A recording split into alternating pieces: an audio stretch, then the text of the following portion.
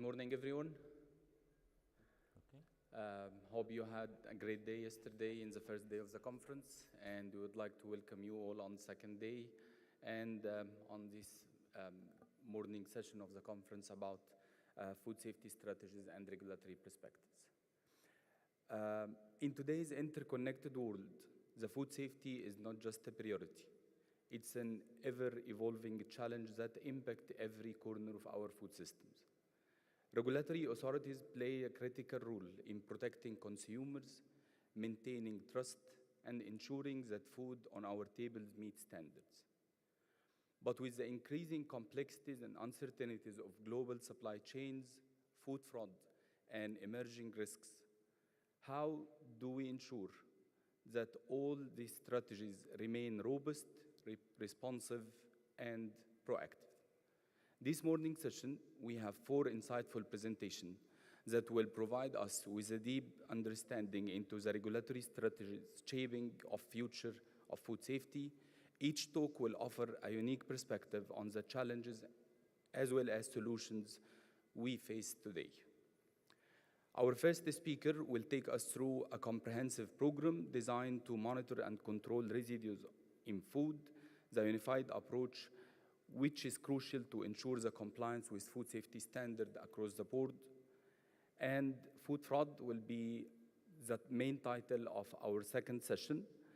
As food fraud continues to undermine consumer trust and regulatory efforts, in this talk, we will explore the hurdles authorities face when tackling this issue and how new investigative strategies are helping to combat it. Next, we will learn how artificial intelligence is becoming an essential tool for regulatory bodies by predicting and mitigating risks early. AI is revolutionizing how we protect our food systems from unforeseen dangers. And in the last session, it will be all about the importance of regulatory agility as the food industry continues to evolve with too many variables available, so too must our regulatory frameworks must change as well. This talk will highlight how a forward-thinking, proactive approach can ensure food safety remains as a top priority even in the times of change. For the first session, I'd like to welcome Mr. Abdullah Janan, the Director of Food Safety Department at the Ministry of Climate Change and Environment in the United Arab Emirates. With a career that spans over 3 decades in agriculture science and food safety, Mr. Abdullah has been at the forefront of implementing key strategies to enhance food safety and protect consumers in the United Arab Emirates. From his early work at plant production and protection, through his leadership in national laboratories, to his current role in overseeing the Food Safety Department, his experience is both vast and deeply rooted in ensuring food safety and the integrity of food systems. Today, Mr. Abdullah will present the Unified National Program for Monitoring Residues in Food, a vital initiative designed to protect consumers by ensuring that harmful residues in food are monitored and controlled. And before welcoming Mr. Abdullah to stage, I remind you all to post all your questions through the application so we can answer it all after each session. Thank you, and please join me in welcoming Mr. Abdullah to the stage.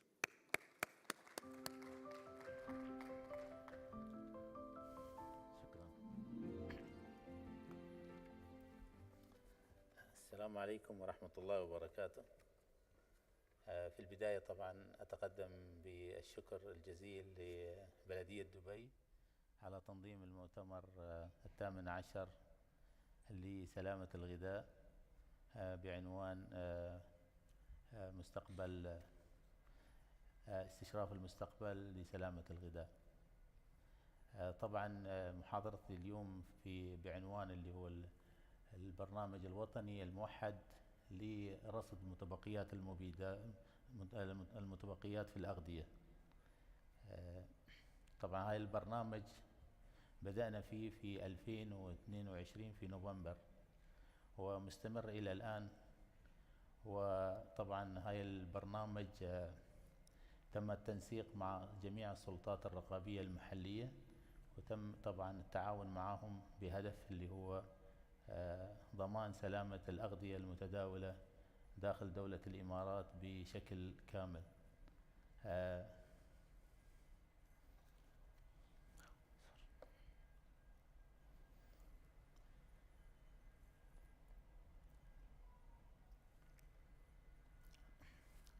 طبعا الهدف من هذا البرنامج غذاء آمن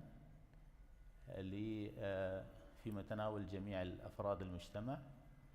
المستهدف في هذا البرنامج طبعا اللي هو مجموعة من المنتجات الغذائية، من أهمها اللي هو الخضروات والفواكه والخضروات المجففة، الحبوب والبقوليات، كذلك البهارات والمكسرات، ومنتجات اللي هو العسل ومنتجاته. طبعا نحن في هذا البرنامج كنا مستهدفين اللي هو جميع اللي هو المنتجات الغذائية المستوردة عبر المنافذ الدولة، بهدف اللي هو التأكد من سلامة هذه المنتجات قبل دخولها إلى دولة الإمارات. وكذلك بالنسبة للمنتجات المحلية المستوردة المحلية خلال اللي هو المنتجة محليا من خلال اللي هو القرار الوزاري رقم 213 لسنة 2021 بشأن اللي هو تعزيز سلامة المنتج الغذائي، بهدف اللي هو مطابقة هذه المنتجات المحلية المنتجة من المواصفات اللي هي القياسية واللوائح اللي هي المعتمدة في دولة الإمارات، والتقصي والرقابة والسحب من خلال السلطات الرقابية المحلية في الدولة. الهدف هو التكامل بين اللي هو جميع الجهات المحلية والحكومية، وتوحيد الإجراءات بين هذه الجهات جميعا. كذلك بالنسبة للمنتجات الموجودة في السوق المحلي، الهدف منها اللي هو تفعيل التشريعات والأنظمة الرقابية، سواء القانون الاتحادي رقم 10 لسنة 2015 بشأن اللي هو سلامة الغذاء.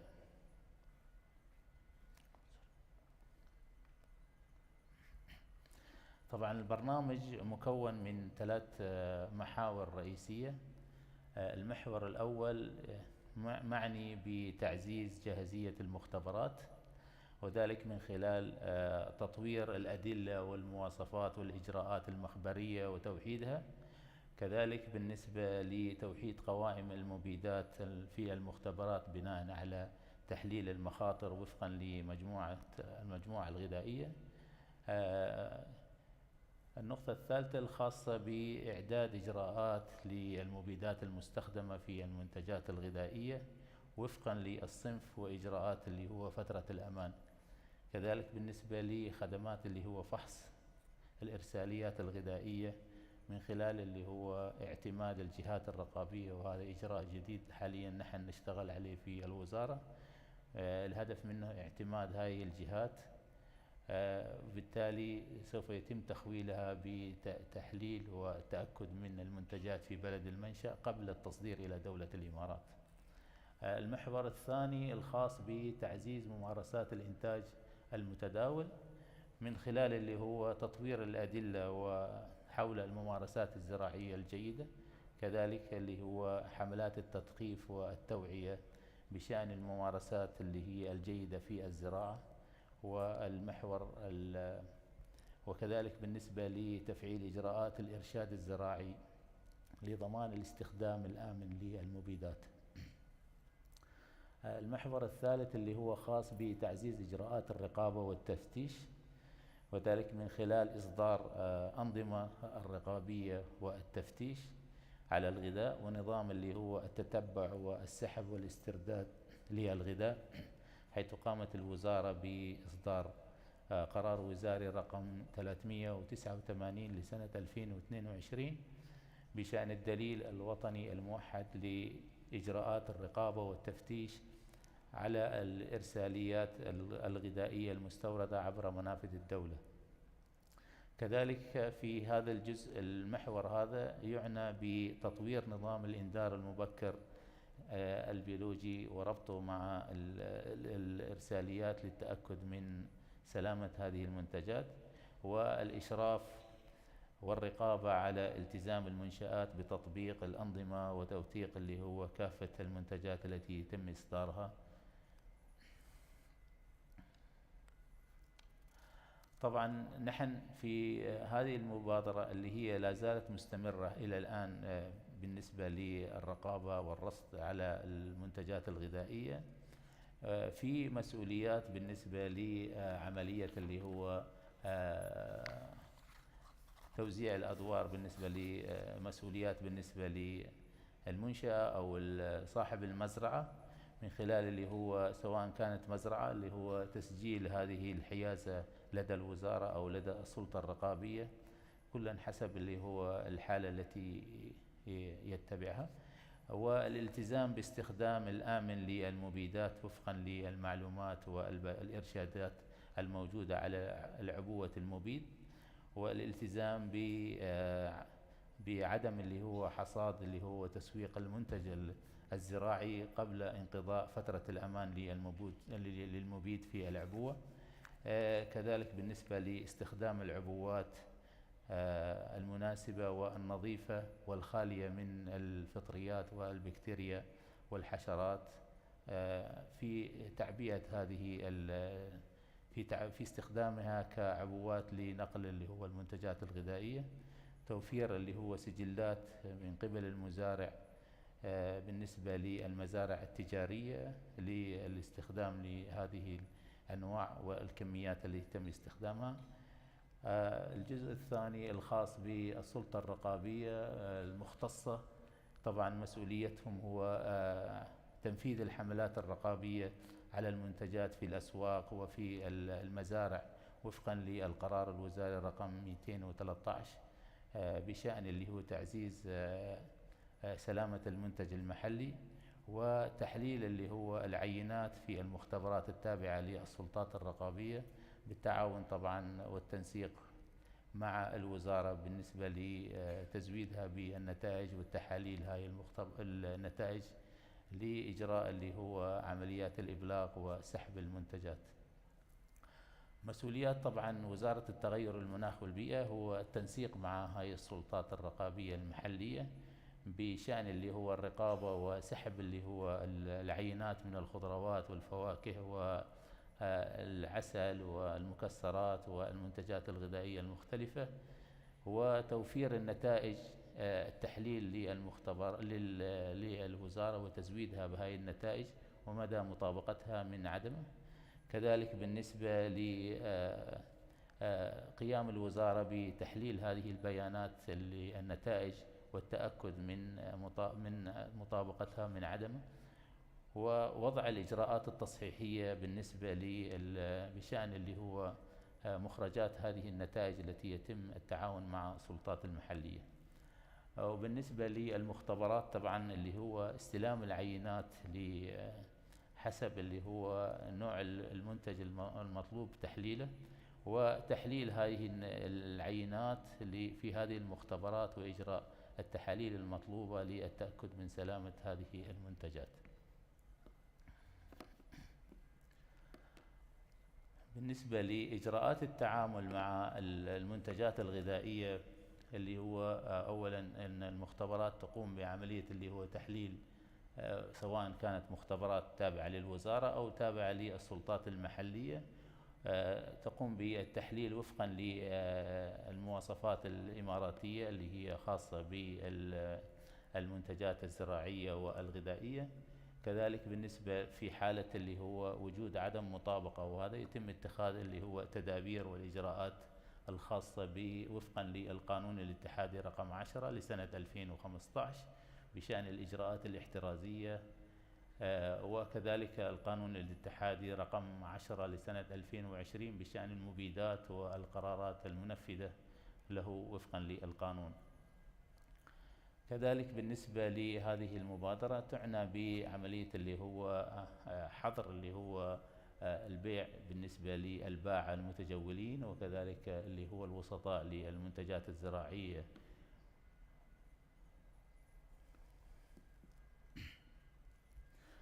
لو نطلع هني نشوف اللي هو نتائج اللي هو المخبرية، وهذا اللي تم إجراءها خلال يناير 2024 حتى سبتمبر 2024.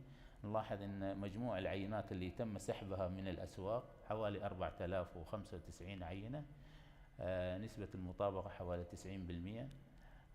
تم سحب طبعا عينات مختلفة من جميع اللي هو المنتجات الغذائية، سواء من إمارة أبو ظبي أو من دبي أو من الشارجة أو عجمان أو أم القوين رأس الخيمة الفجيرة.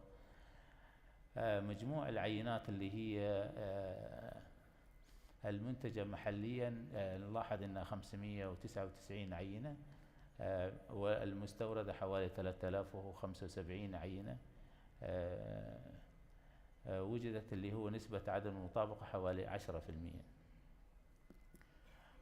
لو نلاحظ هني المجموع العينات اللي هي من بداية المبادرة 2022 وحتى سبتمبر 2024 حوالي 13342 عينة تم سحبها من مختلف العينات اللي هي المنتجات الغذائية، ووصلت حاليا نسبة المطابقة حوالي اللي هو 90.2%. طبعا وجدنا انه اكثر اللي هو المنتجات الغير مطابقة تكرارا هو الارز والخس بالاضافة الى البصل.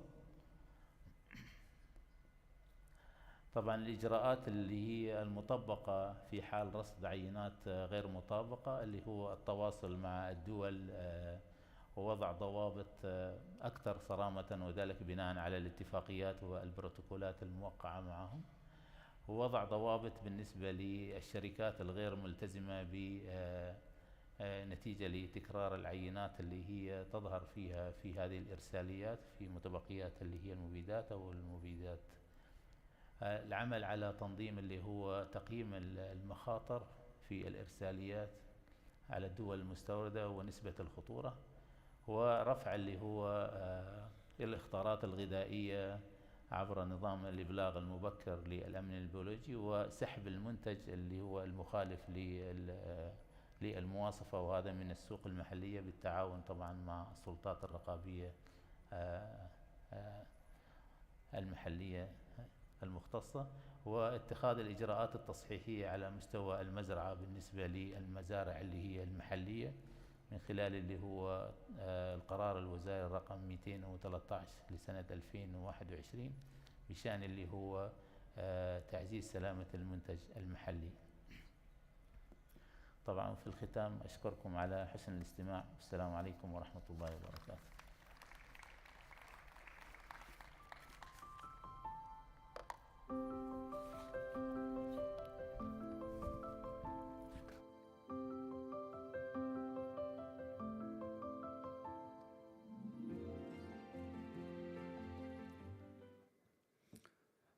Thank you, Mr. Abdallah, for your presentation.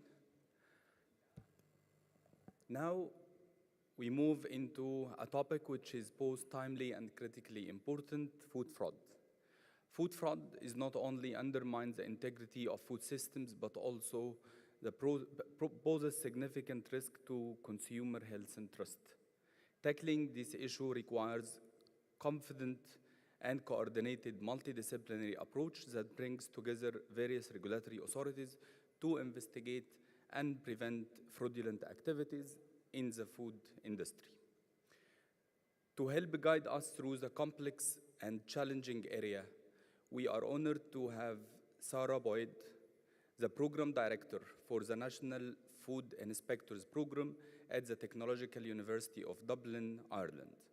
Sarah's career spans curriculum design, food safety management, and food fraud investigations across multiple international platforms, including collaborations with ADAFSA in Abu Dhabi and FAO in South Pacific.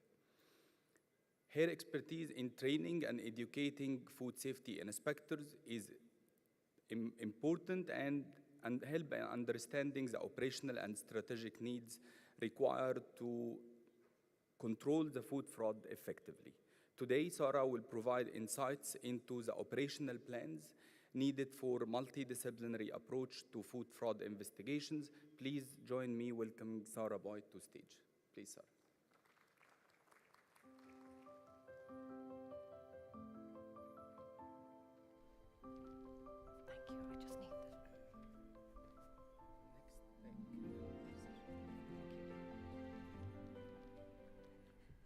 Good morning, everybody. I'm very, very pleased to be here this morning, and I wish you all a very happy Tuesday. I want to say a very big thanks to the Dubai municipality. Many thanks for your very kind invitation, and as I said, I'm very, very pleased to be here from Dublin. I have to say I learned a lot yesterday.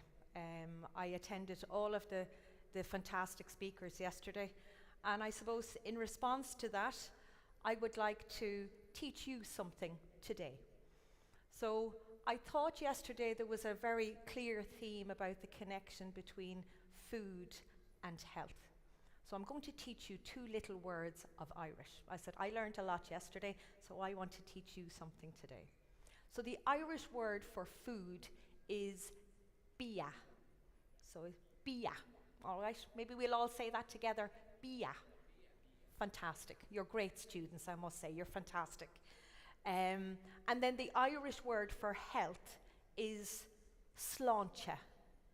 Sláinte. Will we do that together? Sláinte.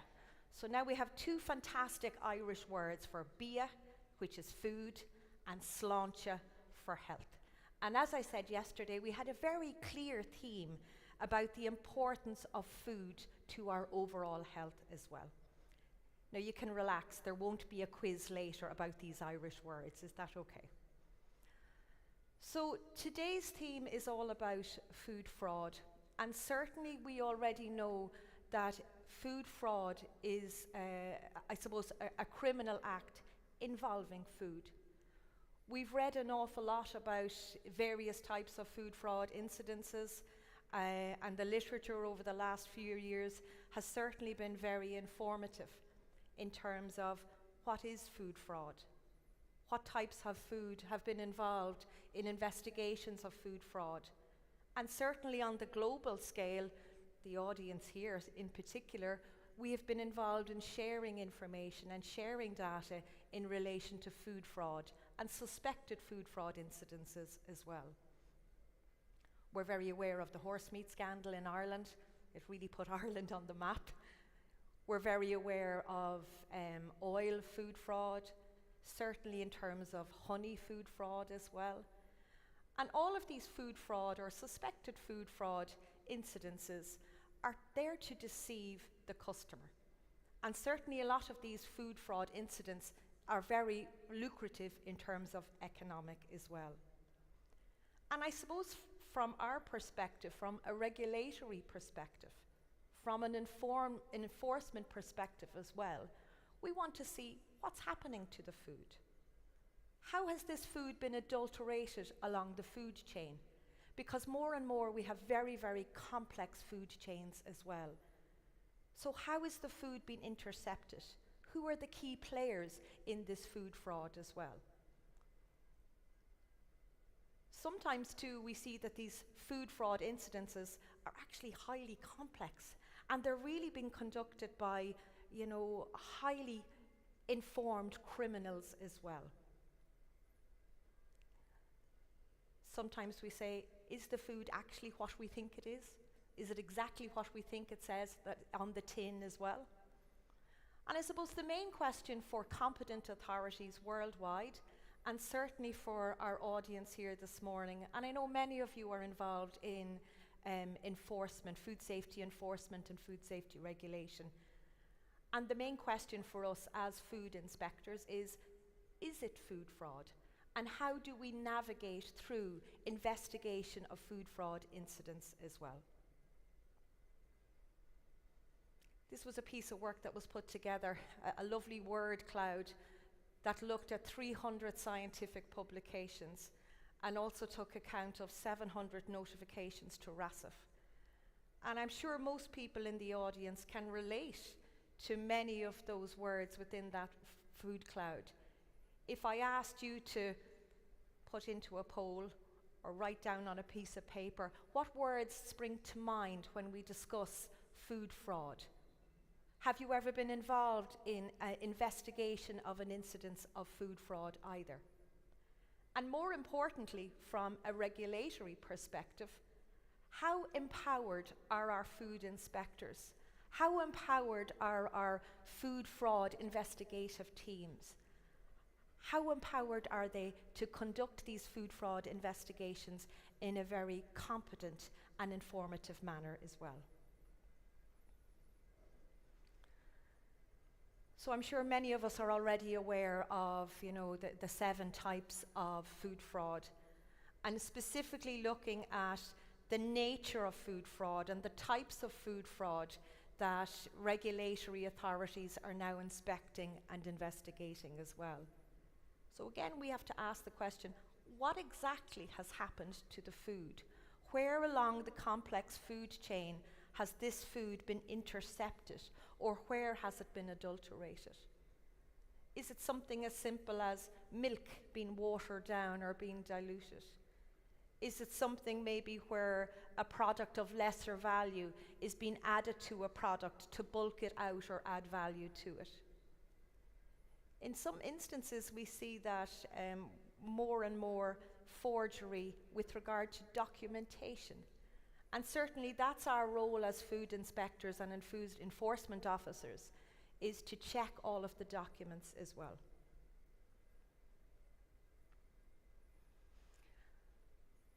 So I'd like you to come on a journey with me now. And this particular journey is going to involve you this morning getting a new job. Would you like a new job? No. So maybe there's lots of people here who might consider putting on a different pair of shoes or wearing a different type of hat. So the journey that I want you to come on with me this morning is, I want you to consider yourself now as the leader of your national competent food safety agency. Or maybe you have now been appointed as the head of the Food Safety Regulatory Division. So congratulations on your new job. He's delighted with himself. So in your new job, you are now responsible for ensuring that your competent authority are monitoring, detecting, predicting, investigating, enforcing the legislation, and more importantly, mitigating food fraud as well. So I wish you well in your new job. So in your new job, you now have to consider, as the leader of the competent authority or as the head of division for food fraud, what are you going to do? So how are you going to carry out a preliminary assessment if you're investigating a suspected food fraud case? What does that initial assessment actually look like? How are you going to navigate that? How are you going to risk assess the intelligence that you've been provided with? What's the source of your intelligence for this food fraud case? How do you make a decision, is it reliable or not? Because that certainly will predict the future, I suppose, role of your investigative case as well. In your new role, you now have to consider, how are you going to initiate the food fraud investigation? Who are you going to have on your team? Is it a multidisciplinary team? Is your multidisciplinary team empowered to conduct this food fraud investigation? Do they have the training and the education to carry out all of these activities in a competent manner? How are you actually going to, or how is your team going to actually carry out the investigation on site? So how are they going to prepare for it? When they land on the site, or maybe there's multiple sites, what are you physically going to do? How are you going to carry out this investigation? What evidence are you going to gather? Who are you going to talk to? What questions are you going to ask? What if you have multiple sites that need to be managed or investigated concurrently? How are you going to mobilize your team? Have you considered this at the operational plan stage? Do you have the resources? Do you have the budget? Do you have the manpower to mobilize this food fraud investigation across multiple sites? So when you're on site and you need to maybe confiscate computers or mobile phones or laptops, maybe you have to seize operations, maybe you have to contain certain food, maybe you have to gather evidence, maybe it all has to be logged. Perhaps as well you actually have to interview people under legal caution. Is your team, is your food fraud investigative team prepared and equipped to do that? And I know I've mentioned the word team quite a lot, and we're going to talk about this multidisciplinary team. Who's on the team? What skills, what competencies do you need to draw on when you're carrying out this food fraud investigation? And as the investigation evolves, maybe you need to draw on different competencies along the way as well. So you've gathered an awful lot of data, from the preparation to the on-site, maybe to interviewing people. What are you going to do with it? Who's going to manage it? And more importantly, how are you going to manage it in a very confidential manner as well? So along the way, you are now responsible for gathering evidence. How do you gather it? How do you log it? And how do you ensure that you have the chain of evidence is assured all along the way? And the last question then is, in your new job, is it food fraud? And if it is food fraud, what are you going to do? What type of enforcement action will you instigate? And certainly then to produce the report and share that information as well. So the role for competent authorities with regard to food fraud investigation or suspected food fraud investigation, it's quite challenging and it's quite complex as well. And I suppose for any food fraud to be classified as food fraud and to instigate an investigation of suspected food fraud, it has to meet 4 criteria. The first one is there clear intention that this business is trying to be involved in food fraud? And certainly for the food inspectors amongst us, is there absolute clear violation of food law? Is there demonstration or is there confirmation that the company or the food business is actually gaining undue advantage because of the product or their adulteration to the product as well? And lastly then, is there deception of the customer? And you have to have that proof along the way. And if it meets all of those 4 criteria, well then you can clearly instigate the food fraud investigation. So we're now on the next step of the journey. And I suppose there are many challenges for food fraud investigation teams. And I suppose first of all you have to set up the food fraud investigation team. Who's going to be on it? Do you have the resources in-house? Are you prepared? Have you prepared your staff for this food fraud investigation? So clearly you will need an operational plan. And I'll ask you this morning, there's no need to answer, but just maybe in your own head, does your company or does your competent authority or does your division currently have an operational plan for food fraud investigation? Do you have one in train? Are you working on one? Are you currently compiling one? And what stage is your competent authority at? So certainly in terms of some of the challenges for competent authorities is, how do you access that particular food business operation?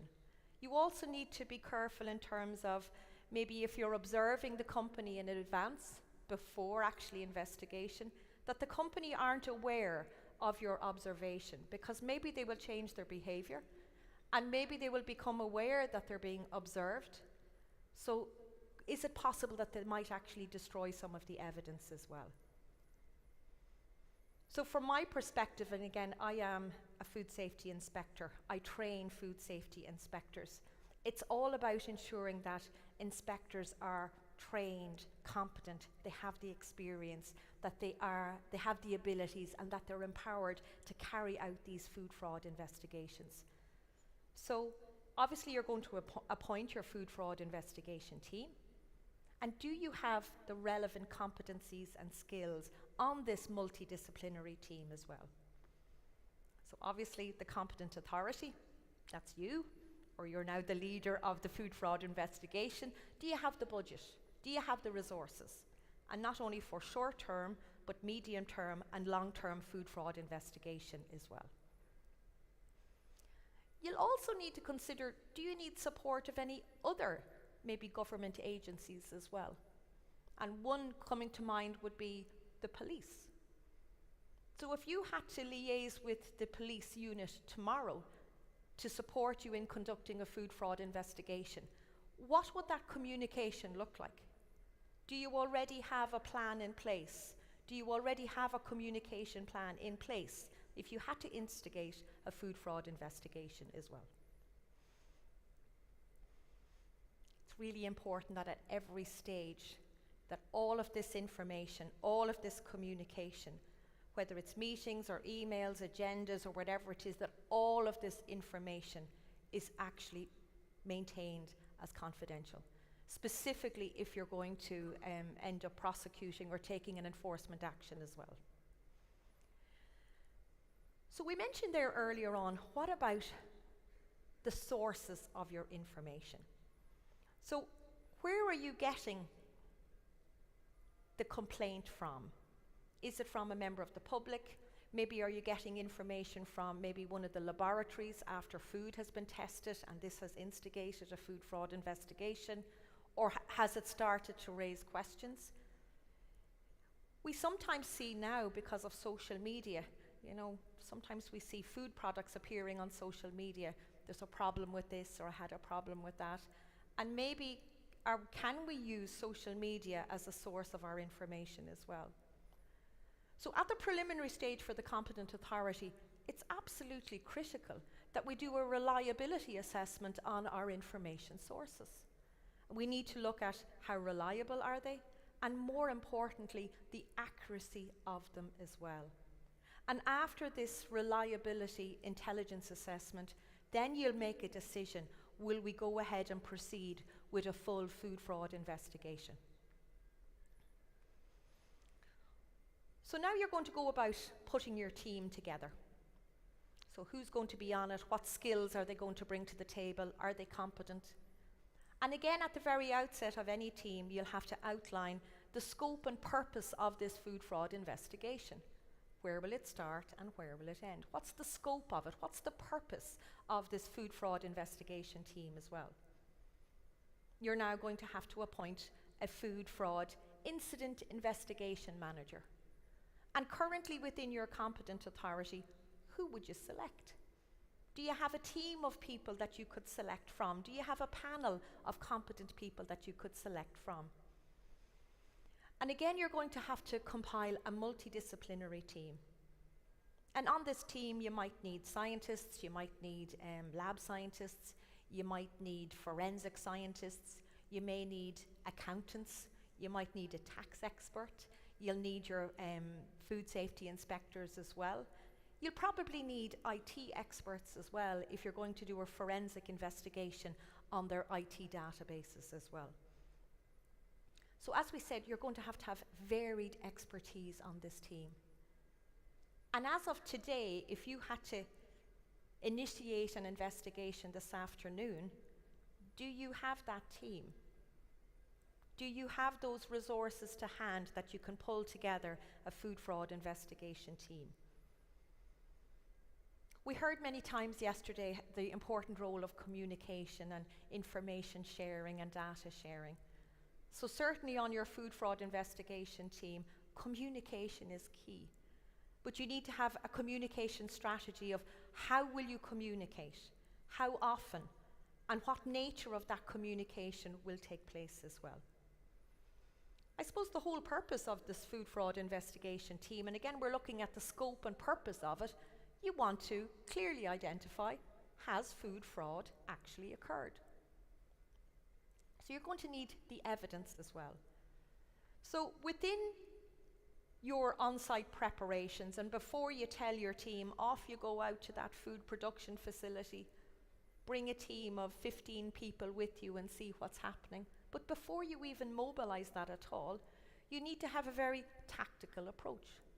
Now, we've already said that food fraud, it's a crime involving food. And as we said, often sometimes it's criminals, food fraud criminals that are involved in it.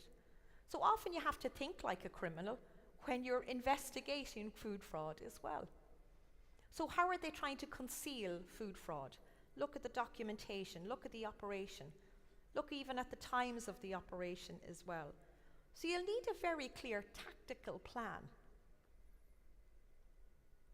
You'll also see in terms of what evidence are you going to gather.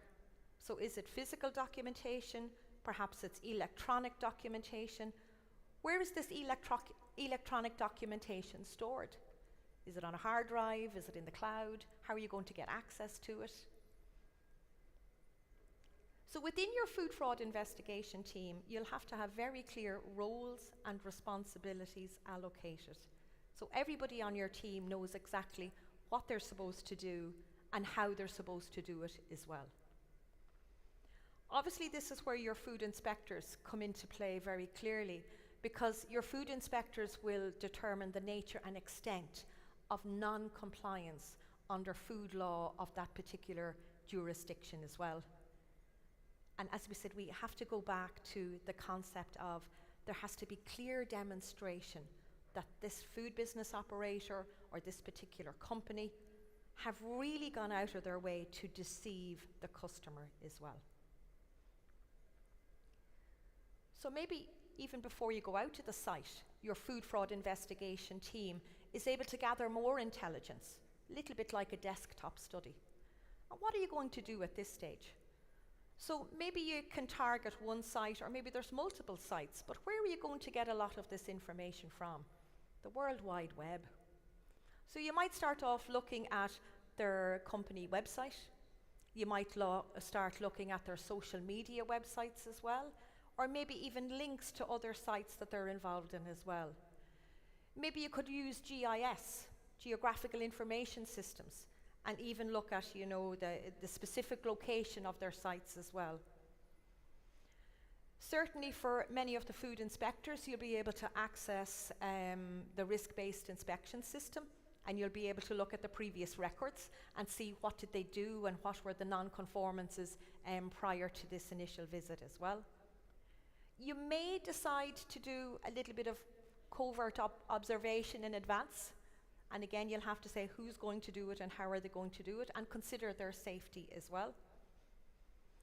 Certainly maybe on the website it might say where they're located and their operation times, but maybe in reality they're operating outside of those normal operating hours as well. Maybe it's a 24-hour business, or maybe they're doing their fraudulent activities, in the evening or at the weekend as well.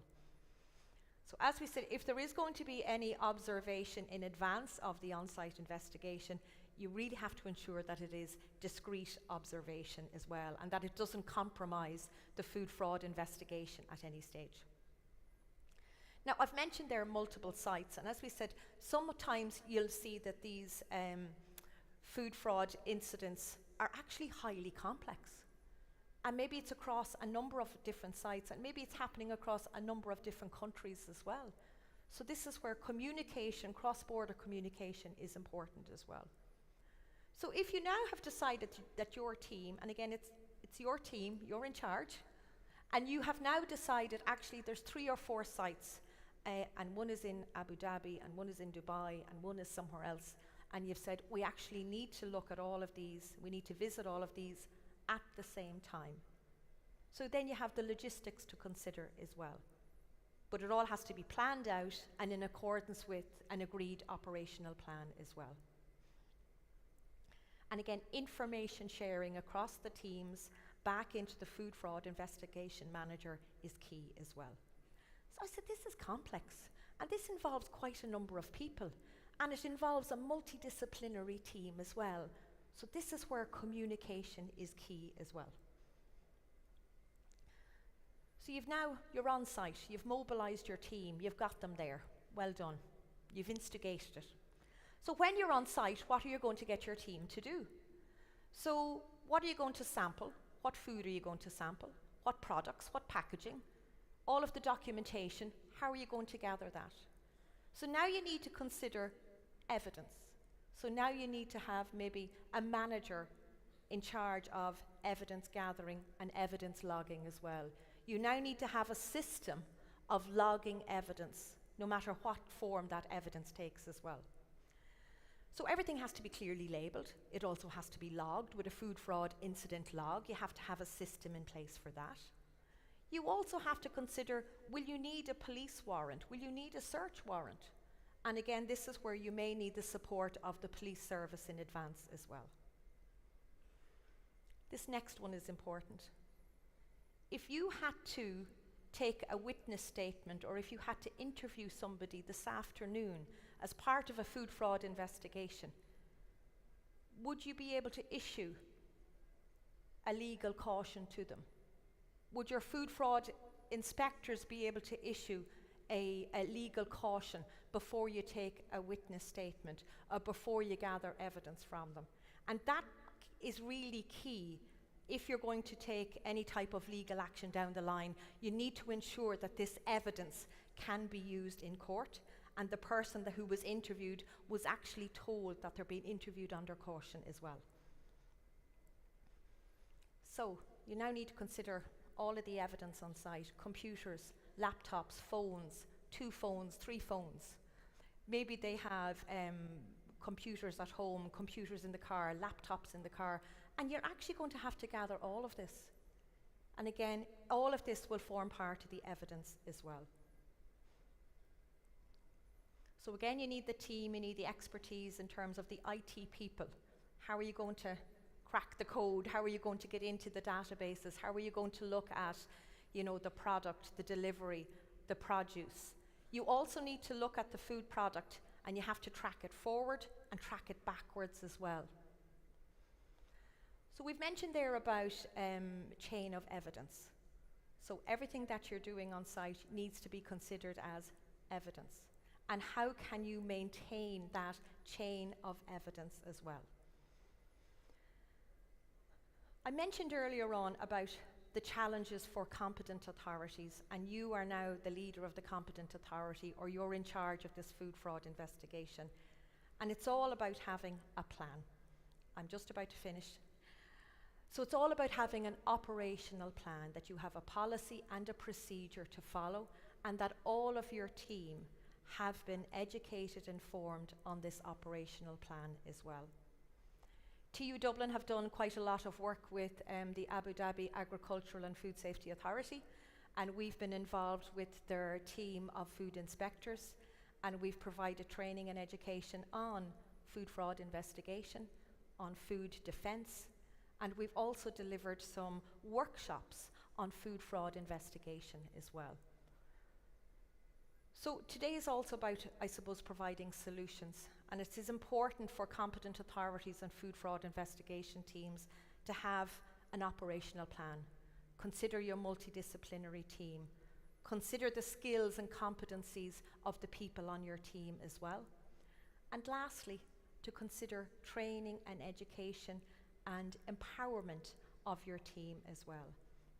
And certainly TU Dublin has been providing that cross-cutting training and education for food safety inspectors who may be involved in food fraud investigation. So I'd like to conclude and say thank you very much. Sorry I ran over time a little bit, and I hope to talk to you later on in the day. Thank you.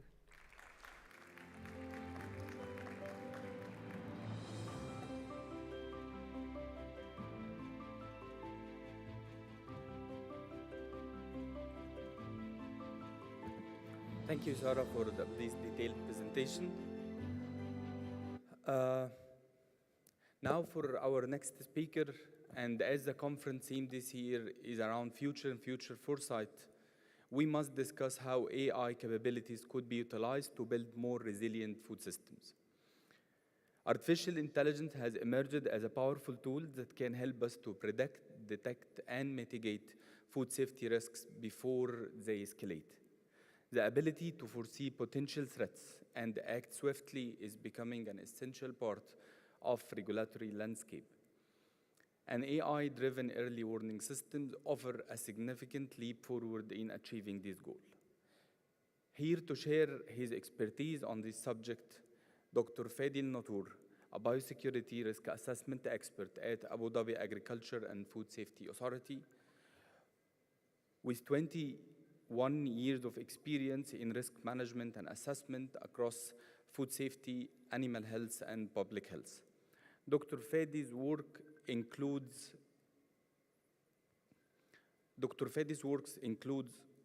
implementation of development and design and implementation of early warning system, rapid alert systems, and risk-based inspection strategies, all using integrated risk management approach to ensure safety across the entire food chain.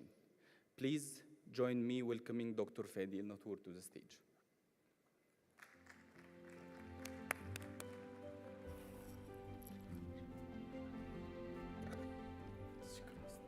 Shukran, Muhammad. Thank you. Ladies and gents, thank you for joining us today. Before starting, I'd like to thank Dubai Municipality for giving us this opportunity to chat and share experience and knowledge over the time and over the years. And this is really very good initiatives. We always keen to support. We will speak about, before speaking about the early warning system, I will just think.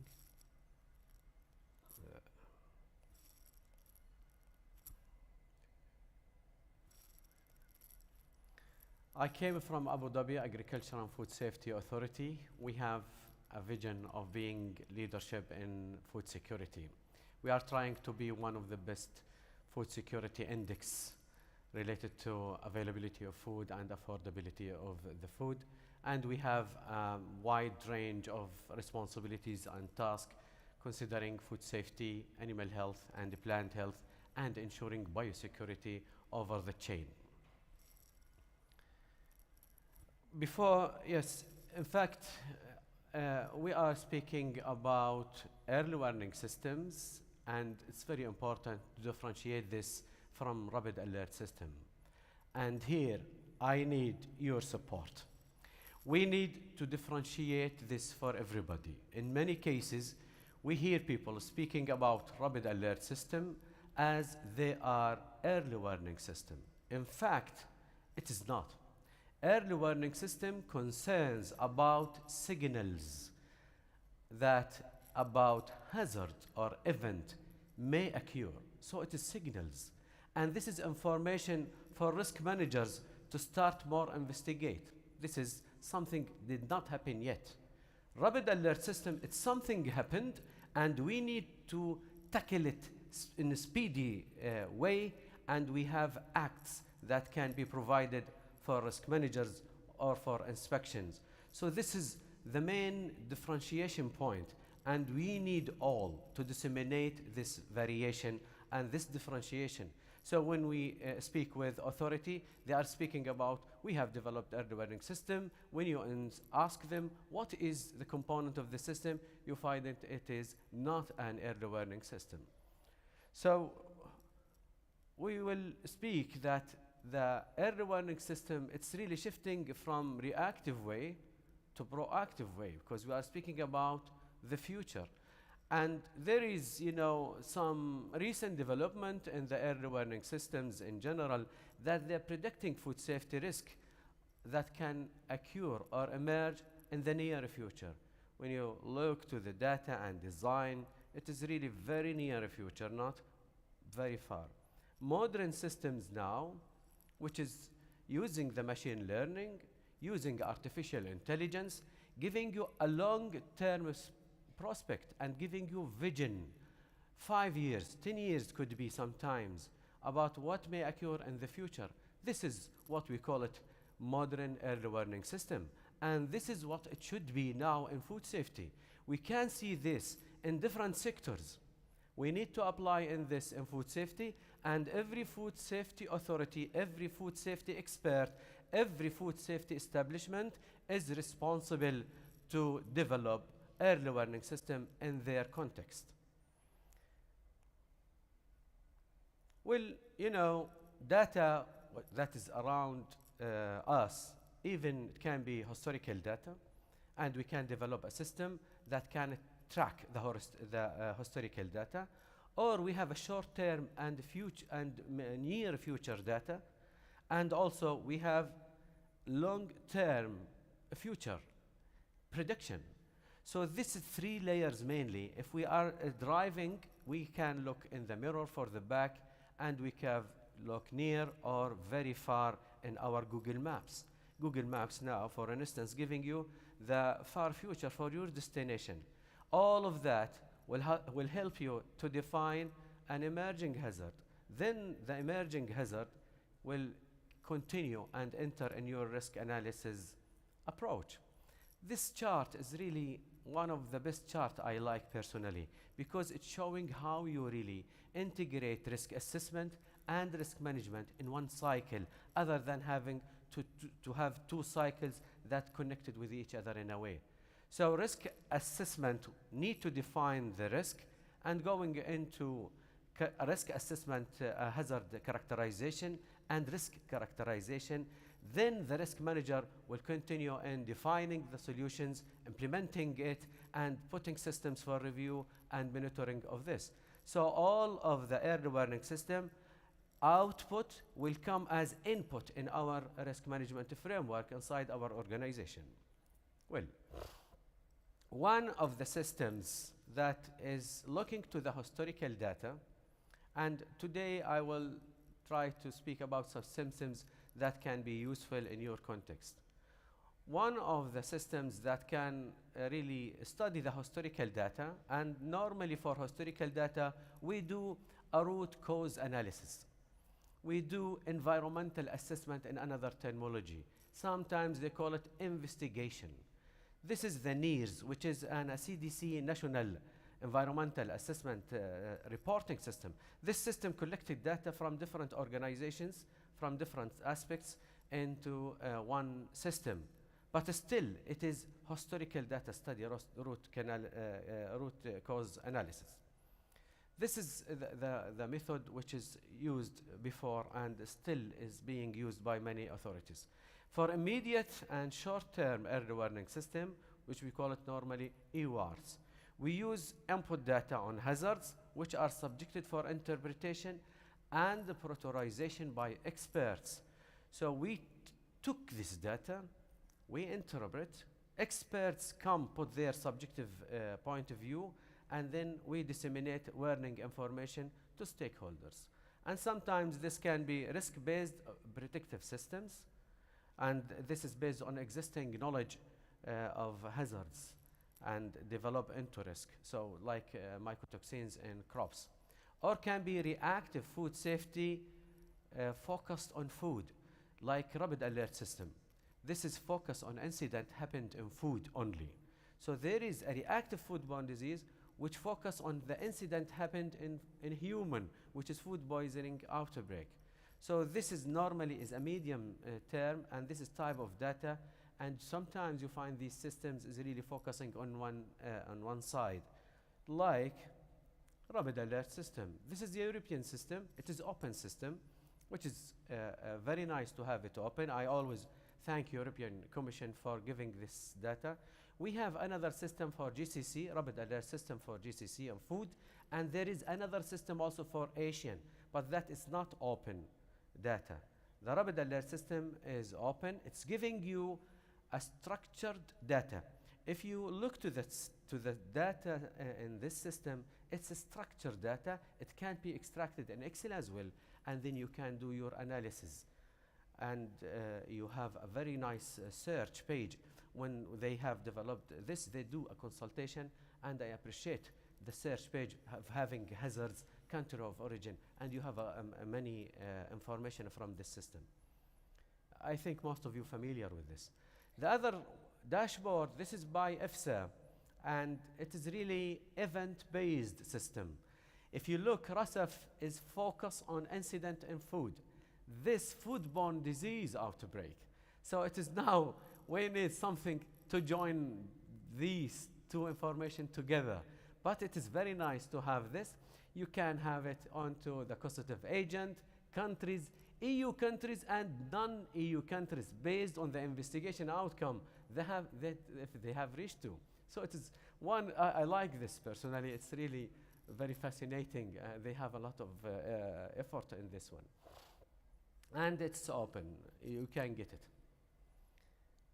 So when we are speaking about the Foresight, we are here today about Foresight, the whole conference about Foresight, then now what we are going to do in the future. So really it's characterized by it to extend the beyond, Foresight extend beyond the forecasting of risk. So we need to combine the data. We have examples of these data. Now we need to combine it. This is the modern systems. We need the exploration of various future scenarios and vision building. This is a Foresight. You should have a vision. You should have a very different scenarios. You can't go in one line. You should have options. This may happen. If this is changed, something else will happen. And determine the space availability for policy options. Policy makers need to decide what policy can be developed in the future. And here you have three, let's say, dimensions. One is the qualitative method. We have experts, good experts. We discuss with them, workshop. We can collect data from their opinions, or we can gather horizon scannings. And this is a subjective way to have an early warning system. We can sit together now for 3 days, speaking about what may happen in the future. This is subjective way, and this is a qualitative method can be used. And normally data from this method, it is really text or images or what we call recommendations. The other method is semi-quantitative. The semi-quantitative trying to take the subjective's outcome, put it into mathematical system. So it will reduce the subjectivity, but it will again based on expert opinions and judgment. And this is very important to have a good experts, so the judgment will really help you. But this will definitely help you to reduce the level of subjectivity, and the subjectivity will be quantified. So you can say the weather today is nice, to the others is not good. So maybe this will be reduced. The third best way, which is the quantitative. In a quantitative way, you have data, structured data or non-structured data comes into extrapolation via a system. Well, if we are really intending to do this, we will think about our data sources. Sarah mentioned about some data that can be used, and we need to focus on scientific literatures, newsletters, information partners, international bodies, and local organization and news. Also, we need to put in our minds that we need for these data to be prioritized based on impact and based on likelihood. And normally we have risk factors interference when we decide on impact, because this is the context of the organization. Are we caring about our economic and the trade? Do we care about our social community? Do we care about public health, food safety? These risk factors must be embedded in the system. If you can't embed this in the system, you will not have a systematic outcome from the system. And again, you should have on the other side is the likelihood. This is the main equation of risk. Risk is likelihood multiplied by impact. This is the basics of the basics. So again, you need to see and put the criteria of occurrence in the system. Well, the suitability of data, there is one rule in IT they call rubbish in, rubbish out. Then I do need to avoid the rubbish data and put a system with reliable, accurate data that will comes into my system. So I will care about food inspection and control, not from my organization only, but from other organizations, what is available. Food chain monitoring, if there is any lab testing over the world, veterinary health service, environmental health surveillance, food research, and potential drivers of change and indicators. Every organization, they have indicators like food safety indicators, biosecurity indicators, performance indicators, KPIs, and risk indicators. All of these indicators can be very valuable source. For instance, Bison Network is using the structured data, and this platform, one of the best platforms that has been used, and many literature, FAO really recommended this Bison Network. It is like a platform, but using structured data. You can't use Bison, for instance, to non-structured data. Non-structured data, there is a neural network. A neural network is really dealing with non-structured data. If we have camera sensors like ADAFs that they have developed many projects, one of them using the non-structured data. So to use this in their early warning system, they need a system can deal with photos and images. And many systems are already implemented in other sectors related to the neural network. And we need to use this in our food safety system to reduce the resources needed and also increase the accuracy. I will speak about some open access. This is very useful examples. We have developed document with a technical team from FAO. I will show you the reference. But these open sources is very important for everybody of us. Food authorities can use this. Some food traders also can use these sources. The first one is medical information system. This is a 24/7 media monitoring based on event surveillance. This one is one of the open access, which has been developed by EFSA and CDC. And thank you, it's free on the website. They are tackling human, animal infection, disease, chemical, biological, radiological, nuclear threats, food and feed contamination. I think the filtration clear here. If you look, it's really wide range. It's very useful for everybody of us. You can really have more information, and this is really tackling 90,000 news article every day. It's amazing. 2,200 sites, 72 languages. This is a very massive system that can be really very useful for us. And guess what? The CDC and EFSA, when they defined the preference, they have set it by professionals. So the resources is really reliable resources that can be used. And they can identify emerging signals and emerging food safety issues. From this site, you can really, they will support you to go into signals and any emerging issue. You can find that. If I am importer for specific food, I can tackle some information from this system. The other one is BFR, you know, the Federal Institution for Risk Assessment in Germany. They have developed this website. This is a food process lab, and they have food risk lab, and they have predictive model in the same website. This is really help food and feed industry to monitor microbial development for the lab. And the authority can use this also to assess the risk. You know, it is always a stakeholder communication between industry and between the authorities. And this website is really very useful for such information. And also thank you for BFR, it's free. This another for media, and this for food fraud. Sarah spoke for how we can investigate. There is some tools available for early warning system that tackling food fraud. One of them is this website. This network has been developed by Wageningen University. It's a dashboard built based on filters that was customized for food fraud specifically.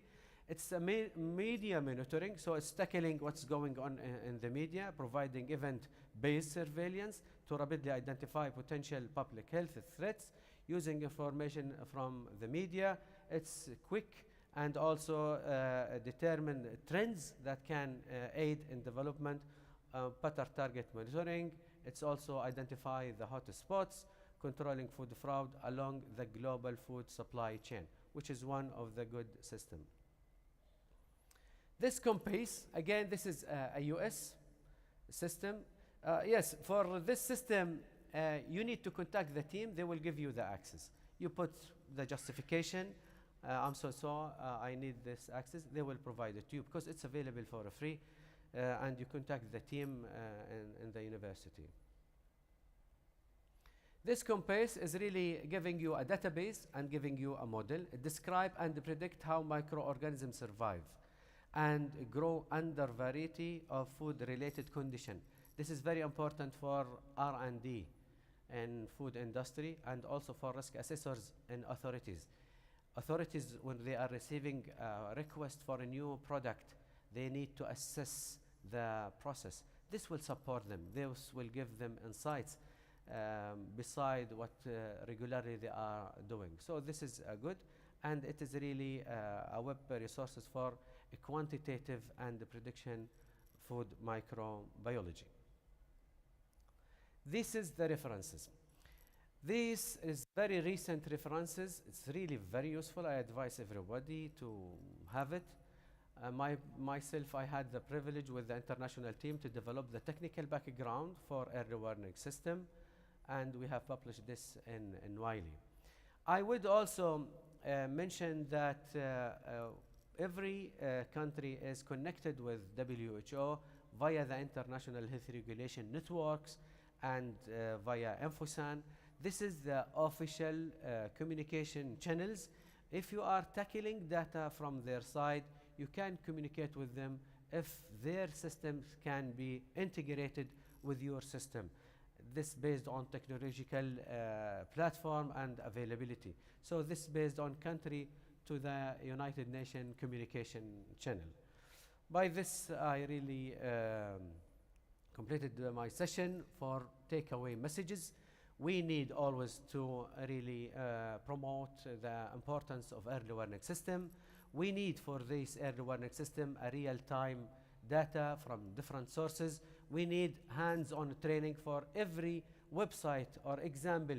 We have mentioned there is a training course for a few days, so there is a need for middle and low-income countries for training in the early warning system. And by this, I do thank you. If you have any questions, please don't hesitate to contact me via the email, isn't it? Thanks.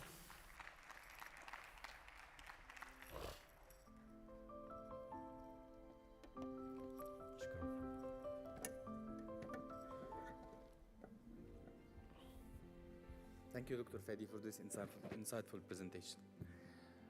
And now for our final session, which brings us to the role of proactive regulatory approaches in adapting to the changing food safety landscape. A new risk emerged and our food systems continue to evolve. Staying ahead of potential threats require forward-thinking regulatory frameworks. A proactive approach ensures that regulations are not only reactive to incidents, but are designed to anticipate and mitigate risks before they can impact public health. Sonia Baldi, our next speaker, a policy and regulation expert at Abu Dhabi Agriculture and Food Safety Authority, will take us through this topic. With over 15 years of experience in plant protection, pest and pesticide risk assessment, Sonia has been a key player in shaping food safety policies in the United Arab Emirates, as her work in Codex-related efforts, including serving as the UAE official delegate at international Codex meetings, reflects her deep commitment to ensuring that regulatory frameworks keep pace with the complexities of food safety. Please join us.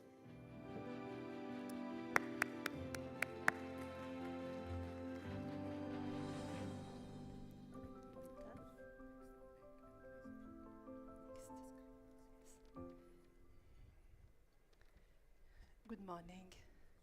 Is that working? Yeah, okay. First of all, thank you for attending this morning session. I would like first to take the opportunity to thank the organizers of the Dubai International Food Conference for giving me the chance to be part of this interesting event, not only on the level of the UAE, but also on the regional and international level. As introduced by the moderator, Dr. Muhammad, I will stay within the scope of this year's topic, which is Foresight, and I will talk about the role of proactive regulatory approach in coping with food safety changes. So to do so, I will guide you through a few topics. So we will review the general context of agri-food systems.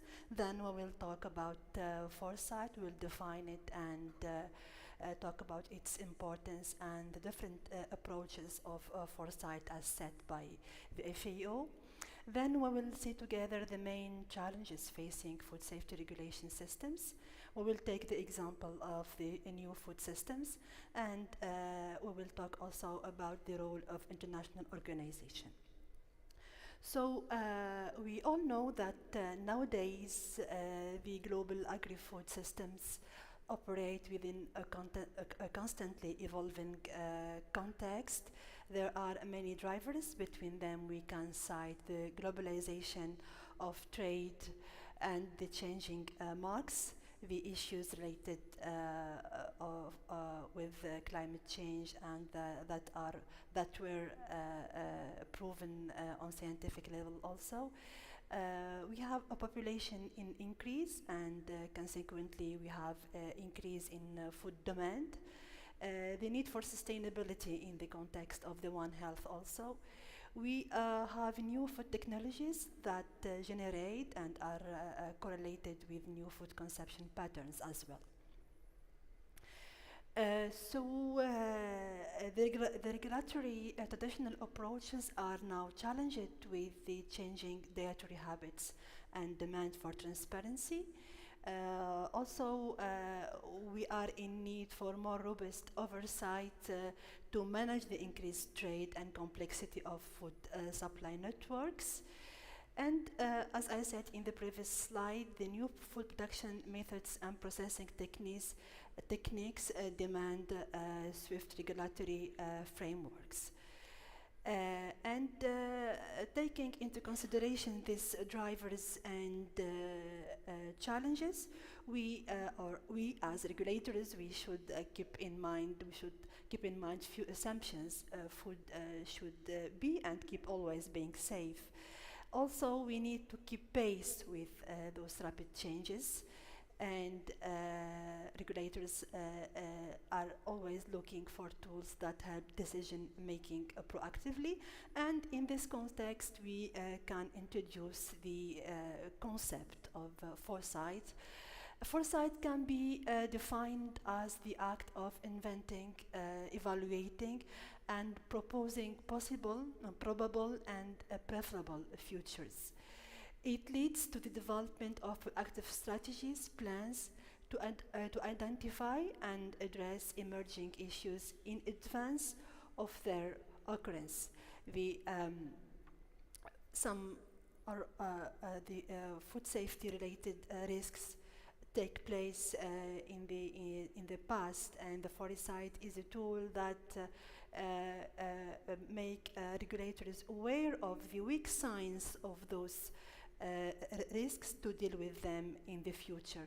So foresight requires input from a wide range of stakeholders. If it is done on international level, as done by the FAO, it needs inputs from different countries, from the region, from the non-governmental organization, expert, and industry in the related topics as per the animal production, land and water, the food production, plant production, etc.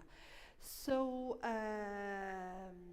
this is, in the next slide, I will show a screenshot of the FAO approach for foresight.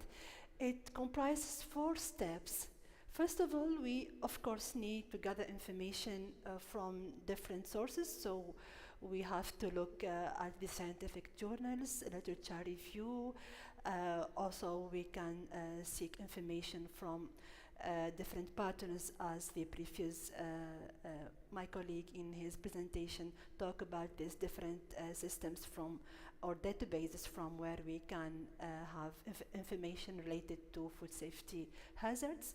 All this information is collected, of course, and after that analyzed based on prioritization criteria, including likelihood, time, scale, and novelty, in the purpose to identify this information will help identify the issues of interest, to prioritize resources. Of course, not all the issues can or are important at a time, so we need to prioritize the issues and the resources, and this will help with the evaluation of the impact of future food safety risk assessments, and this will guide to develop the better recommendations for which policies we are in need for.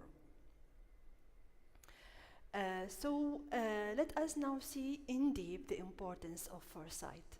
So number one, foresight plays an important role in, as I said, identifying emerging food safety challenges and opportunities that it will arise on national or global level.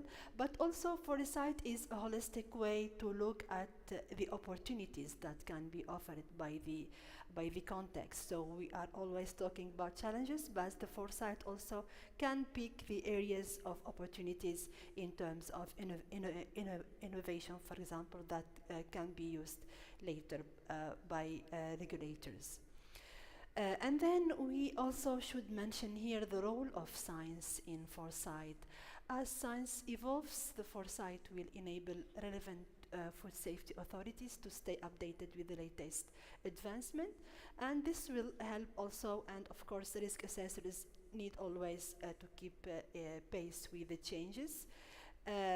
So foresight will effectively guide the development of relevant and reliable food safety policies, since it is done on the basis of collection of information from all the stakeholders, including the emerging issues such as new food sources, and I will be talking about the new food sources in the next slides. So also I think my colleague in his presentation talked about the three different approach to foresight. The first one is a qualitative method. So here we interpret the events and the perception based on subjectivity or creativity.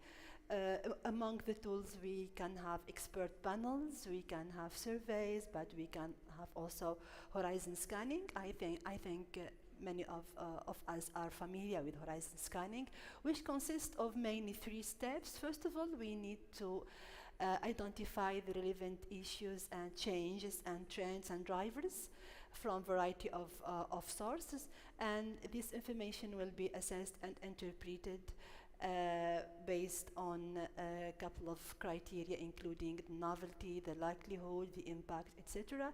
And of course, we always talk about the risk, the communication, as the results should be communicated with the concerned stakeholders to help them put in place the policies and the regulations they are in need to. The second method for foresight is a quantitative foresight. Of course, here we measure the variables using algorithm, using data. So we are talking about benchmarking, very useful tool for foresight, modeling, extrapolation, etc. The in between we have the semi-quantitative method, which will measure the judgment experts. We are trying to we are trying to weighing the opinion of the experts, as we are doing in also risk assessments. So this includes road mapping, Delphi analysis, stakeholder analysis, and so on. So the choice of the method will depend on several criteria. I can cite the context. So It can be the social, the economic context at national level or at international level. The issue nature, so we should define or describe exactly the issue we are dealing with. Of course, and always the available resources, since we need to prioritize the issues and to deal with what and to allocate effectively the resources we have, and also this will be the choice of method will be depending on the available data and also on the desired outcome. Either we are in need of statistics, of figures, or we can be satisfied by a descriptive outcomes. So now we can move to the second part of this presentation and see how Foresight is used to deal with the issues related to new food systems. So first of all, these new food consumption patterns emerge from the desire of the consumers to be oriented to the plant-based diets versus the traditional animal source. Consumer is also all the time seeking for safe, nutritious, and diversified food. There is also raising awareness towards the impacts on the food production on the environment, as well as awareness is increasing towards the food waste and animal welfare. And of course, all this in the context of, let me say, issues or like debate on the trustworthiness and authenticity from the food industry.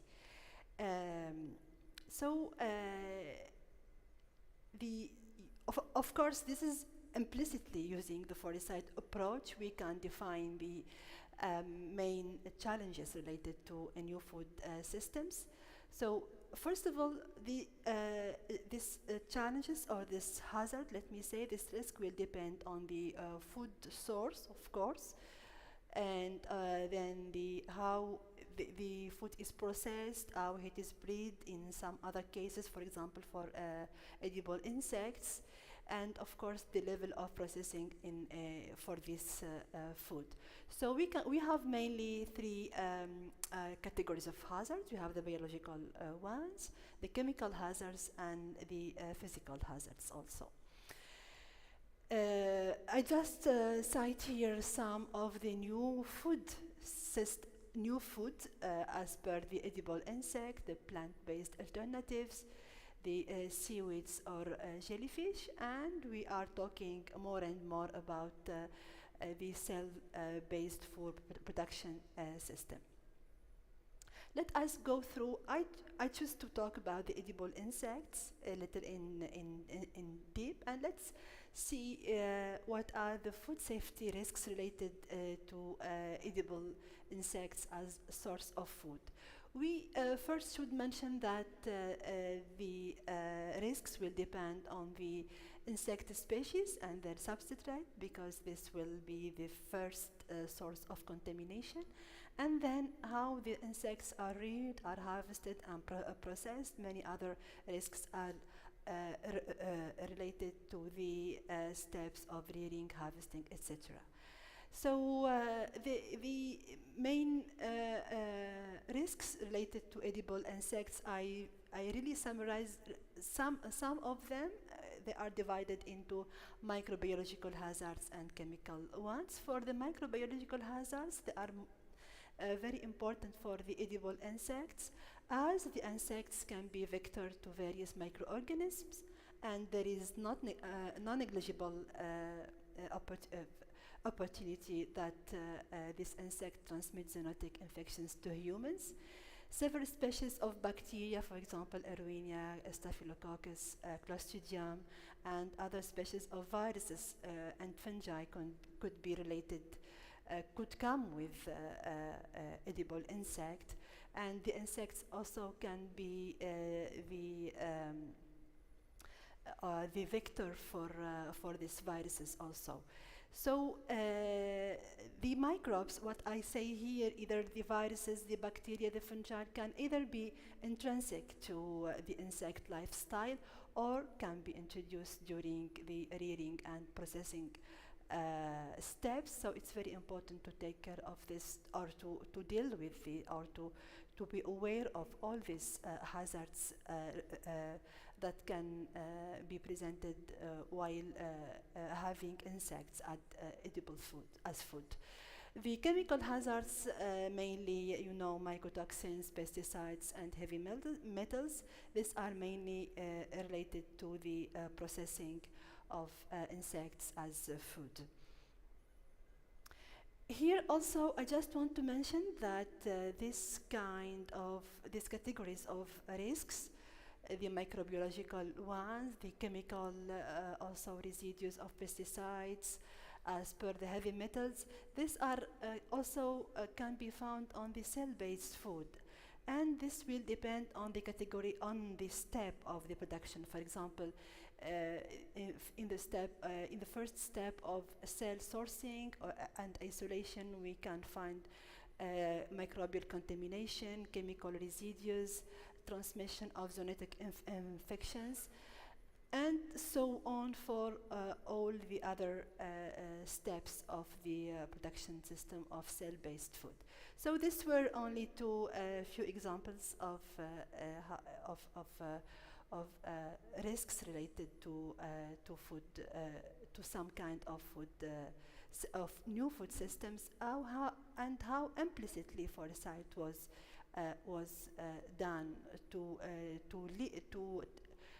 bring us clearly what are the hazards that are related to these new food systems. Let's now move to the last part of this presentations, and I will talk about the efforts that were done at international level. Of course, here one more time, the Foresight was implicitly done at international level, as during the Codex Alimentarius Committee 44 that took place in 2021, the global community expressed a need for Codex intention and guidance for new food sources and the production systems. So that committee that year discussed what are the mechanisms that can FAO and WHO undertake to deal with the problems related to new food systems. So we know there are many committees in Codex, and there are set procedures that this committee are working with, but for the first, maybe for the few times happen when Codex call the global community to express their views concerning the modalities that can be considered for the work on new food system within the Codex, and the processes that will help the prioritization and the needed action towards this new food sources issues. Then for the next session of Codex, for the CAC 45, the global community recognized the importance of Codex working to consider the hazards related to new food systems, and the member countries were encouraged to submit their opinion, their information about what they have, the procedure, the structure, the regulatory, if they have legislation on the new food systems. And of course, a circular letter was distributed to member countries. And during the last CAC 46, the countries' overview were collected and presented during the commission, and it was concluded that there is importance to undertake this work on FAO level. That's why a technical working group was formed especially to deal, to talk about or to work on the cell-based food and precision fermentation, since this is the area where that member countries express the most of interest in. So 3 meetings were conducted within this technical working group of FEU. The first meeting, we talked about the country updates concerning new food system, what are the regulations available, etc. And then there were like a brainstorming session on the Codex work ideas, and here I think Singapore has serious proposals that will be submitted to CAC 47. And then the third and last meeting was dedicated for the countries. There were many questions, and countries have to answer the questions that are mainly related also to the regulation, if there are available or precise definition. And you can see here the questions that were asked to the member countries. And the 4th meeting will happen soon. So what I can say in my last slide concerning the new food system, I took you from Foresight to a new food system.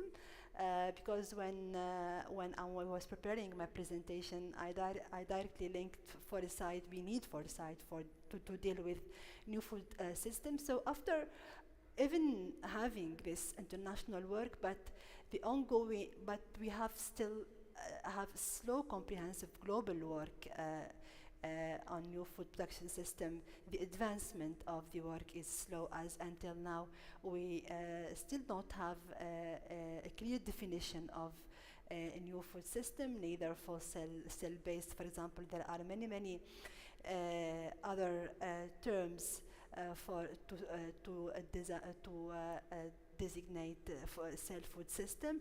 And of course there is you know that the topic of a new food system can be related or is related to cultural and ethnic groups. So we will have long discussions within Codex, because the divergence between the countries, between the systems, are very important. So this is in one hand. On the other hand, we have a motion of innovation that is very fast compared to the regulation framework. And here once again, either Foresight or for risk assessment, for risk assessors, we need to let me say hurry up in putting the basis for risk assessment for new food systems, mainly the cell-based food, to keep pace with this fast ongoing efforts done by the innovation side. This was all. Thank you so much for your attention. And if any question, I will be happy to respond later on the panel. Thank you so much.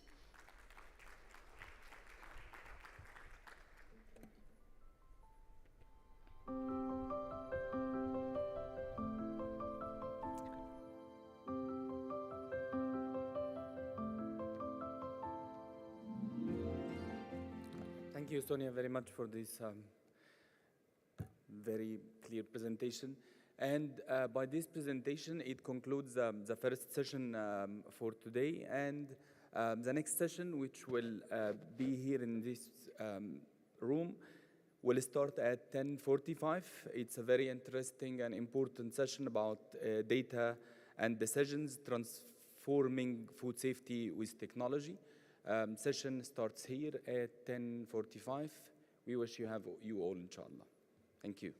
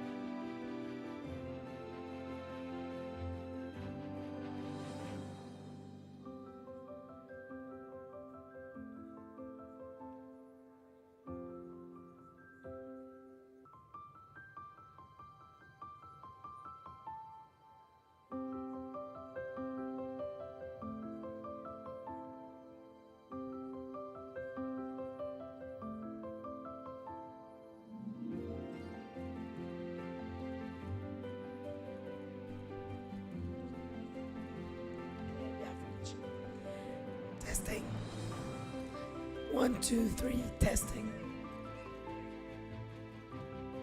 Can we do it?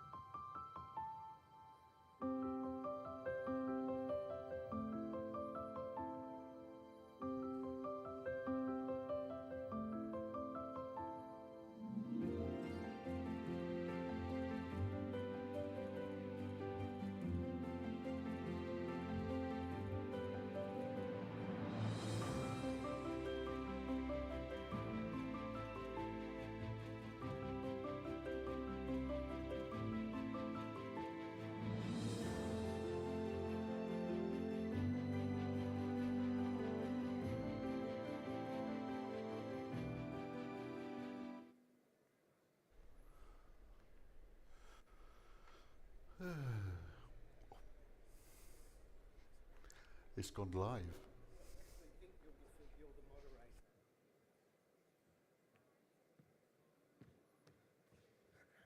Good morning. Welcome to this session, From Data to Decisions, where we're going to talk about how we can transform our food safety systems through using technology. My name is Ian Jensen. I'm from Sydney, Australia, and I will be your moderator for this session. We will make use of the app. A number of people have asked questions already on the app, and when we get to the panel discussion, we will answer those questions. So you will see that there are 3 questions that have already been pinned, and they will be dealt with by the panel, but very happy to have other questions and also for you to vote on the questions so that we can answer the questions that are of the most general interest. The first speaker this morning is Professor Francis Butler from University College in Dublin, where he's a professor of biosystems. Francis is one of those people who, I know from reading his research publications, works in a number of areas.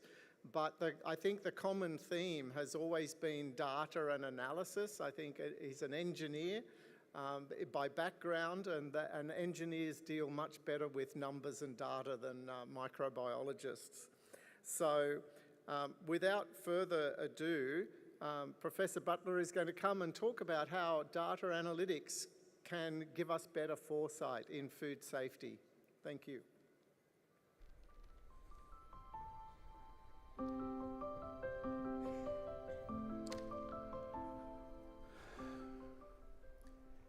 Great, Chair. Thank you very much for that kind introduction. Yes, my name is Francis Butler from University College Dublin, and I suppose I'm the first of several speakers this morning in the whole space of data analytics relating to food safety. And I think we're going to see several presentations in this area, basically taking different domains, because I think in general, the whole food safety space, it's data-rich, analysis-poor, and I'm hoping that that will change over the coming years. So, in my perspective, where to start in this whole area, there's all sorts of possibilities in terms of data analysis, predictive modeling, you name it, it is put into the space of data analytics. So just to tease out, I suppose, a little bit the context of my presentation, I want to talk about data analytics in the context of environmental monitoring. And I suppose just to put environmental monitoring into perspective itself, we have this, the pathogen control equation. And basically, it's coming from an article in the Food Safety magazine, quite some time ago, about 10 years ago now. And basically what the pathogen control equation is, a very simple concept really, is basically saying that everything on the left-hand side, all of these things that we do on an ongoing basis in the process area, if we get those right, then yes, we will have successful pathogen control. So I suppose immediately, to put it into context, this presentation this morning is about controlling pathogens in the process, in the food process facility. In my own thinking, I would certainly take that equation and possibly bolt on HACCP as well. But again, let's not maybe get too tied up in knots in terms of definitions. But really my interest then is the box in the corner, that as part of this control, the pathogen control process or pathogen control equation, we must do this environmental monitoring, which in its process then generates data. And it then might talk about, well, what can we do with this data? How can we best use this data? So what is environmental monitoring? And really the answer to these kind of questions nowadays is, well, Google it. And if you Google it, you get actually this very nice publication from Eurofins.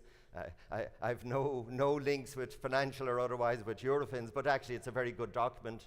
The link to it is in the bottom left there.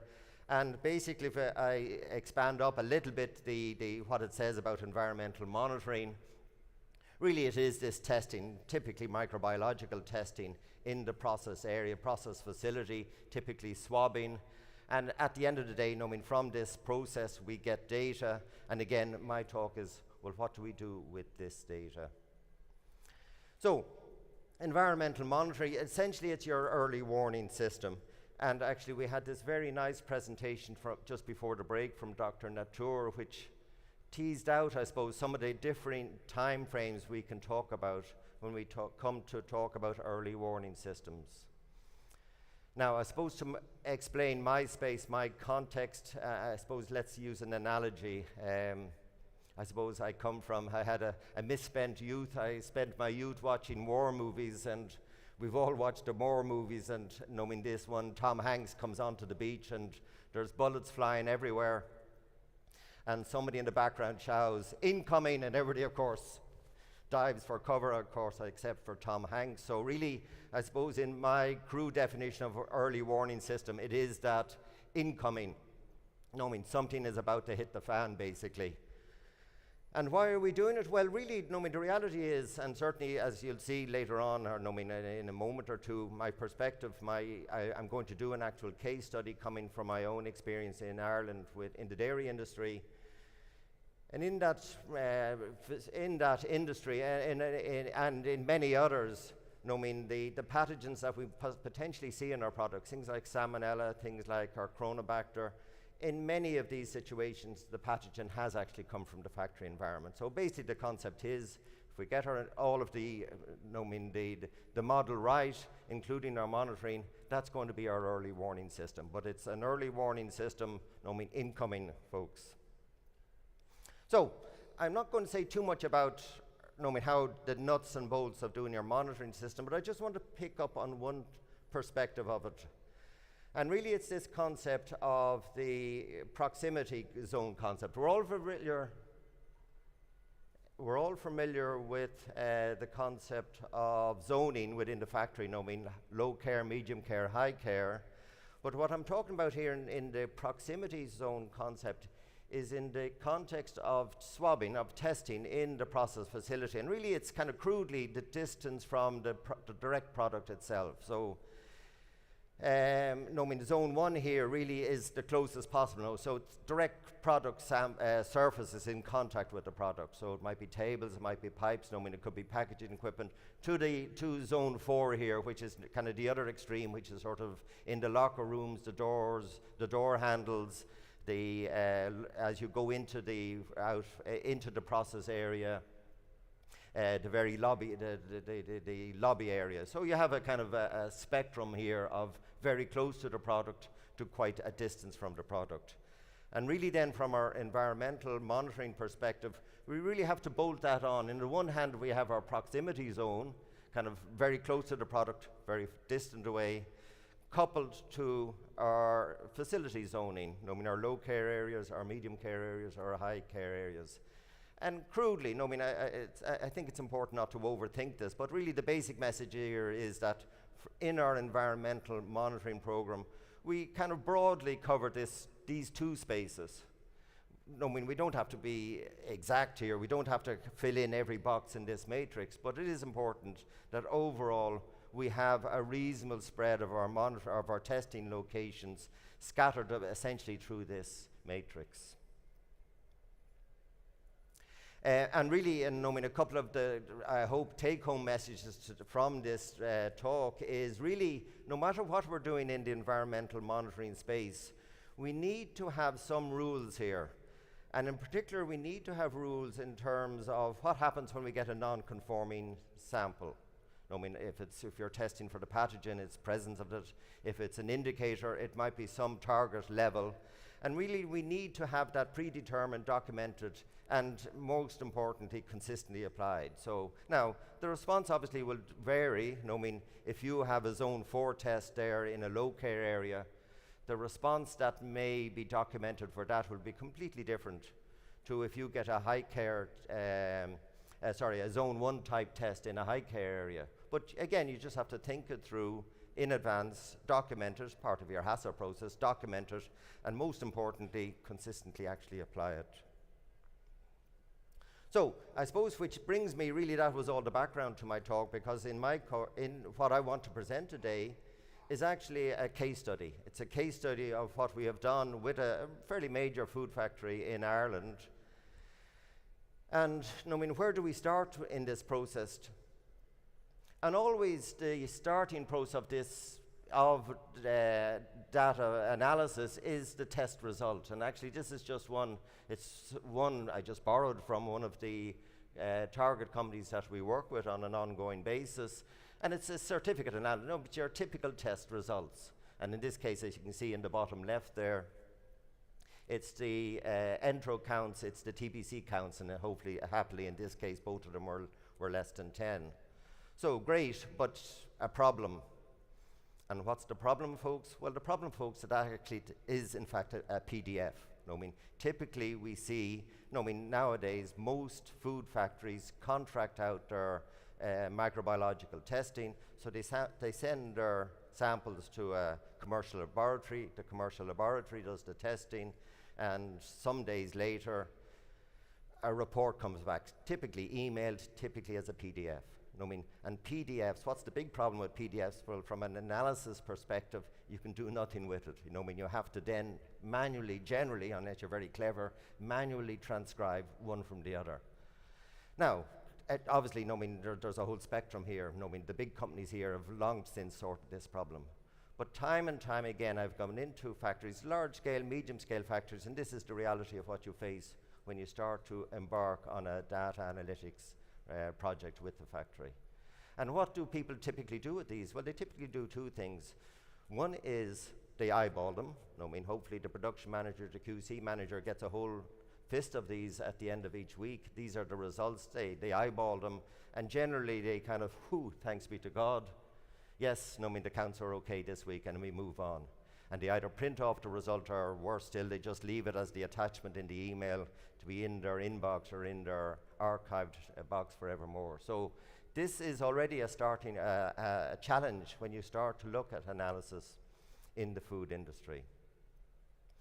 What do I want to talk about today? Well, Ireland typically is dairy, and I don't know, it's something in the Irish DNA, but we seem to always have this kind of inbuilt sort of responsibility that any time we go overseas, we must work as ambassadors to the Irish tourist industry. So our folks, come to Ireland, great scenery, great weather, blue skies, blue sea, lovely cows. Come and hug a cow if you come to Ireland. So this talk will be in the dairy space, of course. These are the kind of images that the Irish Tourist Board don't like to see put out. This was yesterday. So I don't know, Bobby, is Bobby in the audience? Bobby, thank you very much.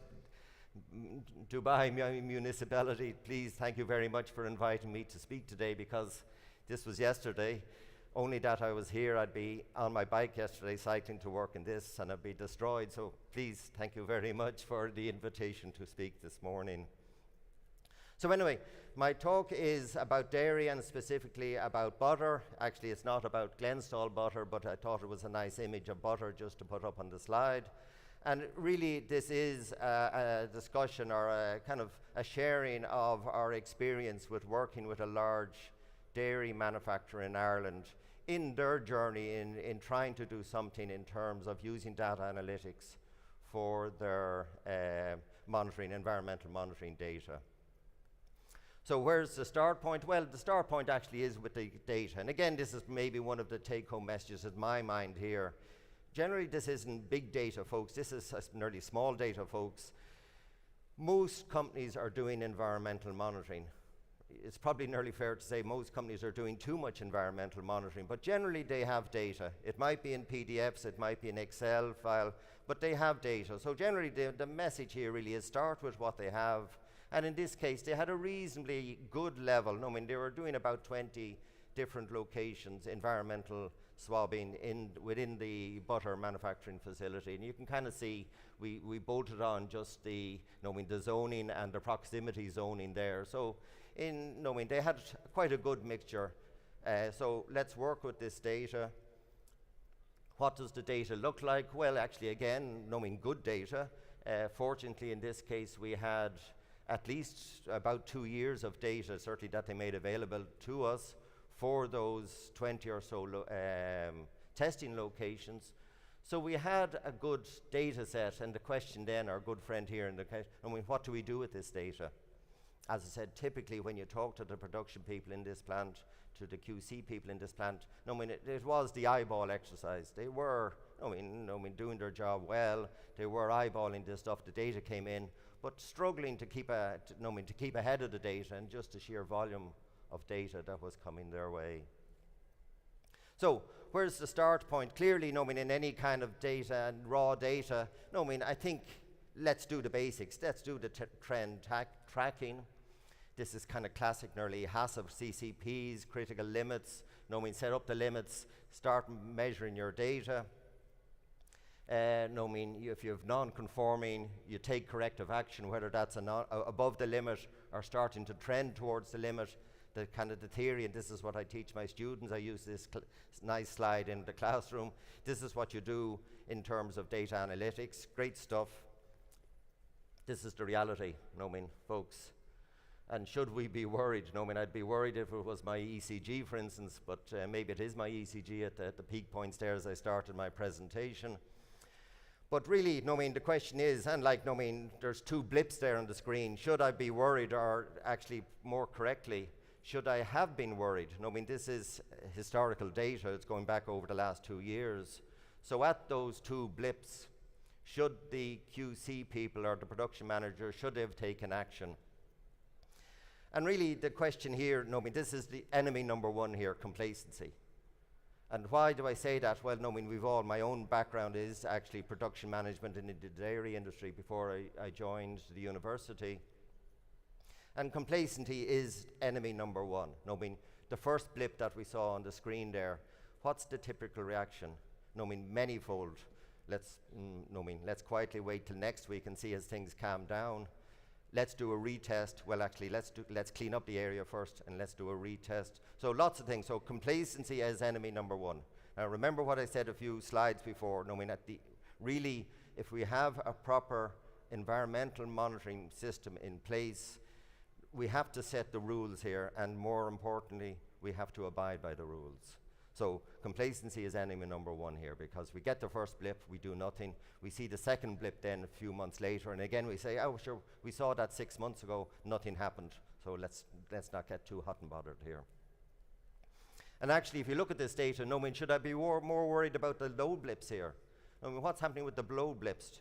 2 weeks in a row, there was low blips here. Was our lab that we contracted to send the results to, were they acting up in terms of not properly doing the analysis? Was our lab technician, asleep?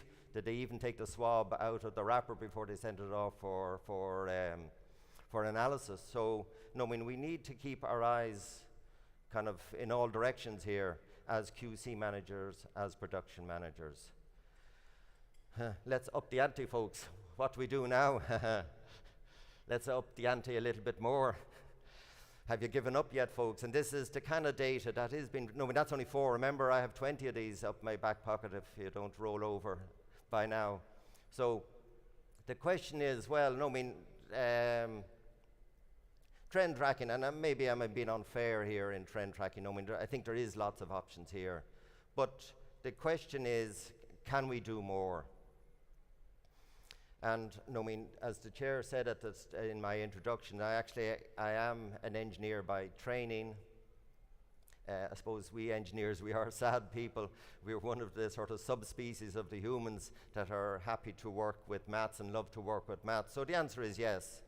And that does bring us to the kind of data analytics and the emerging areas. Machine learning has been around for quite some time. But I suppose various software sets, even simple or things like OR, has allowed more universal use of these kind of techniques in what I'm about to talk about. And typically, again, we've tried several techniques in this area, but typically machine learning starts with developing a model. And the example we used here is not completely, I should have improved my image. But for the test that you do, you set up a model, and so typically you have inputs and an output. So your inputs in this case were the 20 or so environmental tests that you were doing. And then the output here is some target. Now, the choice of target here is non-trivial. It could be the kind of presence or absence of pathogen in the final product. It could be elsewhere. So, but the choice of the target can be sometimes difficult to identify. And no, I mean, it is conceivable actually that we could have several targets here, but we'll keep it simple. We have a target, and in developing the model, I've kind of shown a linear, in a sense that each of the individual inputs, each of the individual tests coming from the monitoring program can impact on our target. So we essentially force the model to have that shape. We can actually do otherwise, which is to allow the maths to actually describe the model, which is sometimes very interesting because it starts to pick up interactions between the inputs, which in itself can be very illustrative because it then starts to indicate to you redundancy. Now, I mean, there are several tests here that are essentially going in the same direction, which means that maybe we only need one out of those two tests. And it comes back to the point I said at the start. I mean, in many cases, when you go into companies, they're actually doing too much environmental monitoring, but that's for another day. So we have our inputs, we have our model, kind of the inputs forcing into our target, and then basically we need data. And again, we had the fortunate situation I referred to already, and this is only a small subset. No, I mean, this Excel spreadsheet goes in 20 directions that way in terms of tests, and about 2 years of data down in terms of the rows. So we had plenty of data here to train the model. What happens when we train the model? Well, we get this. Now again, let me actually, I'll go to the next slide because I tease out these contingency tables here that are for each of the nodes in the model. This one here is, if you can read it, the small one, 98201. I've blown it up here. What does that mean? Well, actually, simply you can interpret it that with the existing data, that particular input, which was the swab of the pasteurizer, I can't remember exactly the title on it, but it was some sort of lid or something, or surface of the pasteurizer. 98% of the time that was 0 or conforming, 2% of the time it was non-conforming. So we have that information. I mean, that is coming from our data basically, and simply by running the model, that's what we're doing with these contingency tables. We can view them as essentially what is our existing knowledge. And likewise for the target or score in the middle, something similar in the sense that with what has been the various outcomes in terms of contingencies. But this really now, the next slide really is the power of machine learning, is that now that we have the model, we can run it. Now, actually, again, maybe the run predictions is actually the wrong word here. I mean, this is our early warning system. This is, I mean, incoming. This is on the Friday every week. We run the model.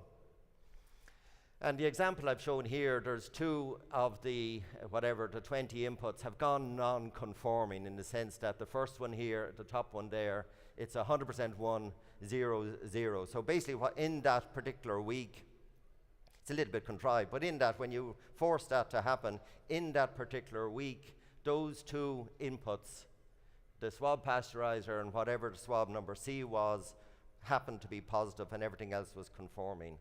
And basically what the machine learning does, it says, well, what are the implications of that in terms of the target or the score here?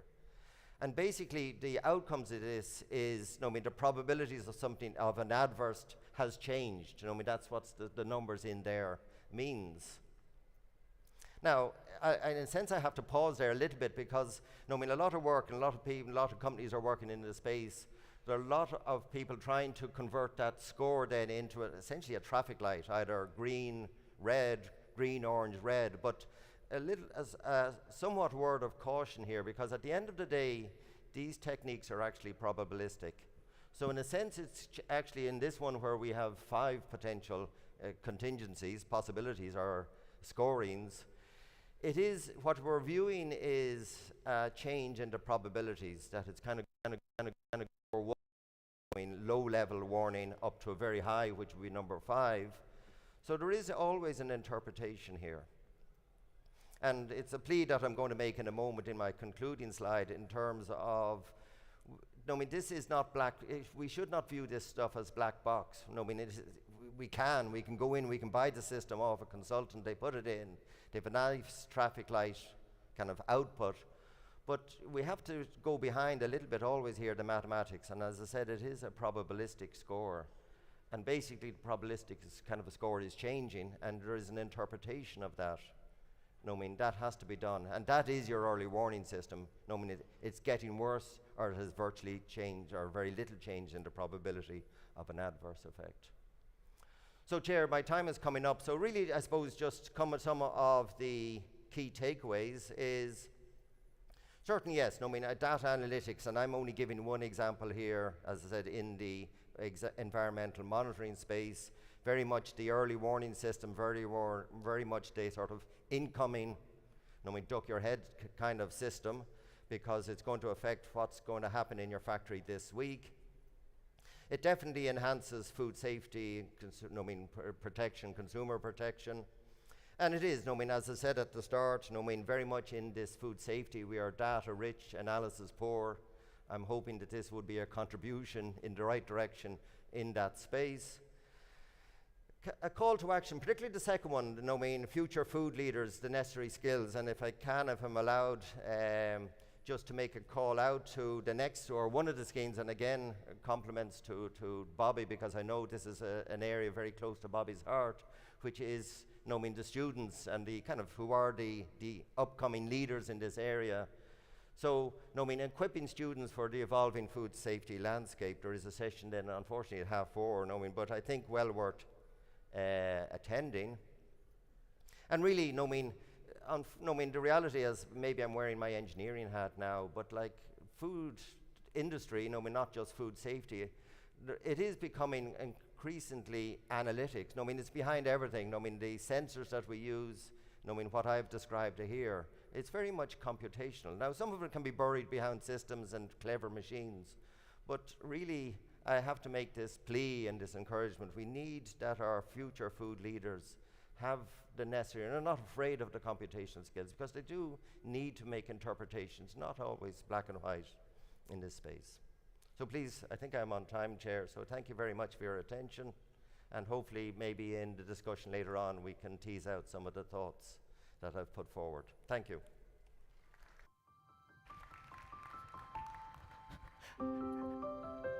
Thanks, Francis. If you have questions for Professor Butler, please use the app. It's possible to write your questions for the session, not against Professor Butler's talk. So if you could write your questions or vote for questions in the Q&A for the session, Data to Decisions. That will facilitate our discussion time. Our next presenter is Dr. Roy Kirby. Roy has worked in industry and in academia and at the science end of regulation. So he's in a great position to give us a perspective on how data can be used to improve food safety. Without any more, please come and give us your presentation.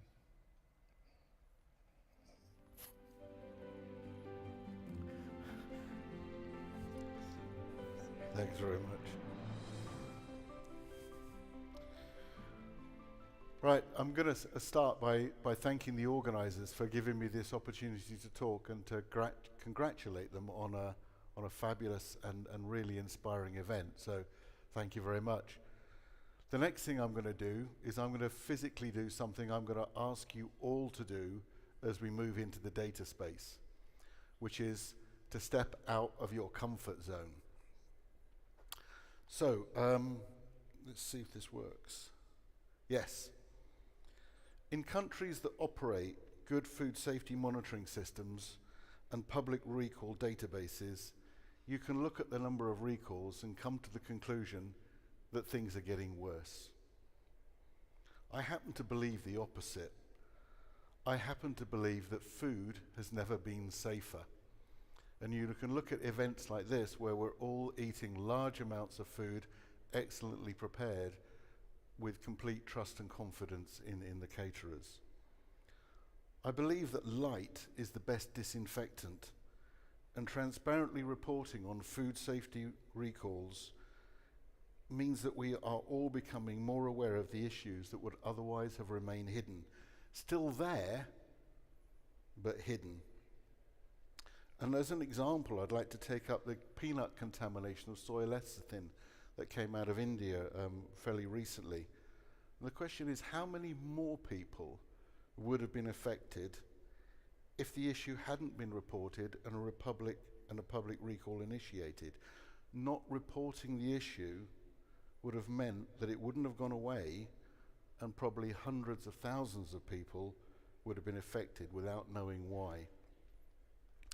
But even if things are getting better, according to the WHO report, in 2015, as many as 600 million people will fall ill after eating contaminated food. Now, the problem is the impact is felt disproportionately on the poor and the young. And even more disturbingly, when the young are affected, it has an even greater potential for causing them to suffer long-time negative health sequelae. And they can suffer this for the rest of their lives. Another important point to remember is when I started in the food industry, we would talk about the cost of recalls being in the hundreds of thousands or millions or tens of millions of dollars. But the estimates today put the order of magnitude in the hundreds of millions of dollars. And there aren't many companies that can absorb a hit that big. They can stay alive for a bit, but their main problem is it restricts the cash flow that's available for future investment. And that means it compromises their long-term sustainability. And that's not even going into the wider costs and the costs that come from a big recall. The size of the cost of a recall is one of the reasons that suppliers are so desperate to avoid accepting liability. And we need to shift the focus all the way down the food chain to prevention. And we can do that using techniques like whole genome sequencing. And whole genome sequencing has changed the game, and where it's being applied, it's led to a specific speeding up, a significant speeding up and identifying sources and outbreaks. And it also means that we are identifying sources and outbreaks that were previously not identified. So yes, the needle is moving, we can move the needle, and more importantly, it's moving whether you like it or not. I was recently informed by my son that this quote from Albert Einstein, which is widely reported and attributed to him, he didn't say it. But perfectly honestly, I don't care whether he said it or not. The statement is true. And it's a trap we all fall into. Here I am, stepping out of my comfort zone. Normally, stand behind the lectern, read the notes, give the talk. The two main tools we use for verifying the integrity of our food safety systems are auditing and testing. And although they've done much to improve food safety, they have limitations. In a recent analysis carried out in companies subjected to a public recall in the UK, all of them had been audited, if not multiple times. This doesn't mean that all being audited is going to lead to a recall, but it does mean that being audited doesn't protect you from having or being subject to a recall. The other question is standards against which food companies are audited are constantly being updated. The number of audits goes up, but so does the number of recalls. So something's going on, and it's about time we had an honest conversation about what's going on in the auditing space. I don't have time to go into that here, but we'll probably, if you want to talk to me afterwards, we can. But this is well illustrated recently, very recently in the US. A food facility was subject to a recall, but it had been operating for a number of years after a number of audits that had found significant findings over a period of time. And even in the UK, a local branch of a well-known supermarket chain was operating with known hygiene violations.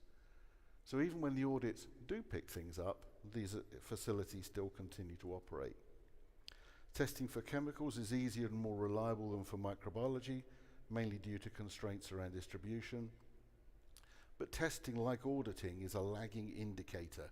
If the raw material's at the factory gate and it's needed to keep the factory in production, the temptation to make compromises to keep the factory running are quite significant. There are justifiable reasons for maintaining confidentiality and protecting intellectual property, and not breaching antitrust are among them. But because loss of consumer trust hurts us all, the industry sees sharing best practice and knowledge around food safety as a non-compete. But unfortunately, too often confidentiality is used as a smokescreen behind which poor performance is hidden. There are now models that overcome this, and the issues around confidentiality, antitrust and compliance that still allow for data sharing now exist, and I'll talk about these later. But I believe we all need to take advantage of these opportunities. So what can we do differently? Here I am, not doing more of the same. Not doing more of the same and stepping out of your comfort zone are not easy things to do. Doing what's accepted practice, looking to take more control into your own hands, are the safe options. But if we're to advance, we need to be bold and have a vision. The food industry didn't grow up in the digital age like Google and Facebook. We grew up in the Industrial Revolution, and many of the brands and factories around today survived from then. But if we look across to what digital companies are able to achieve, and some of it, like Amazon in the food safety space, it seems to me that this is an area ripe for opportunity, if only we can find the vision, bravery, and most importantly today, the budget to invest. But invest we must. The question is what to invest in, and I would suggest that investing in doing more of the same is well into the final tail of the law of diminishing returns. We must invest in doing something different. The challenge here is to identify what works and what is just empty promises, smoke and mirrors. Because of our history, when we do have data, I think as Francis referred to, it's often stored in systems that make its extraction difficult. There's a temptation to collect the data that's easy to collect and the data that needs to be collected. And not just the right data, but associating the right metadata points so its value can be maximized. E.g., for raw material testing, it's much more important to record where the raw material was made and not the date and where the lab test was done. Also, data discipline has historically been poor. I'm reminded of a case when a company where I worked where we found 3 different names for the same supplier in the data systems. So doing analysis on the data was very difficult. The last problem we've got is that the data we look at is in silos, not only between companies, but within companies. And when the industry does get together to pool data, there's often a concern about how the regulator will react. Will they ask for access and then start taking punitive approaches? If the potential punitive approach is one of the biggest obstacles to the food industry, we need to come up with a way of shifting the paradigm in that particular space. In my view, it's not finding something that you should see as a problem. What happens is, what's your reaction when you do find it? There's a classic case of this from the chemicals industry in the 1980s, where a target was set for zero tolerance towards occupational safety incidents on site. So what happened is people would change their reporting practices. They didn't report the incidents on site, or they reported them as occurring off-site. What happened there was that, as well, people were afraid of being sacked. Now, what the company did was it changed its approach to one of transparent reporting, and then the safety of the site improved. There's a potential parallel to Listeria monocytogenes. It's an environmental organism. It will, from time to time, come into factories. The frequency clearly depends on the factory. If we take a zero tolerance approach, the risk is people won't look for it, or they won't look so hard, or they'll cover it up when they find it. It's the wrong approach. Finding listeria in the factory is not necessarily a bad thing. It probably means you're looking hard for it. The key is how you react to finding it. If your reaction is to clean hard and look harder in the future, then it's a good thing. If the constraints, those are the constraints, then what are the opportunities? The amount of data that's been put into the public domain is enormous. We can use it to explore cause and effect models, and there are examples of that out there, and I'll refer to them. The wine industry uses models to help growers decide when and where to apply pesticides, and Mars published a paper that linked weather patterns to aflatoxins.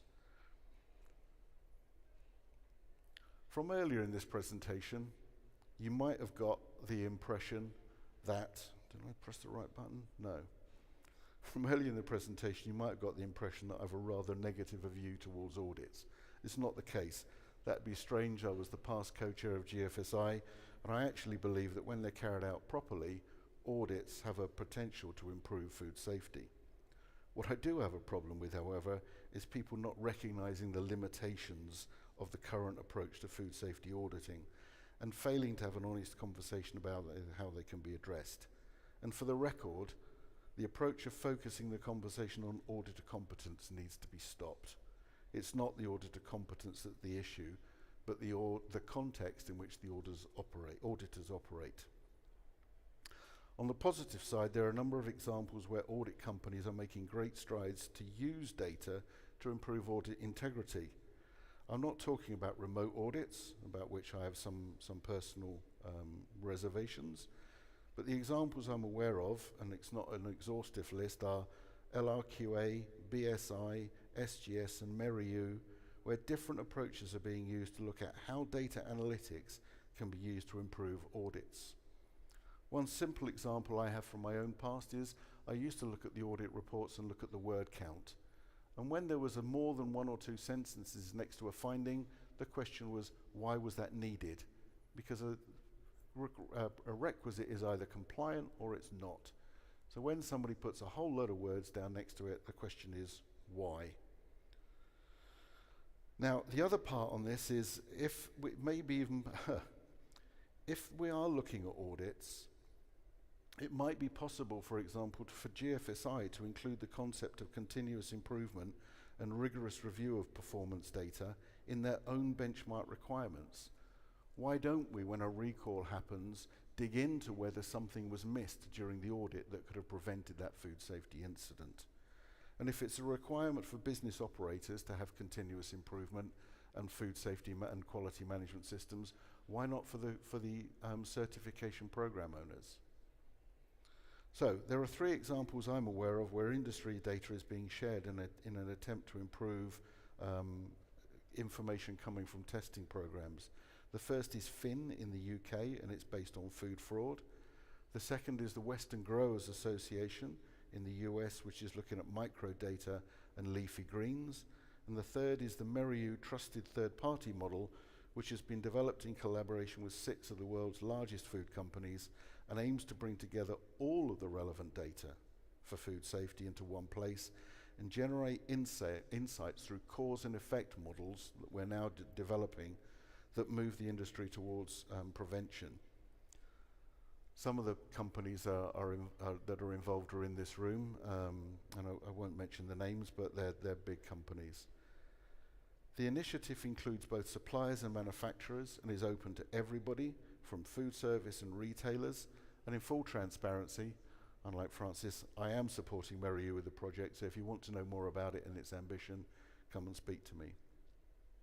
When I have no choice and nowhere to go, I put my trust in luck. At all other times, I look for reasons to trust.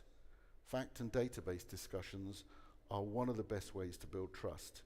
It's called the food supply chain for a reason, and from farm to fork, we have a role to play. Encouraging programs that provide mechanisms for all partners to have a fact-based discussion looks like an opportunity to me that's too good to miss. In factory management, we've already covered off some of the constraints previously, so I'll look at the opportunities, and Francis indicated some of these as well. But looking at traditional measures of quality, such as defect rate and customer complaints, are lagging indicators at best. and they lead to inefficiency in the factory. Using the occupational safety approach, where leading indicators are used to prevent accidents, it's possible to derive potential leading indicators for food safety. Where operators are responsible for foundational activities like GMP, such as cleaning, are absent, it's more likely that the tasks they're responsible for won't get done. And that leads to an increase in the risk of food safety. Therefore, it's possible that either using the measurement of the number of planned activities not completed or the number of absentee staff could be ways that we could look for indicators, leading indicators for food safety. A classic example where we look down and where we need to break down the silos is that the HR data, or the data for absenteeism, is in the HR system when its use could be in the food safety area. Guns N' Roses were famous for being widely regarded as having a ludicrous rider in their contract for their concerts. They wanted M&Ms in the green room, but all of the red ones had to be removed. In a recent interview, the lead singer explained that this was a direct result of a fatality at a concert where the organizer had not complied with the band's health and safety requirements. So why did they put this in the contract? It's because any concert event that did not read the contract, they didn't spot the M&M rider. And so if they didn't complain about the M&M rider, they hadn't read the contract properly, so weren't going to fulfill the health and safety requirements. Marks and Spencers in the UK use a similar approach where they make it a requirement of their contract that all suppliers must supply them with a name of their technical contact. They then send an email out to that technical contact every month with a newsletter or something like that. If the email comes back, Marks and Spencers know that that supplier hasn't maintained that technical contact up to date. It's a breach of contract, and it's something that they can then realize means that that potential supplier, or that supplier, is potentially a greater risk than other suppliers. Another good example, I believe, is when a quality manager is absent from a plant from a long period of time, or where a plant is constantly changing the quality manager, there are probably signs that something is going on in the quality space in that factory, and that information is now available on Glassdoor. So going back to the third-party data sharing models, while the Meriu Trusted Third-Party Initiative started with suppliers and chemical testing, the obvious next steps including into the microspace and the factory data. And I believe we should all be aware of the limitations for testing of pathogens and indicators, but it's not difficult to see how metagenomics with data analytics could lead to the development of much more powerful indicators of factory risk. I'm going to skip through the next couple of slides. Enterprise risk management, ERM, is evolving to address the needs of wider spectrum of stakeholders. But in the area of enterprise risk management, there is also the space for greater use of data. In the past, enterprise risk management looks mainly at the number of audits carried out, the audit scores, and the number of recalls. But it actually can move on to much more powerful data analysis using the external data. So if you are dependent on milk supply, and you know that country X, where you're getting your milk from, has got a drought, which affects milk yield, but the industry is maintaining the supply when we know that the drought has decreased the production, the question's got to be asked, how is the industry meeting the demand with the reduced supply? And if it's doing so, is it doing it in a way that's affecting food safety? How will the green agenda affect food safety? Will the reduced use of herbicides increase the effect of crop contamination with weed alkaloids? The answer is yes, it will. Machine learning, big data, artificial intelligence offer a way of improving the way that we manage risks at an organizational level in companies. Regulators, in the space of the regulatory space, I've already mentioned the punitive approach. I think we have to take a look at that. Whole genome sequencing has changed the game, and where the technology is being applied, it's really speeded things up. In the US, the CDC, FDA have reported the number of cases to identify the source of an outbreak has dropped from the hundreds to just 6. And there's a really good example in Europe where a food manufacturer got caught out when they had a really low number of cases, but they were still identified as the source. And the testing community is going even further than that now, with the initiative called PulseNet, which is a network of national laboratories that connects foodborne, waterborne, and One Health-related diseases to detect outbreaks. So the regulators are moving incredibly fast in this space. But if we are going to collaborate and take best use of this, I suggest that we need to look at the paradigm of the way that we can collect and share information across all of the stakeholders. So lastly, the final thoughts. The data revolution is happening. You can either be part of it or be left behind. There's power in data, but looking solely at your own data is limiting your field of view. Improving our ability to extract value from data is our greatest opportunity, but it relies on transparent sharing of data. Building upon that, food safety is a small data world, and the value creation lies in contextualization of the insights, and human expertise is needed. The last piece is, if you've got nothing to hide, you have everything to gain. Now's the time to invest. We need to grab this opportunity with both hands, and the train is leaving the station. Time to get on it. Thank you very much.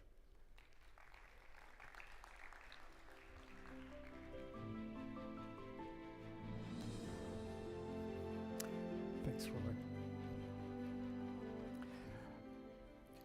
So our next speaker is Dr. Karine Haddad from Mars. She has a wealth of industry experience in leading quality and safety, and will give us some examples of how they have transformed parts of their business, and I think we'll realize that it's a very long journey, and these are the early steps. But with that encouragement of, if we can do it, you can do it too. I would encourage you to keep putting questions into the app under the session title, Data to Decisions. Karine has been very excited about coming and giving this presentation today, and I don't know if that's a factor, but unfortunately she has laryngitis. So it wasn't going to stop her from presenting, so please listen very carefully and thank Karine for her graciousness in continuing to give this presentation this morning. Thank you.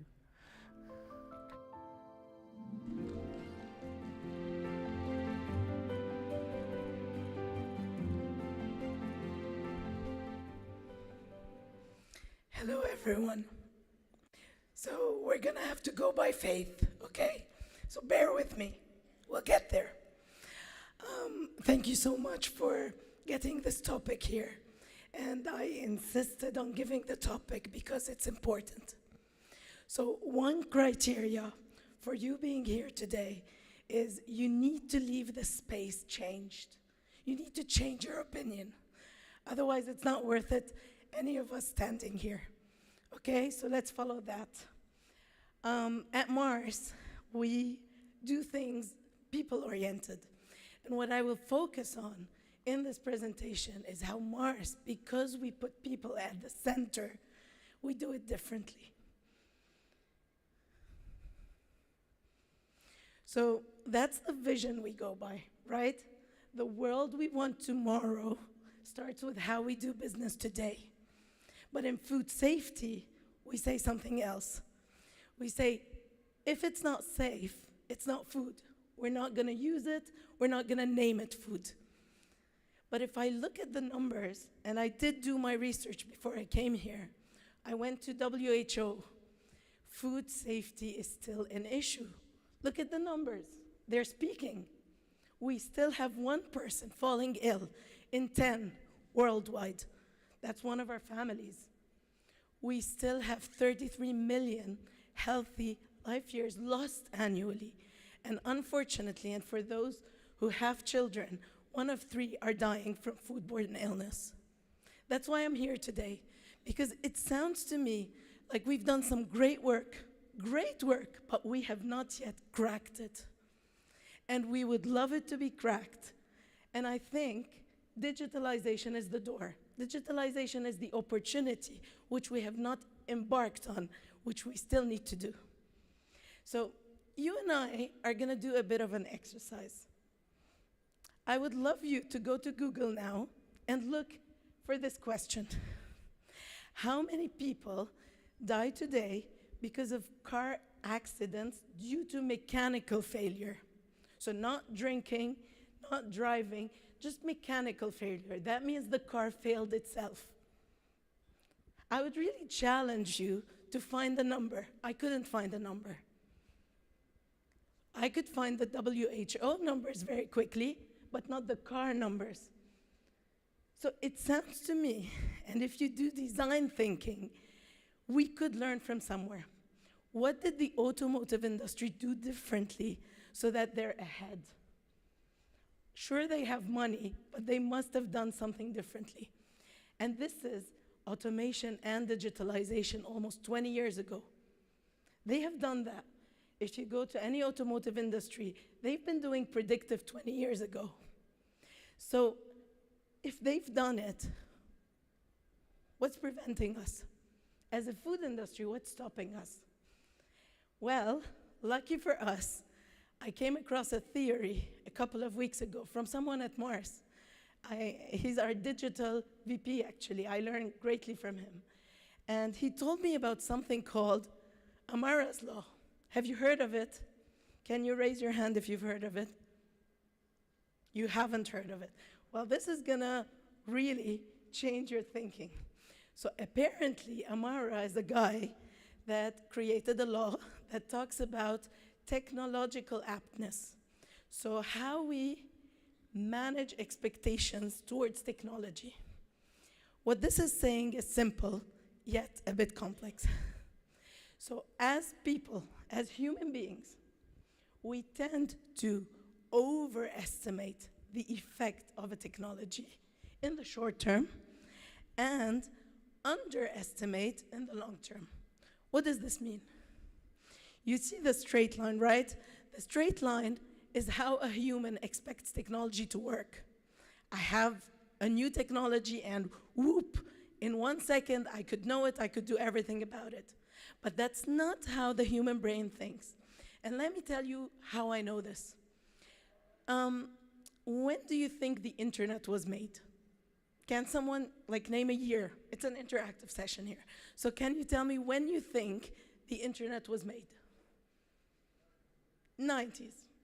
The internet was made in 1983. That is when the internet was made.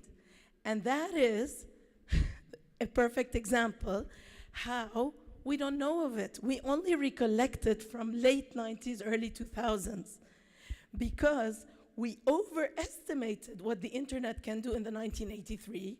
We tried to bring it, we saw it was slow, it was not user-friendly, so we actually gave up on it.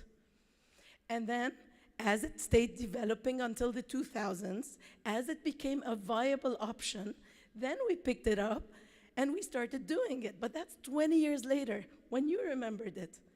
And that is how, in the long run, we underestimated. So when the internet was all over the place, remember our parents or parents' parents, they took time to get used to it. And this is Amara's Law. And this is what's happening to us in the food industry. So it took us time to really, at first we were excited, okay, digitalization, what can it do? But when we realized is that with one click we couldn't do HACCP, then we gave up on it. We went back to our Excel sheets and we kept doing HACCP the traditional way. But we have to do something different. Because if you go today to a food industry and you look at their packaging line, the packaging is robotic, it's automated. So they did something about it. And why? Because it all starts with people. Who did the automation on the lines? Wasn't it the factory engineers and the innovation? And this is how we need to do digitalization and food safety. It starts with our own food safety people. Because there is no one on earth that knows your own factory, restaurant, industry, but your own people.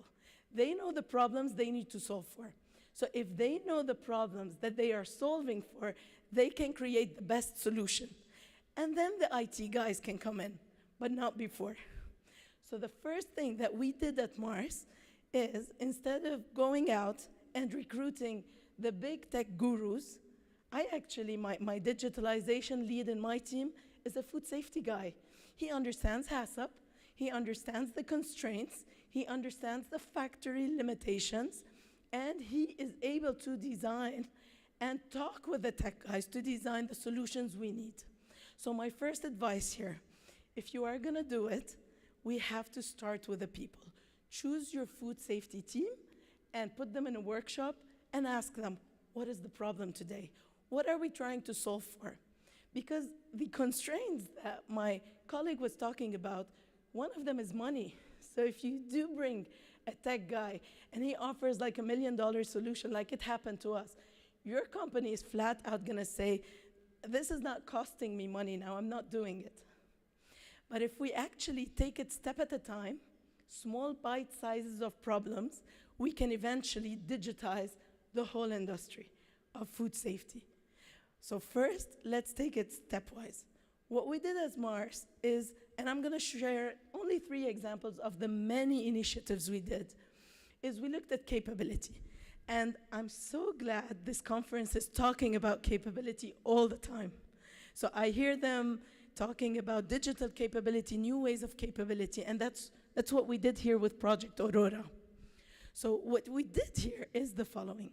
We realized that our food safety trainings have to stop the industry 1 day a year, get the people out, put them in a room, show them some PowerPoints, maybe do a test at the end, make sure we have records for the auditor. But do you think they could remember this? Do you think it was effective? How many people think those classroom trainings are effective? I don't see hands. I don't know if you're not listening or you don't agree, but it's not so effective. However, what you need is, especially that one of our factories, especially after COVID, we've had operators change all the time. So how do you keep your people trained and use digital technology and pay almost very low money on it? We created Project Aurora. I have to say the QNFS team created this project in order to train the people via 1-minute videos, just like you have on your Instagram and you have on your Reels. 1-minute video that starts very emotional because people are bored to say, do this and do that. Show them a child that got sick from an action that they did, you got them there. That's something that stays here. You don't even need an effectiveness test. So those videos, barely 1-minute videos, they've got them on their iPads. They're like their Insta Reels or Facebook or whatever system you're using, YouTube. They show them first the impact on the consumer. They show them how sick we can make kids and people if they missed one of the steps. And that is our Project Aurora. It's this video followed up by a survey discussion. So they would sit with their teammates and have a discussion, like, what do you think of the video? Did you like it? Could we do it? One of them, for example, had a thermometer fall off his pocket, and then it shows them in 1 minute how this should have been done differently. Inventory of thermometers, and then even more how we could have built the line differently so that you educate them on the go while engaging them and inspiring them. We use digital for this. We didn't revolutionize the whole line, but this actually got us quick results. So that is one thing you could pull with your team. Another thing that we are pulling and did pull with the team is become paperless. Now this sounds easy because a metal detector is an automated system. You can pull numbers. But there are other things that you cannot. Everything done by people, all the monitoring, all the steps done by people like GMP, GHP, pest control, they're on paper. And the minute you have an outbreak, God forbid, or recall, you need hours and hours to get that. But once you get rid of paper, have it all in one system, then you can start to project the future, which is predictive. Now, in my team, we were a bit hasty. So they wanted paperless. I was like, no, we gotta do predictive. My problem right now is I have my amount of incidents that I wanna reduce. So can we please get on predictive? So we did the two projects in parallel, and that was great. How do you get predictive? Again, I'm not here to, we talked about environmental monitoring. They've done that at Mars. We even have a tool for it. So that's not that. I had a problem. My problem were my KPIs, my numbers, my losses. I needed to reduce those. So I thought if I could predict my next problem and stop it before it's happening, I will gain money. I will go to my management and look good, right? I saved you millions of dollars. And that's how predictive came to play. So it really needs to be coming from a space of solving a problem and giving a business benefit. And then the money will open for helping you on it. So in predictive, we did a couple of things. You know that out there in your industry, you have data. You have your audit data. You have your pest control data. You have your preventive maintenance data. You have your asset health age. How many times has it been checked and repeated? You have all this. And this is what the team did. So I got some of our best teammates, our QNFS leaders, and I asked them, you've had those incidents over the years. How could they have been prevented? And we came up with an algorithm that actually could have prevented the incident and therefore predict the next incident. And it's very simple. It uses what you have at hand. And that's how we ran paperless and predictive together. And right now we're using it on one of our other predictive tools from supply. So what I'm trying to tell you here is, if we do it step at a time, if we do it bite size, we are able to do it. If we see it as a big chunk of work, maybe that will stop us. Maybe Amara's law will hit us. My ask of you today is, don't let Amara's law hit you. Do you want to have results? So do you want to keep QNFS as that department that protects, or do we want to up our game a bit? I would like to up my game. I would like to have a seat at the management table where I'm not just appreciated for getting people safe, but I'm also contributing to business. Because this is how you're taken seriously. And today, with digital, we can do both. We can keep people safe, which is a very noble calling that we all have and we have to follow, while being game changers. I show a bit of the results we had for a very small region. And this is, we got almost 50% rid of our incidents and problems in 1 year out of these programs. That could be, depending on what your losses are, up to $20 million. That's something to bring to the table in 1 year. It's not a joke. We were able to save a lot of wasted time of people who just copied paper to computer. And that's about 14,000 hours. And this is time you could reallocate for your people to do more digital things.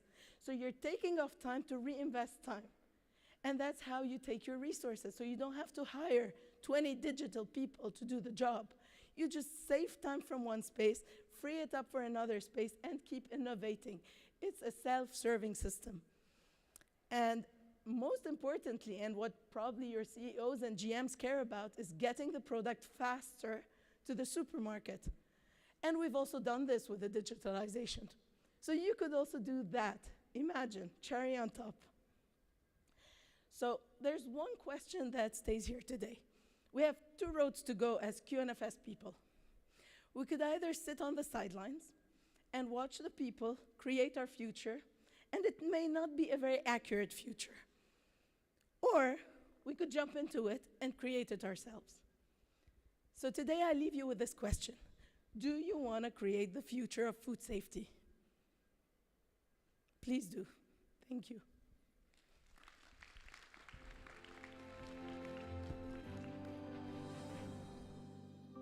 Wonderful, thank you.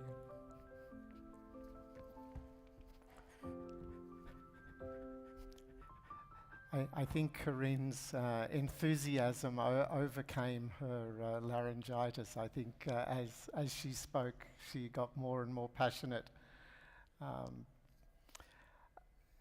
Our last speaker before we go to the panel is Heidi Sagan Oren from Norway. Bobby commented yesterday that this is the first time we've had a speaker from Norway at this conference, so we're very glad to have you here. She's a leader in food safety and microbiology, starting from the microbiology end, having a lot of experience tracking and tracing environmental microorganisms. So we're back with Francis's presentation at the beginning, and then designing a system to take account of that data and to use it. So I think we're going to have a very specific example now of some of the principles that the other speakers have been talking about. So please come, Heidi, and share your knowledge with us.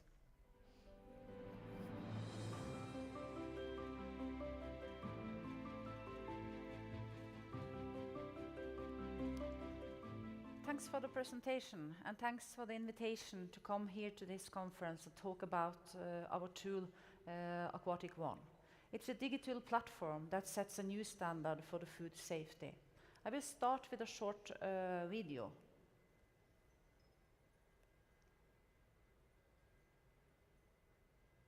Hopefully. No. Yes. I think then we are just jumping to the next one. That was a pity, but it doesn't matter. Let's take a look at this sailboat facing the massive wave. How will it navigate safely without being caught by this tsunami? The answer lies in the collection of data, the gathering of data, looking into the weather forecast, looking into the navigation system, to be able to get rid of or survive without going into the tsunami. In many ways, this is what we face in the food industry as well. My background is from the laboratory industry. I have worked there for almost 20 years before I came to the company that I'm working in now, that is Aquatic. But in the laboratory industry, I actually was guiding factories on how to take out samples, where to take out samples, what kind of analysis they were going to do, and all this stuff. And during that period, I saw that how are they able to use this data? Because sometimes they are labeling it one way. The other time that they're sending in the samples, it is labeled a totally other way. So already then I saw that they are using a lot of money, taking out a lot of samples, but how are they able to use it? They need to use a lot of time punching in this result in another spreadsheet or something like that. That was the first time that I actually felt that, how is this going? Then I started working in Aquatic. In Aquatic, we are working with all food safety solutions for the factories. And we are especially working against the salmon industry in Norway. And very often we are being called, oh, it's an accident, could you come and help us? And then we run out there. But before I go there, I always ask, could I see your historical data? Could I see some trends? So I will be prepared for where the issue may be. And very often, if I'm lucky, I get a spreadsheet. Then I'm lucky. In most cases, I will get a lot of PDF reports, and I need to go through it, and they are not labeled the correct way. And this is one of the main reasons that I went and asked the manager in Aquatic, is it possible, could we build a solution to help the industry actually use their data? So we want to stop the tsunami. But of course, I'm so happy that I had the presentation that I had before me, because you have given a really good introduction to what I am going to talk about here, because I feel that this is the solution. But anyway, I will say something about the requirements, because the customer and authorities will increasingly demand more testing and validation. And in almost all the requirements that are out there, if it is guidelines, it's legislation, or it is requirements, almost all of them, or not almost all of them are actually saying that you need to have a monitoring program for the sampling.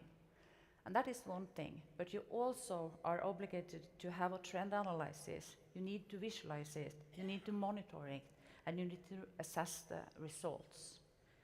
And if you don't have a digital tool, I wonder how much time you're using to do this. So digitizing your data can significantly simplify this process.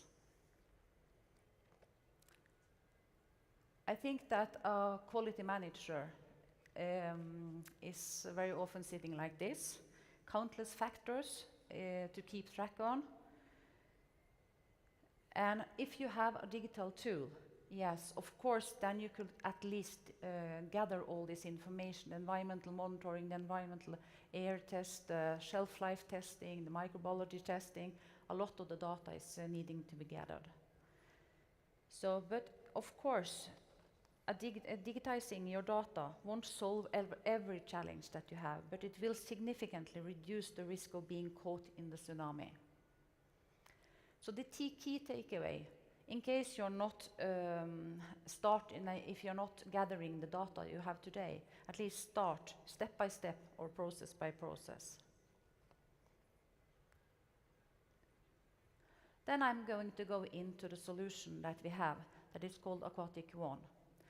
That is a software tool that is web-based, so it's sky-based, and it is built up of several modules. The modules that I'm going to go more into the depth of today is the analytic and the A-limbs, but we also have a checklist module, and of course it's I suppose you understand that it's the possibility to build up checklists by yourself. Audit manager to do internal and external audits, and also the last one that is soon being finished is the cleaning. And the cleaning is the module where we also look at not only the data coming from the laboratories, because that is good, the microbiology, the chemical analysis there and so, but also to be able to gather the data from the CIP system, for example. They have PLS centrals that are gathering all the data. It could be the water flow, it could be the temperature, it could be the chemical concentration. And all of these data actually, what is the word?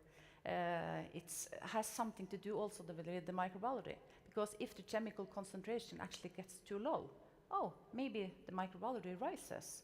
So to be able to also see, to compare the microbiology results together with the chemical concentration, together with the water temperature and so on. It is, I haven't seen that kind of system earlier on.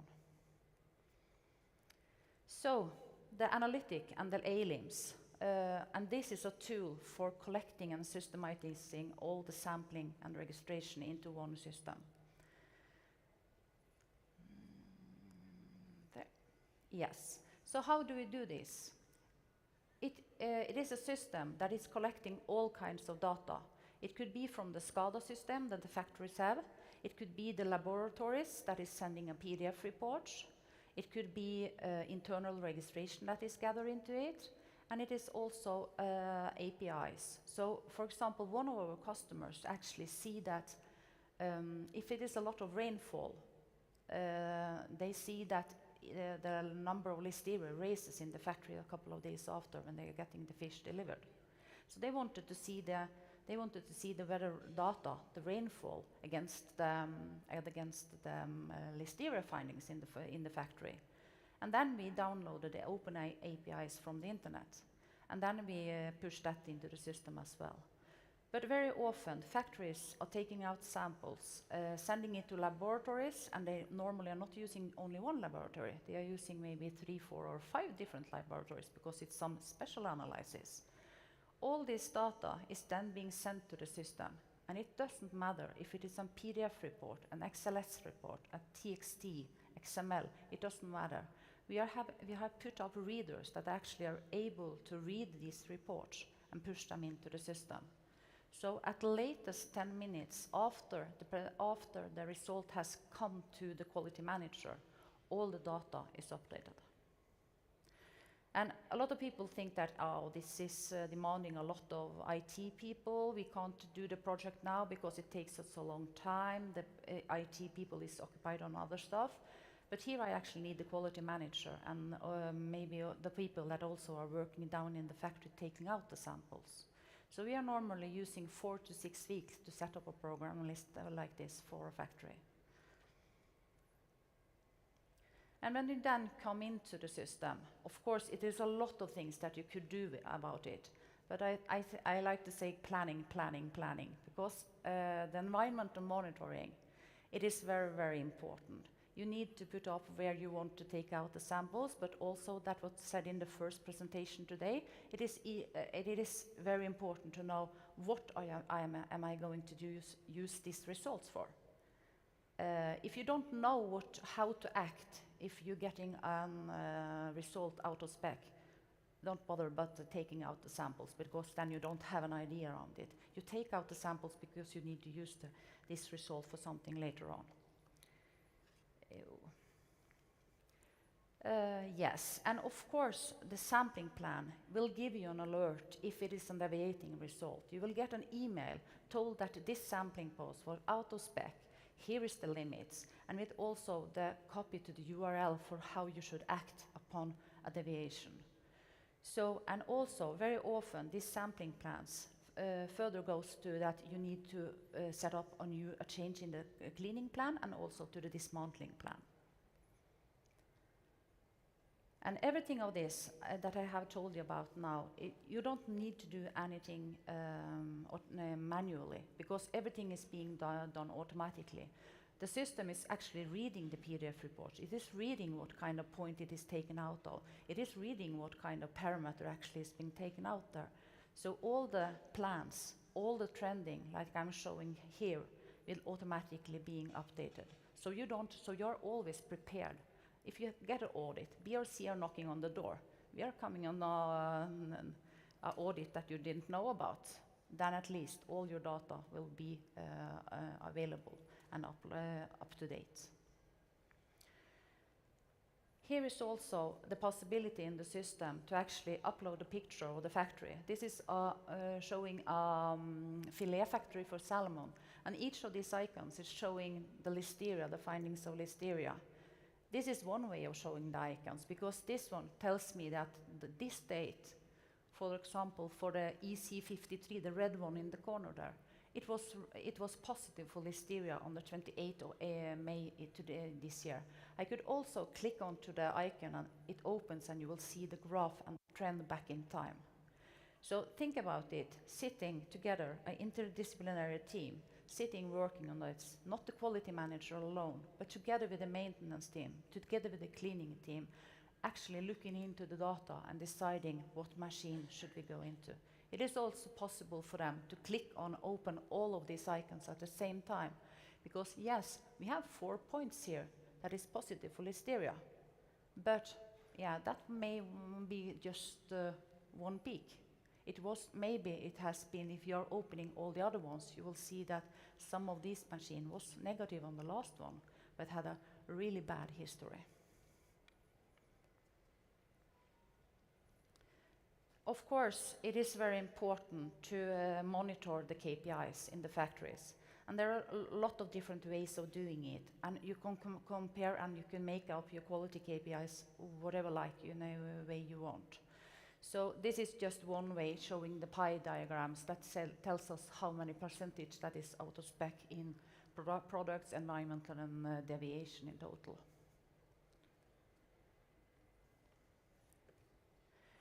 Some companies, for example, we have a company, we are a total supplier for the Lerøy seafood group worldwide about this solution. And there, of course, the management, the top management, could actually sit and have a good overview. It could compare the KPIs for each of the factories. And it could also, with just a few clicks, come in to the depth of the problem or the issues that a factory have.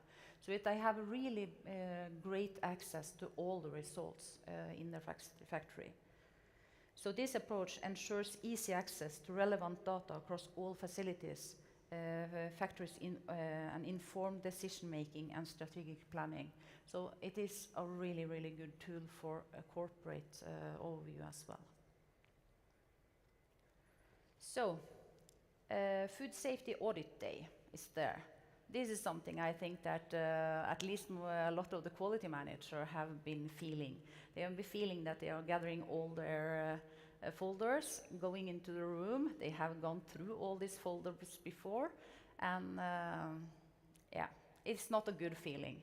And data is not useful talking about predictions. This is an ongoing development in Aquatic One right at the moment, so it will be very, very short time, and then also the prediction will come into the solution. And that we're really looking forward to. I will end my presentation with showing a guy that I suppose I know he has been here attending this conference earlier on. Frank Jannas, a leader in food safety culture, emphasizes the critical need of data for data sharing in the digital age. Better food safety begins and ends with better data. So the mantra is clear: digitize, digitize, digitize. Thanks. And I will end my presentation with just saying that if somebody wants to have a live demo, it's possible to do in Abu Dhabi. No, I think the room here is wrong. You need to see in the program. It's at least at 3 o'clock today. Thank you.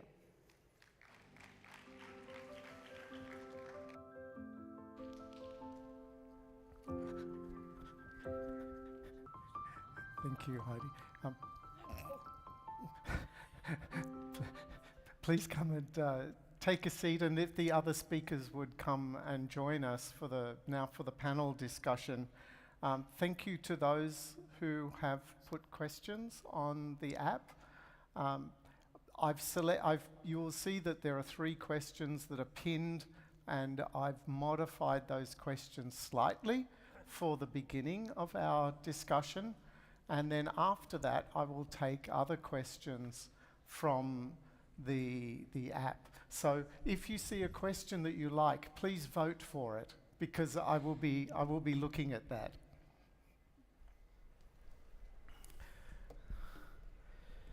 So thank you all for your presentations. I think they were very varied and overlapped to some degree, and had some unique features each. So this discussion is a chance to look at some of those similarities and some of those not exactly differences, but differences of emphasis, and to discuss those. So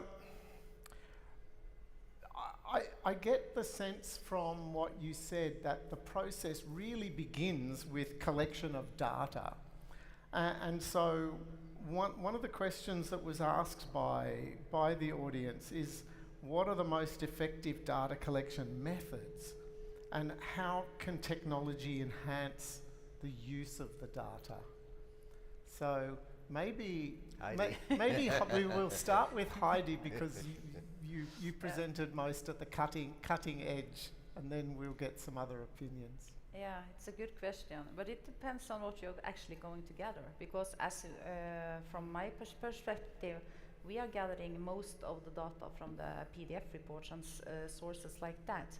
But we are also gathering data from the SCADA system, because a lot of the factories actually have different things in the factory that they also want to compare. So it's a lot of different issues. But I think also the open APIs, it is a lot of opportunities there to collect a lot of data that could be important. Yeah. Mm-hmm. So if I then put Francis on the spot and say, but what I heard you saying was, don't just collect everything that you can, or you may collect everything that you can, but then you've actually got to select what's useful. Well, I think the starting point here is the realization that food companies are actually generating a lot of data in this area. There's the immediate data that I talked about, which is your microbiological data coming maybe from your environmental monitoring. But Heidi was very correct in saying, like, no, I mean, there is other data there. It could be coming from your equipment. It could be coming from your cleaning system equipment. It could be external data like weather data. So there is lots of feeds. And as I said, generally this data is already being collected in some form, sometimes paper, and that was the point I was trying to make, that particularly for the smaller size companies, this whole area of data analysis is challenging. But I think the key of it is, and I suppose this is kind of moving from sort of trend analysis, and Heidi again talked about, is into the space of artificial intelligence, which kind of takes a little bit, ultimately, I won't say takes fully the human out of it, but it allows a little bit to prioritize, well, yes, what is the critical data in this area?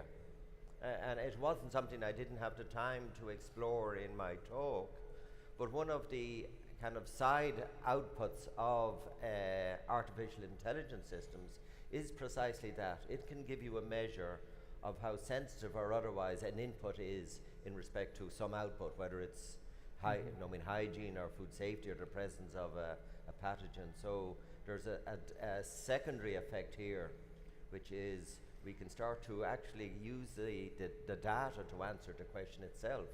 What data is relevant to your particular application? But I'm still hearing, I mean, you didn't say it explicitly, but very much you've got a human in the middle of that, asking questions and looking at the answers and then making a decision. I think so. No, I mean, as I said, certainly our experience in this area is that ultimately the mathematics, even the artificial intelligence, can bring you so far. But I think always there will be an interpretation. I'm curious to see where Heidi is going in this direction. No, I mean, there is software in this area, and there's other. No, I mean, you just go out into the exhibition hall.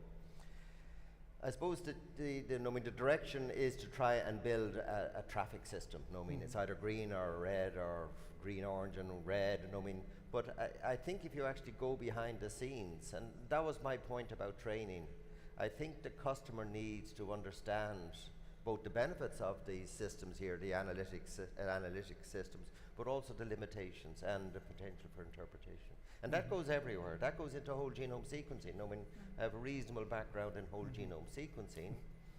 I mean, on the surface it's very big. I mean, there's all sorts of routines out there. But behind the scenes, there's a lot of complex mathematics. And ultimately, I mean, most of these systems are probabilistic. So there is interpretation in the outcome. Yeah.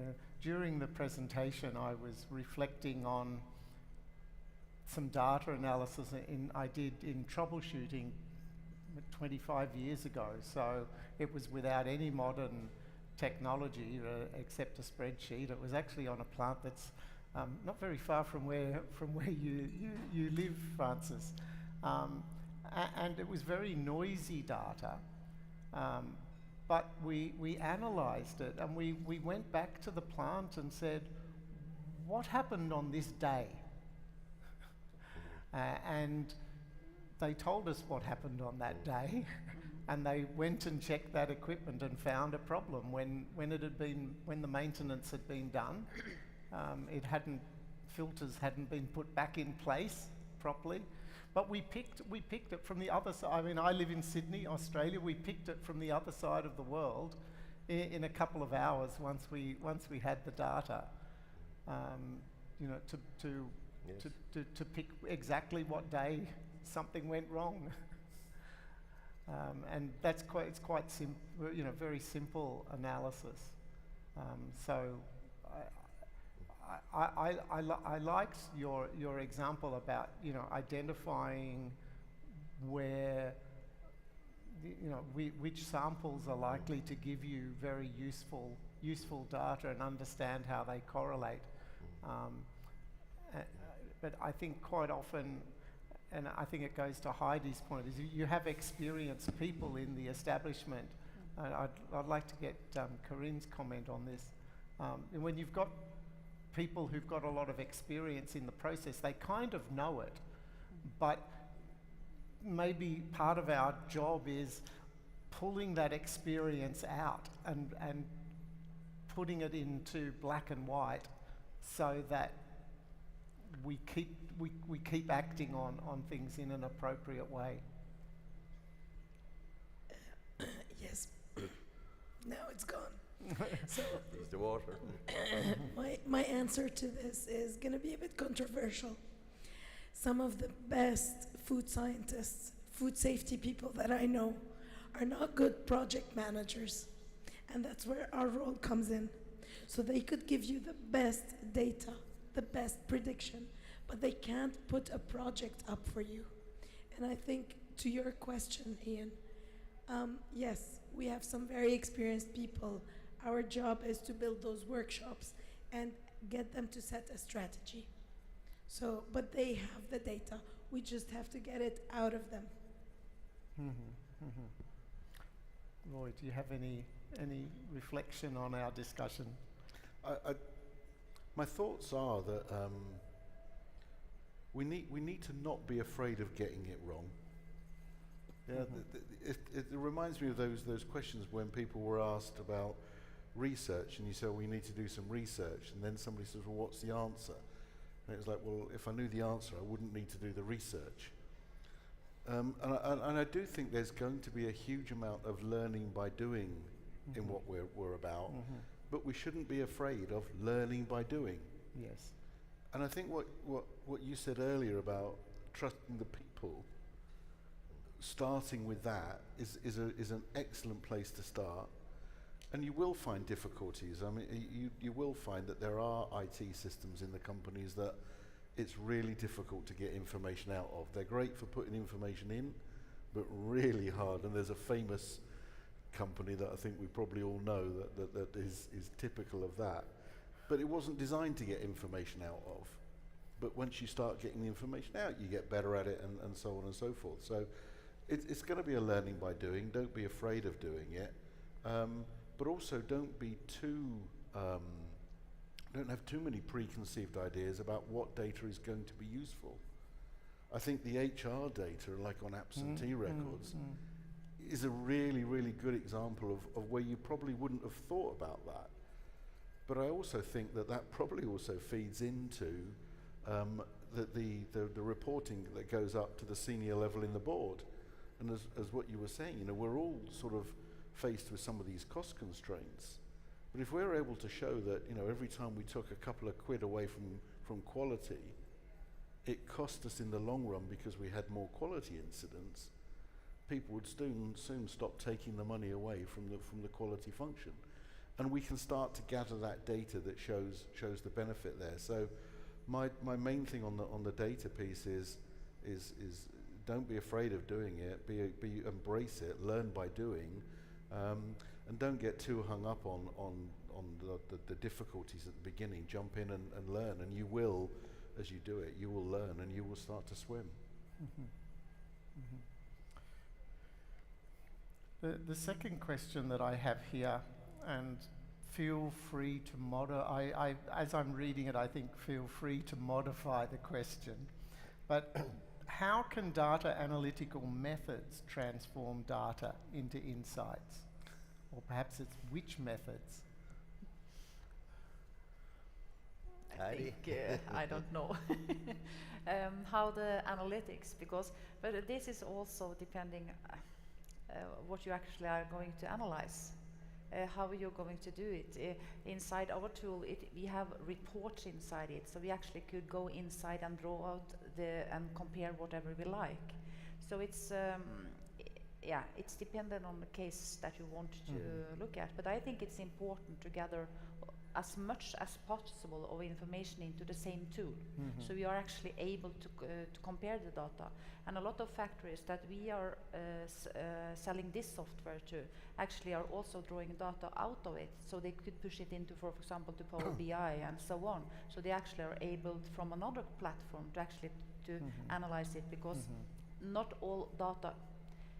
It would be a fantastic world if we could gather all the information into one digital tool and have all the stuff that you want there. But I think we will never come there.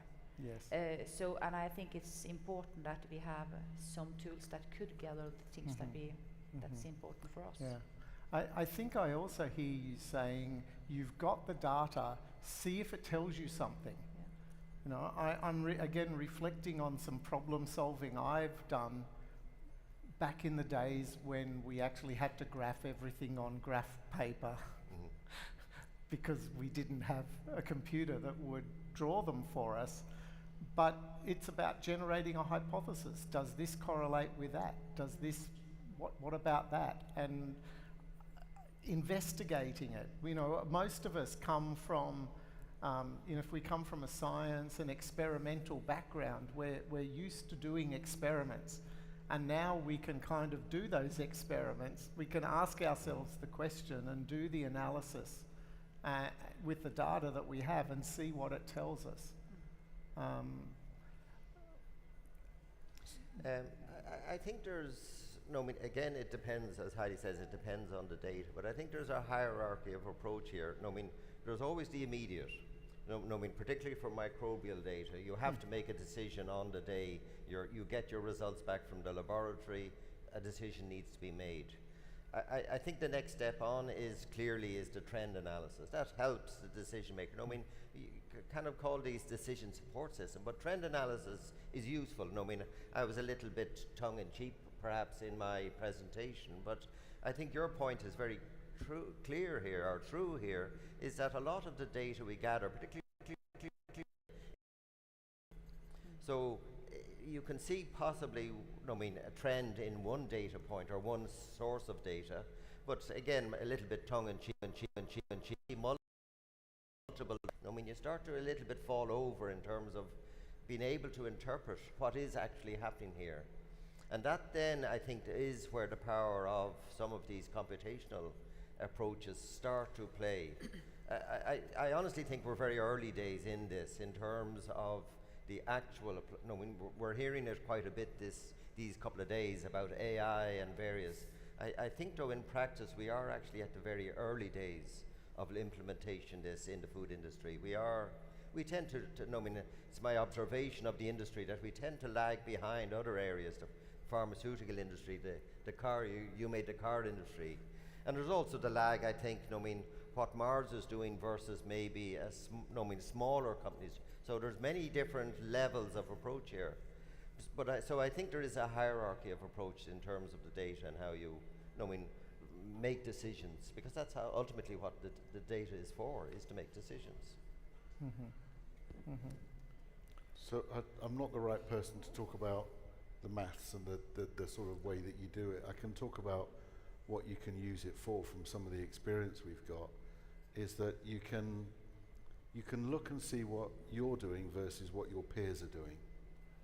So if you're testing frequency, what you're testing for, where you're testing, your whole testing program, you can start to benchmark against what your peers are doing. You can also use that data to see over a period of time, is what you're buying today better or lower quality than you were buying 5 years ago? And if it's one way or the other, you can then start to dig into, well, why is that? What's causing that change in quality? You can also even go so far as to say, am I getting a raw end of the deal versus my peers? Is what I'm getting the tail end of the market? And you can start to see that. I think the bit that we've actually started to get to now is to then start to go to cause and effect. And I personally don't like the word prediction, so I'll be controversial there. I tend to get the image of a witch standing around a cauldron when I hear prediction, and I try and I like the words like foresight and forecasting, and trying to get to cause and effect and shifting risk profiles. And that I can genuinely believe we can get to. But I'm not a big fan of looking at the chicken's entrails to see who's going to win the battle, as the Romans and the Greeks used to do. And I know I'm picking a little bit at it, but I'm doing it for a reason. Is that part of my history comes from, I grew up in the age of predictive microbiology, and it was never predictive. It was retrospective curve fitting. Yeah, and the word prediction then started to become debased a little bit for me. And one of the things I'm conscious of is that I don't want to oversell what we can do, because the moment you oversell it, you begin to lose credibility in what you can then offer. The cause and effect piece, I'll give you, Mars did some great work on cause and effect with the aflatoxins and weather patterns. Really good piece of work, and because it's not competitive, they put it out in the public domain. And I think there are other examples now, and one that we're looking at is, we know at the moment that there are 3 main drivers that cause changes in the food supply. Conflict is one, weather patterns is another, and shifts in commodity price is another. Now, when you start to look at those, can you start to see things happening in those areas in your supply that come from those shifts in patterns? And the answer is yes, you can. And if you get to cause and effect, you can then start to say, well, when I start to see that shift again, then I can now start to work out what I need to be prepared for. And I think I don't know if he's in the audience now, but actually I think John Donaghy from Nestle published a really nice piece of work, I don't know how widely he published it, on looking at the potential for indicator organisms like Enterobacteriaceae to be genuine markers of the potential eventual presence of salmonella in the plant. Interestingly enough, when you looked at the work also, you see it was closely related, the peaks in entros were closely related to water being used in the plant. And so you can start, then there's cause and effect, isn't there? Microbes need water to grow, you've got water in the plant, you've given them the right temperature and the conditions, and off they go. You know, it's not, funnily enough, when you look back on it, the really annoying thing is it doesn't seem like rocket science. But when you explain your working, but actually, it's really bloody useful. I've taken a plant exactly through that exact scenario myself.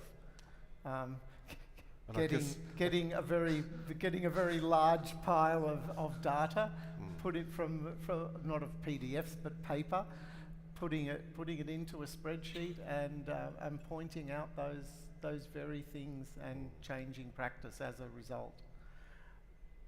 Karina, have you got some positive examples, but do you also have some perhaps warnings for us on limitations and not expecting too much? So I'm not your person for lower expectation. What I want to say is, I understand where Roy is coming from when you talk about micro, because yes, there is more limitations in prediction because they evolve, just like we saw with COVID and others. But let's not forget that, for example, the majority of our food incidents, they come from foreign materials, from things, actually, if you are able to see how the machine runs its life, you can predict how it wouldn't, and you can already put sensors to predict it. So while I hear what he's saying and I can feel with it, I think we can also save the day with chemicals, because you also see how they evolve in terms of mycotoxin, ventilation, where you store them, etc., and especially with foreign material, especially the ones related to your line, where, again, 20 years ago, we had the preventive maintenance prediction tools. We just haven't utilized them. If you control your own car today, if you take it to maintenance on time, the likelihood that it will break down is much longer. So I think while there may be areas in AI and prediction which may take some time, there are areas which can be quick wins in a faster way. And these would be the foreign materials, the chemical materials, and it's worthwhile focusing on them. And in Mars, for example, we have a big area focusing on those two. In one of our sites, we already have predictive maintenance sensors. They will tell us when it will break down next. So these are the things which I wouldn't know this as a food safety person if I didn't go and collaborate with maintenance. Because they would think, okay, we're doing our job, why should we tell you? But for me, it's one of my variables. And when you ask the question on from data to data analytics, the way I would do it is start with a question first. What are we trying to solve for? It's always where we should start. Otherwise, we end up with a pile of data without knowing what to do with it. So that's one. And two, I second you on root cause methods. So the minute we decide on the question, what am I solving for? A simple fishbone could really help you know what are your data sources. So depending on that fishbone, you get your data sources and you start looking for correlationships. So, and this is, as you said, something we did long time ago. We could just, use now Power BI and stuff like that to do it faster.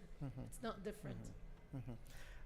And I think the thing that really impressed me on what you said was, if we start doing that, we start looking at how, as food safety professionals, as quality professionals, we are adding value to the business. Our job isn't to solve problems when the wheels fall off. It's not to provide data and tell everybody how bad they are. Our job is to prevent problems and to contribute positively to the well-being and profitability of our companies. Absolutely. So we've talked about systems, and I think interestingly, while Heidi has talked about a new database and so on, it seems like it's within current technology, which is not a criticism of it, it's just a statement. Francis is about the only person who introduced something to us that, machine learning, that we're probably an unfamiliar tool. But with these new tools, new systems, are they things that we add on to our current systems, or do we need new systems? What do we do? Do we throw out the past and we have to go to something new, or we incrementally move forward? Well, I mean that at least that it is possibilities to get the programs to talk together. Yes. Because it is very easy to, so if you have a system that is working, why bother inventing a new one? So it's, because it's really easy, and that is, our system as well is receiving from other systems. Yes. For example, you have process systems out in the factory that actually are sending the signals, and we are also sending to Power BI, as I mentioned. So I think it is a good start to look at what kind of systems do you have, and are they able to talk to each other? So, yeah. But of course, some of the platforms is built on old platforms, so it's not possible to put some AI or prediction into it, but most of them are, it's possible. Shall I go for it? Okay, so that's a very interesting question. And probably 5 years ago, we would have said, oh my God, build a new system, do it from scratch. But right these days, and this is something as well I learned from Mars, we have something called Marketing Cloud Intelligence Data Pipeline.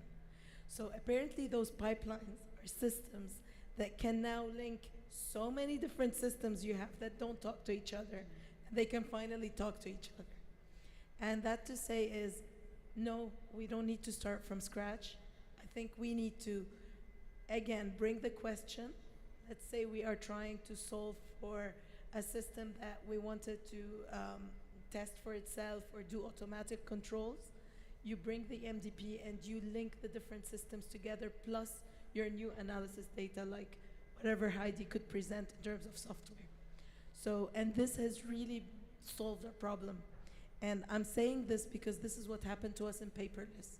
So when we wanted to do paperless, we were presented with almost $500,000 cost for a project to just get paper on iPads. And for my head, that was unimaginable. It's like, why? It was because they wanted to present an end-to-end system. Luckily, I wasn't hasty that time, and we waited a year. When MDP kicked in, we were able to become paperless on whatever system the operators were using, and then MDP will do the job of linking to AI prediction, and then start doing the data analysis, data prediction. So the future is at our foots. We just have to look for those things by huge collaborations. So we have to really work together. And once we do, we can start putting the puzzle together. We are in early days, but it can be done. Yeah, so when you say working together, you mean with other functions within the company? And externally too. Like, we're all here because Dubai believes in this, because Yes. Bobby believes in this. Yeah. So we need to be collaborative internally, of course, but externally too. Yeah. Because we're saving people, we're not competing. Yeah. I mean, we've mentioned today a lot of laboratory reports and PDFs.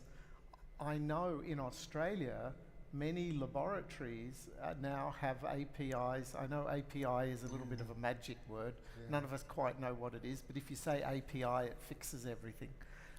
But I know that a lot of laboratories with meat companies, you know, are getting the data back and into the meat company system via APIs. And, you know, it not only is easier and faster, but I assume also then that if there's an alert to be had, then that alert can come much faster as well. So these things are, you know, they do exist, and sometimes they're not as difficult as we might think they are. Well, going back to your question about is this bolt on or start again, I firmly believe it's bolt on. No, I mean, and I think always your starting point, I mean, the journeys we have done with companies in this area, the starting point always is with the data that they're already gathering. I mean, that's self-evident. I talk about it as a journey because this is not a quick fix solution in my experience.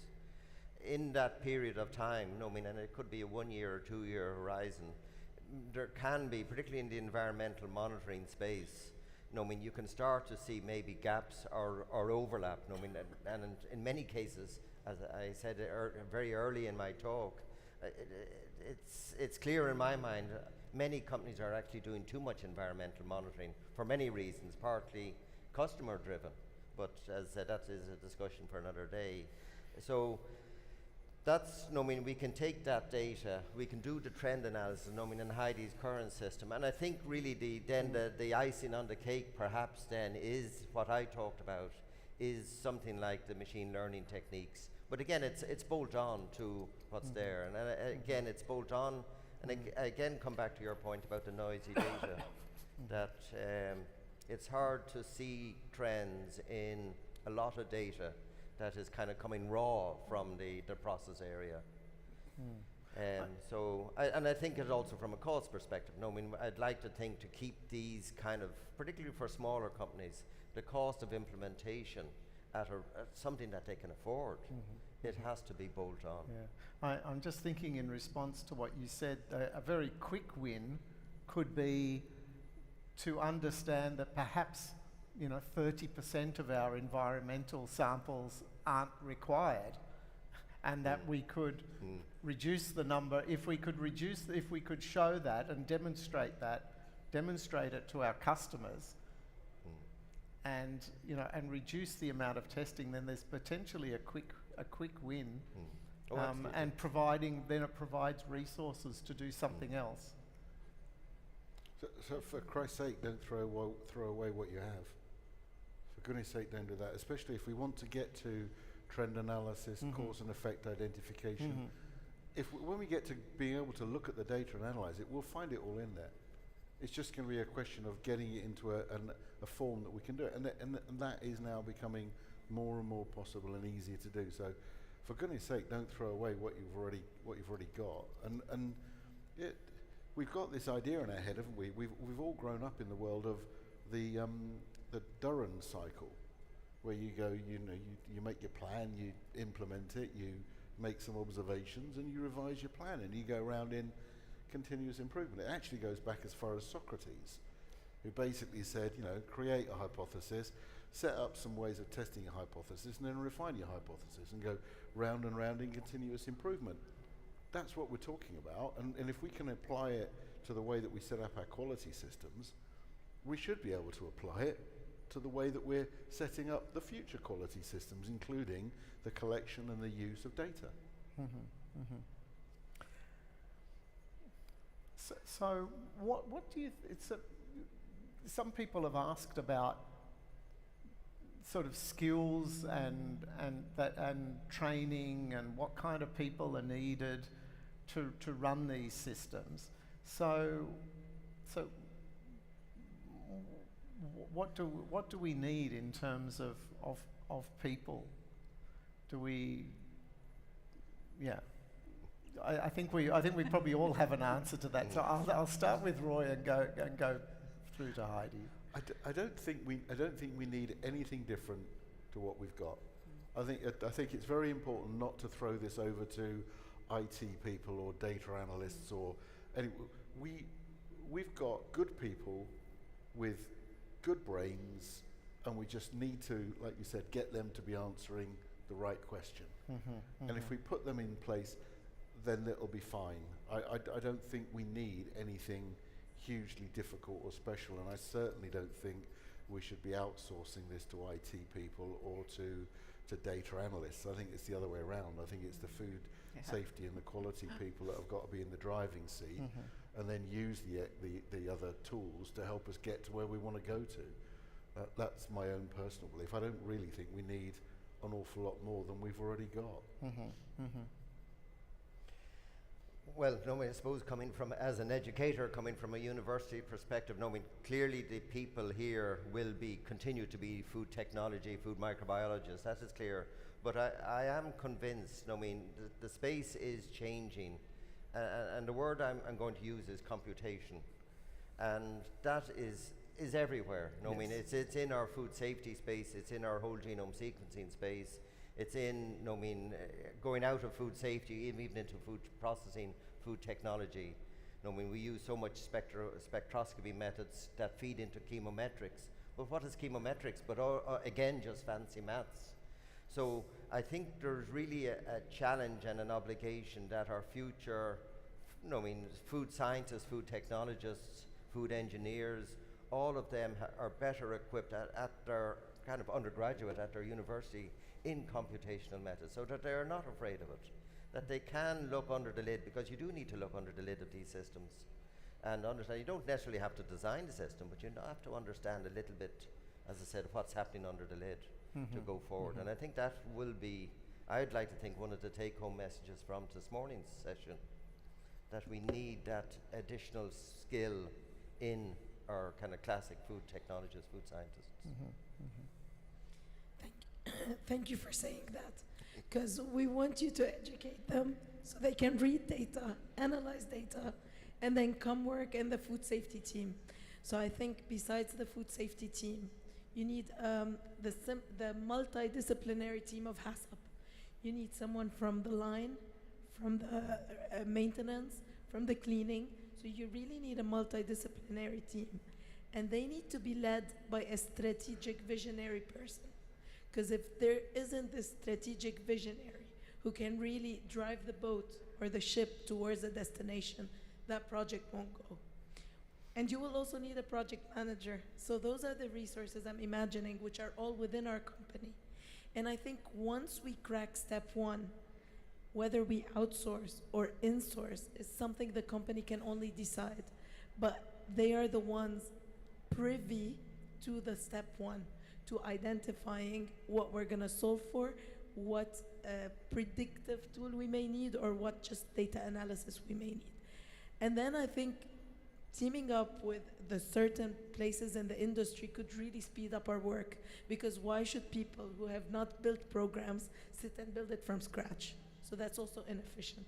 So I would try to do a combination of, we clearly understand what we're going to change about our industry with the specific KPIs we want to go to, and then go to whoever supplier will give us this that has the closest answer to our question. So those would be the type of resources that I would be looking for and that we've utilized at Mars. I am very agree with what all of you are saying. What we also did when we developed our program, of course, we are food scientists ourselves with experience both from the laboratory side and also from the quality work in the factories, but also we was including the customers. So we had some customer testing. So during the development, we did some studies where they actually was given some topics. They were coming into the solution. Now you're going to do this kind of stuff. And then we were 5 people sitting looking at them just to figure out how are they actually going into the system by just I'm telling them what to do. And then we saw that this is not intuitive. We need to change it because all of them went to that corner. They should have gone to that corner. And then after we had built the system, the training is very important. It is, but it is need to be a mixed group with all the people that you're saying. I agree. I just want to add one thing. Operators, I think we need to be very sensitive to make sure that we don't present them with so many technologies that they become technology deaf, but in the same time, don't underestimate them. So let's remember that operators have iPhones, have smartphones, and they are onto digital. That's step 1. But step 2, don't bring to them 20 programs. Try as much as you can to consolidate it all on something so that they don't become technology deaf. So that is as well an issue we deal with. So operators are the customers, that's how I remembered that, and they need to be at the center of all this. Okay. As we've gone through the discussion, I think we've touched on many of the questions that the audience has raised in the app. But an interesting one here, and I'll make it a little bit more general than the question in the app, is how applicable is data analytics to designing a HACCP system? So, well, obviously everybody already has a HACCP system, it's already defined, but as you look at data and analyze it, what impact do you think it might have on HACCP, on your HACCP system? So I'm going to start because that was the topic of my PhD in 2013. And my PhD was about analyzing what are the variables that let HACCP pass or fail. And I have to say, digitalization will be the answer to letting HACCP not fail. And one of the main variables it will change is updates. So HACCP today is static as it is.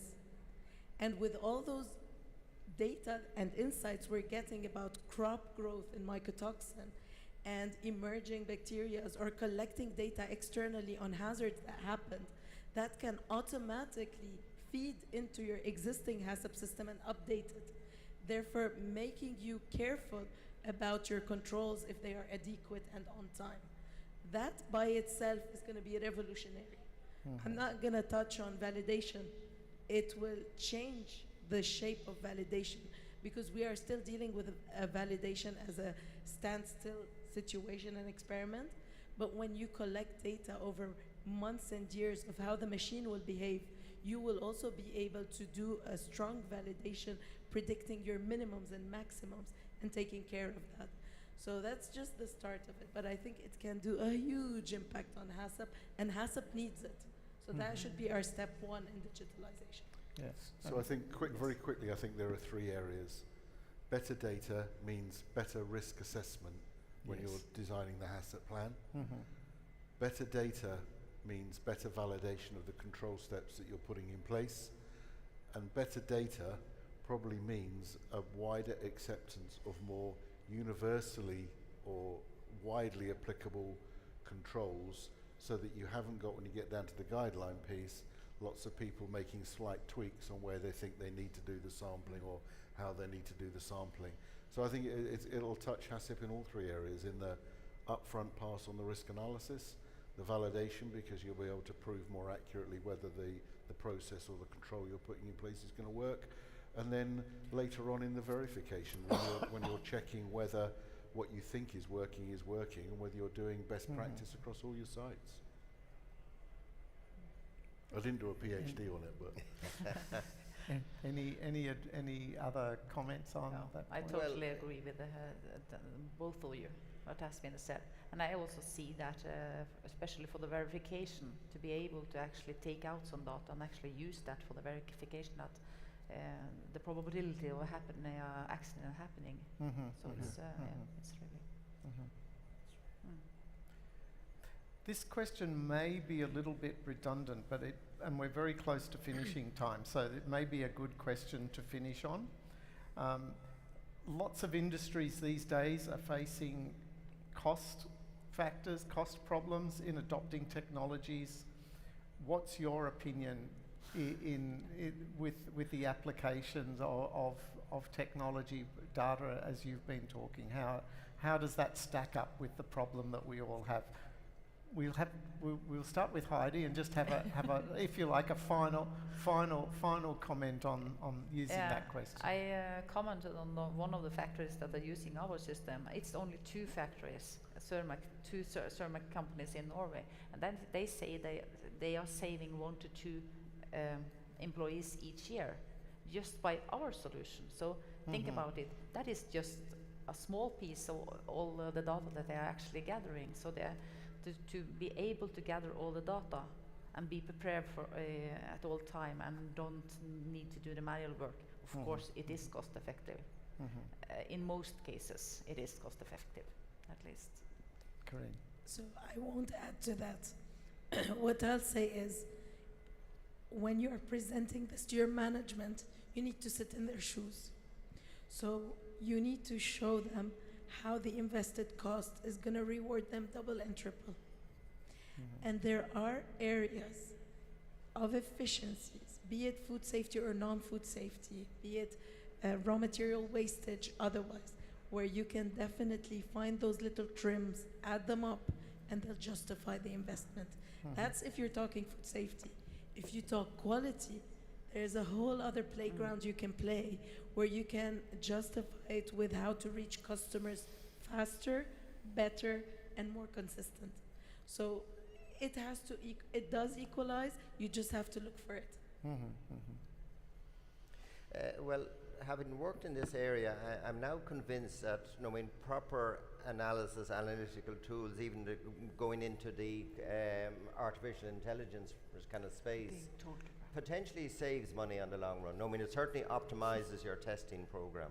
So and that is definitely needs optimization in virtually every food company have come in. So I suppose the final takeaway message here is, the cost of failure. The cost of failure, at the end of the day, the cost of failure here is enormous. So the relatively modest cost of what we are talking about this morning is insignificant in terms of cost of failure that this can potentially prevent.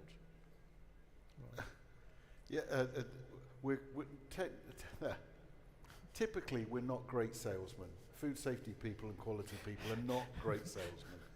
But you're absolutely right, Karina. It's about, we can justify this on cost, but we could also justify this on, if you don't do this and you get found out, the chances are you will go out of business. And the last thing is, I don't really care about that. This is people's lives we're talking about. And if we're in the business of food, if it's not safe, it's not food. And that's a UN statement. Yep. And we all need to believe in that. If it's not safe, it's not food, that's our duty. Okay. Well, I hope that you've enjoyed the session this morning. I hope it's given you some ideas of things that you might go and do in your own business. And please join me and thank the speakers. Yes. Good.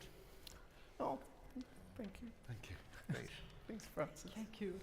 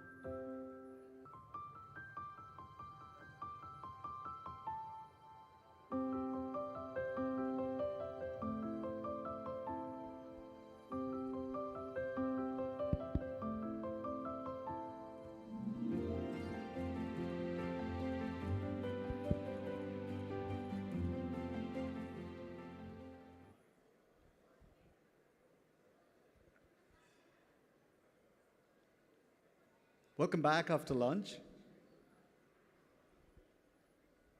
With the stomachs full, please feel free to grab a coffee if you need before you come in. Feel free to stand up and listen. It's always tough to get back to lunch and speak, like depends on what you eat. But we've got some exciting sessions coming up and really want to keep you focused on the discussions.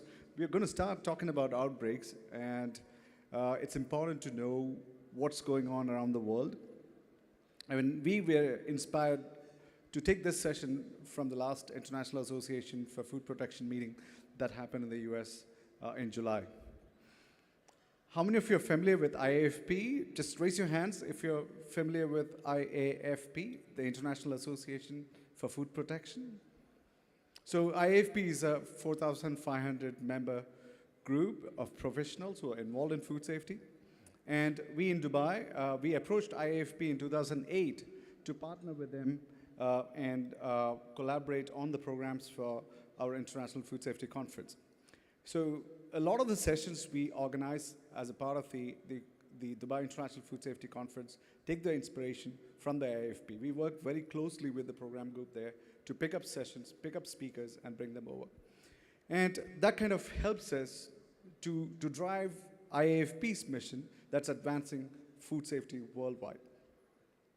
So today we are continuing that mission with speakers who we recruited from IAFP, including IAFP's president, who's here. And we're going to kickstart the session with Melanie Firestone, who is the associate professor at the University of Minnesota. We're going to start with some stories on outbreaks, and I think that's the most powerful way of telling people how risk is understood and how risk can be managed, because if you do not know outbreaks and how they happen, it's so difficult to prevent them. So we need to learn from the past and put that into the future, make sure that we do whatever we can to prevent those outbreaks from happening again. So without further ado, I would like to welcome Melanie onto stage. Thank you.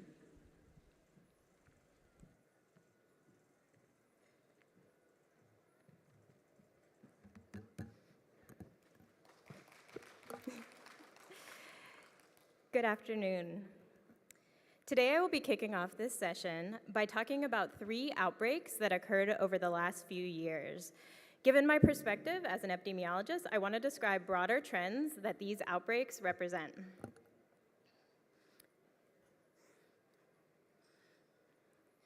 So first, I want to start with an overview of the cycle of public health prevention. The foundation of foodborne illness prevention is public health surveillance. Public health surveillance is the ongoing, systematic collection, analysis, and interpretation of health data with the goal of driving action. Public health surveillance is used to detect outbreaks. Once an outbreak is detected, an investigation can be done to identify the cause of the outbreak, including root causes or new hazards. The findings from the investigation can be used to drive new research and prevention measures. And then public health surveillance provides feedback on the effectiveness of these prevention measures. So I will be using 3 outbreaks as a lens to discuss new and emerging risks as a result of changing preferences, climate change, and technology that are relevant on a global scale. So some of these outbreaks occurred more than a year ago, but I selected these outbreaks as examples because all of the articles about these outbreaks were published in the last year. So let's start with a Salmonella serotype Branderup outbreak that occurred in Europe in 2021. On May 3rd, 2021, Denmark notified the European Center for Disease Prevention and Control, or the ECDC, about a genomic cluster of Salmonella Branderup cases. This notification was made through the Epidemic Intelligence Information System, which is now called the European Surveillance Portal for Infectious Diseases, or EpiPulse. On May 3rd, Denmark notified the European Centers for Disease Prevention and Control, Also on May 3rd, 2021, Belgium reported an increase in Salmonella Branderup cases, including 4 isolates that were genetically similar to the outbreak strain in Denmark. During May 4th through 6th, 9 other countries reported cases. Recognizing the significant increase in cases, a multi-country outbreak was declared, and the first international coordination meeting was held on May 12, 2021. The ECDC established an international outbreak team that consisted of members from the affected countries to investigate and identify the source. During the international coordination meetings, the team discussed epidemiologic and laboratory findings, developments in national investigations, and working hypotheses. They also developed a common case definition and shared whole genome sequencing data with the ECDC for centralized analyses. By May 20th, there were more than 200 Salmonella branderup isolates matching the Danish outbreak strain from 12 countries. And to provide a little context, during 2015 to 2019, there were an average of about 300 cases per year in the European Union and the European Economic Area, which includes EU countries, Iceland, Liechtenstein, and Norway. Initial hypothesis-generating interviews in the UK and Denmark and initial epidemiologic studies in the UK suggested melons, other than watermelons, as a possible food vehicle. And this led to the small melons working hypothesis. A supplemental questionnaire was developed and distributed to affected countries for interviewing. And this supplemental questionnaire was modified as appropriate with special consideration for varying terms used for different melon types in different countries. By July 6th, there were 348 confirmed Salmonella branderup cases reported from 12 EU or EEA countries and the UK. There were also cases in Canada, Switzerland, and the US. And this figure shows the number of cases in each European country except for Switzerland. The lighter colors represent fewer cases, and the darker colors represent where there were more cases.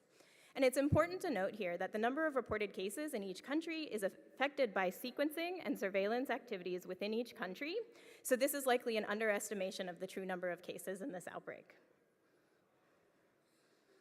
There were 3 case control studies that were conducted with the goal of assessing the association between consumption of various foods and illness. One case control study in the United Kingdom found an association with melon consumption, especially Gallia melons and cantaloupe, but also an association with bananas, chicken, oranges, and leeks.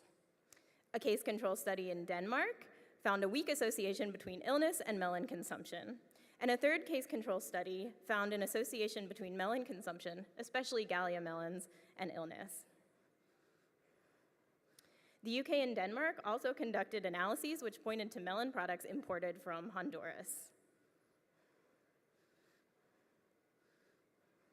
In response to supply chain analyses, the UK collected 200 melon samples that came from a single grower in Honduras. UK officials tested cantaloupe, Gallia melons, and honeydew melons, which are pictured here. Gallia melons are a hybrid melon that was developed in Israel in the 1970s.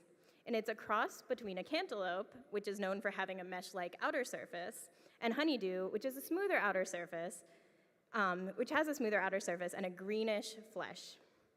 Salmonella branderup, matching the outbreak strain, was isolated from 2 of the Gallia melon samples collected by the UK. Additional samples supported melons as the likely food vehicle causing illness. Outside of the active outbreak investigation, the outbreak strain was identified in a pooled peel sample taken from Gallia melons, cantaloupe, and honeydew melons in Austria. In Finland, the outbreak strain was identified in environmental samples taken from a hobby hen house where chickens had been fed melons. And in Germany, the outbreak strain was identified in pooled feces samples from zoo bears who were routinely fed melons. In response to this outbreak, several countries issued public health advisories or food safety controls, including a recall. Honduran authorities launched an investigation and found the outbreak strain on the surface of a washing tank in a packing facility, and corrective measures were taken on site. So typically from September to April, melons are imported into Europe from Brazil, Costa Rica, and Honduras, with Honduras providing the majority of the melons. And in summer months, Spain is the main producer, and exporter of melons throughout Europe. This figure shows the epidemic curve with the number of new cases per week by country. Cases reached a peak in mid to late April and began to decline thereafter, which corresponds with the transition from Honduran melons to Spanish melons. While a root cause was not identified in this outbreak, it is suspected that unusually high rainfall in Honduras during the harvest period resulted in sewage overflow, and that runoff contaminated the water that was used to irrigate the melons. So as we begin to see more of the effects of climate change, these types of situations may become more common. Year-round demand that drives globalization of sourcing might mean that localized climate events, such as flooding, could manifest as outbreaks both locally, where the food is grown, and globally.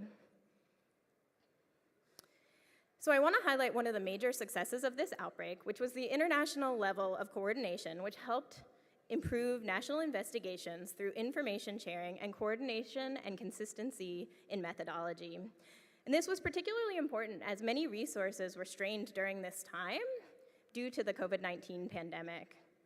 Based on the lessons learned from this outbreak and other recent outbreaks, the European Food Safety Authority and the ECDC created the One Health Whole Genome Sequencing System in June of 2022. The goal of this integrated system is to improve data sharing for cluster detection and outbreak investigations by bringing together foodborne isolates from humans, food, feed, and environmental samples. And this has been fully operational since about January of 2023.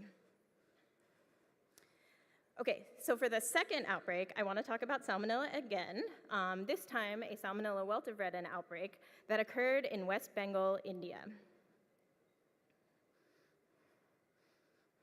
On August 10th, a person sought medical care for acute gastrointestinal symptoms at a hospital in a city in West Bengal. On the same day, a large number of people with similar symptoms sought medical care at the same hospital and other nearby hospitals.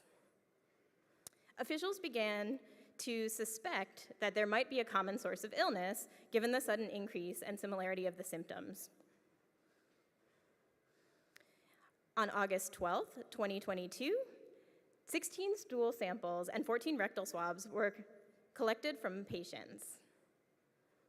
8 of the 30 samples were confirmed positive for Salmonella weltivredin, or 27% of these samples, using pulse field gel electrophoresis. And all of the isolates were genetically indistinguishable. The isolates were also susceptible to all of the tested antimicrobials except erythromycin. During August 10th through 13th, 2022, health officials identified 129 people from 2 neighboring districts who fell ill. Overall, there were 65 people who were hospitalized, while others were treated as outpatients. This figure shows the distribution of cases from August 10th through August 13th of 2022, and most cases had symptom onsets during August 10th and 11th, as you can see here, suggesting that people were exposed to a contaminated item during a short window of time. During the investigation, it was determined that all 129 people reported consuming pani puri from a local street stall on August 9th and August 10th. Pani puri is a popular street food, and this particular product contained mashed potatoes, chopped onions, boiled lentils, and spicy turmeric sour water. During the investigation, the food stall was closed and a water sample was collected. No food was available for testing and no pathogens were isolated from the water sample that was collected. Pani puri is commonly produced without running water for hand washing and cleaning. So the investigators believed that the contamination was related to preparation, procedures, and poor personal hygiene of the food handler. So over the last 2 decades, Salmonella weltivredin has emerged as a dominant serotype in Southeast Asia. It's commonly found in seafood and aquatic environments. In India, it is mainly epidemic in coastal areas. And there have been a few notable outbreaks of Salmonella weltivredin, including a 2012 community outbreak in Calcutta and a 2015 outbreak among tea workers in Oman. Additionally, a 2012 to 2015 study found that geckos were a reservoir for Salmonella weltivredin in Cambodia, Thailand, and Vietnam. So while Salmonella weltivredin is an emerging serotype in Southeast Asia, the globalization of food means that this is a growing concern worldwide. In the US, there was a 2015 outbreak associated with frozen tuna imported from Indonesia and a 2021 outbreak associated with pre-cooked shrimp imported from India. And since Salmonella weltivredin is commonly found in seafood and aquatic environments, warmer ocean temperatures associated with climate change might exacerbate contamination events. And as a result, this might contribute to outbreaks that occur locally where the serotype is endemic, or globally as the result of exportation. All right, so switching gears slightly, I'm going to talk briefly about a Listeria monocytogenes outbreak that occurred in Finland during 2015 to 2019. In May 2019, the Finnish Institute of Health and Welfare identified 2 cases of listeriosis with isolates of sequence type 37. Investigators searched a laboratory database to identify similar sequence types from 2015 onward. And overall, there were 6 cases that were identified, including 4 during April to June of 2019, and 1 from 2015, and 1 from 2018. Ages ranged from late 40s to mid 70s, and all of the people with cases had immunocompromising conditions. The 4 from 2019 had been patients at a hospital in southern Finland, and unfortunately, 2 patients died within 15 days of their listeriosis diagnosis.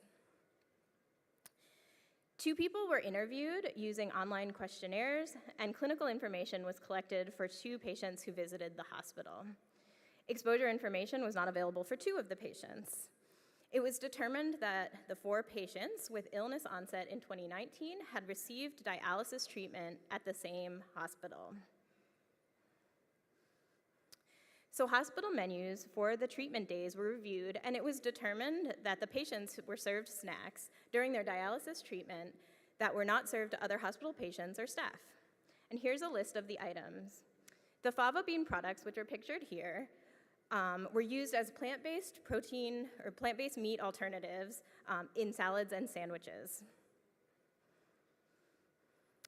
So this figure shows the potential exposure dates for the 4 patients in blue, symptom onset in yellow, diagnosis in red, and death in black. 3 of the 4 patients had symptom onset at the end of April, and 4 had symptom onset at the beginning of June. On May 3rd, 2019, a sanitarian visited the hospital kitchen and collected environmental samples. They noticed that there were some sanitation issues with storage and cleaning equipment and automatic temperature monitoring.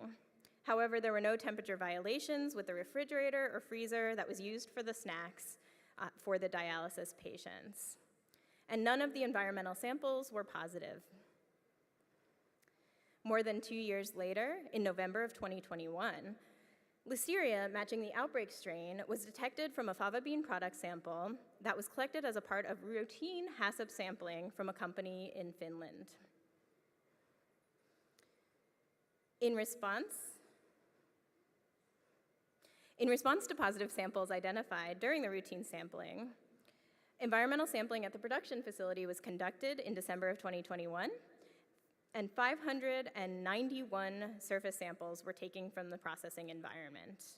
41, or 7% of these, were positive, and the positive samples were taken from floors, nearby surfaces, and a ripening machine for the fava beans.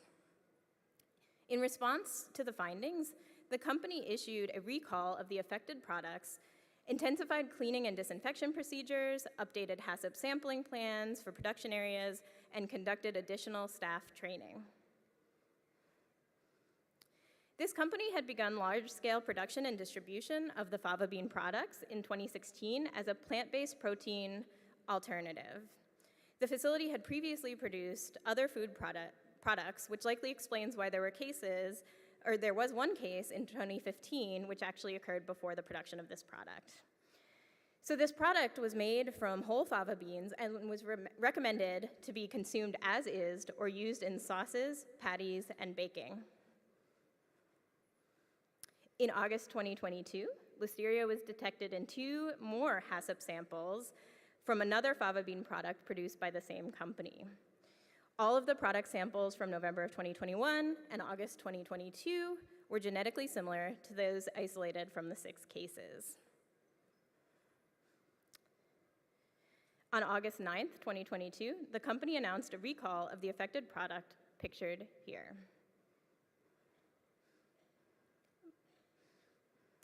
So at the time that this product was served in the hospital, it was considered a ready-to-eat product.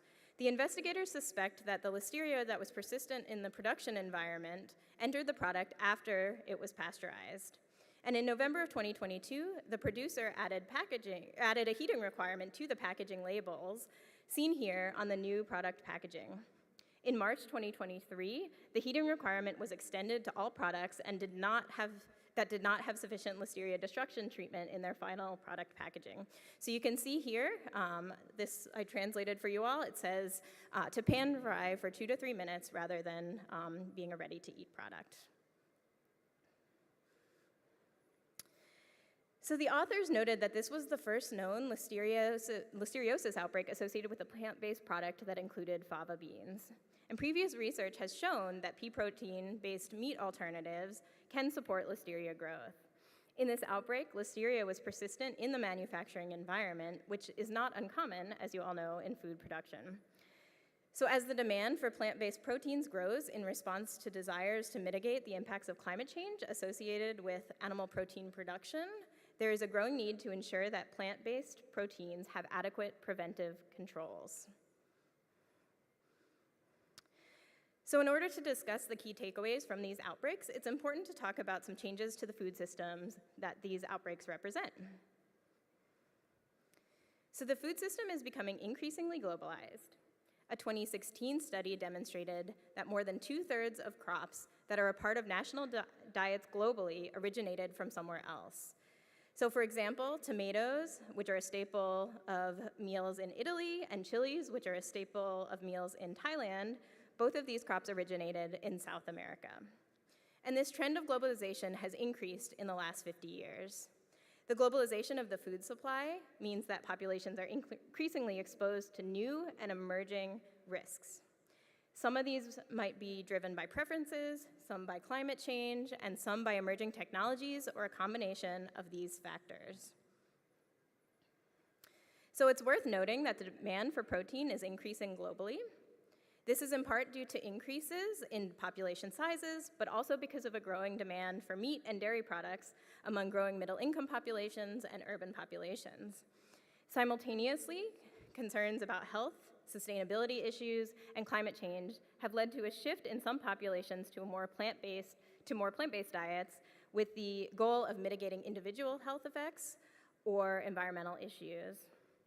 And this has led to an increase in the availability of products that are sold as meat substitutes, like in the fava bean product outbreak.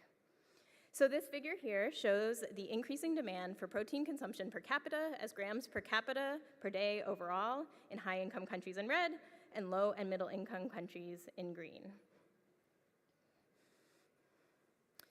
So in the first outbreak, off-season demand led to importation of melons from Central America. While the cause of the outbreak was not determined, it is believed that heavy rains contributed to contamination, which is something that climate change is likely to exacerbate. Similarly, the second outbreak was caused by an emerging pathogen of concern, primarily associated with seafood and aquatic environments. Rising ocean temperatures due to climate change are likely to exacerbate this both in local production environments and globally as products are exported. The third outbreak occurred in a technologically produced item to meet an increasing demand to mitigate the impacts of climate change associated with animal protein production. As globalization increases and climate change exacerbates challenges, improving our ability to detect and respond to outbreaks will become increasingly important. And this will require strong surveillance systems and improved cross-country collaboration, which we are already seeing advancements in, as demonstrated in the first outbreak, with the integration of data systems. Ultimately, better detection and response to outbreaks leads to better prevention. And as we identify growing and production areas where contamination events occur, prevention at the source should improve health for populations in those areas and globally if the products are exported. And this is because emerging pathogens anywhere affect people everywhere. So as our food systems become increasingly globalized, improved surveillance and prevention efforts have the potential to benefit people everywhere. Thank you all.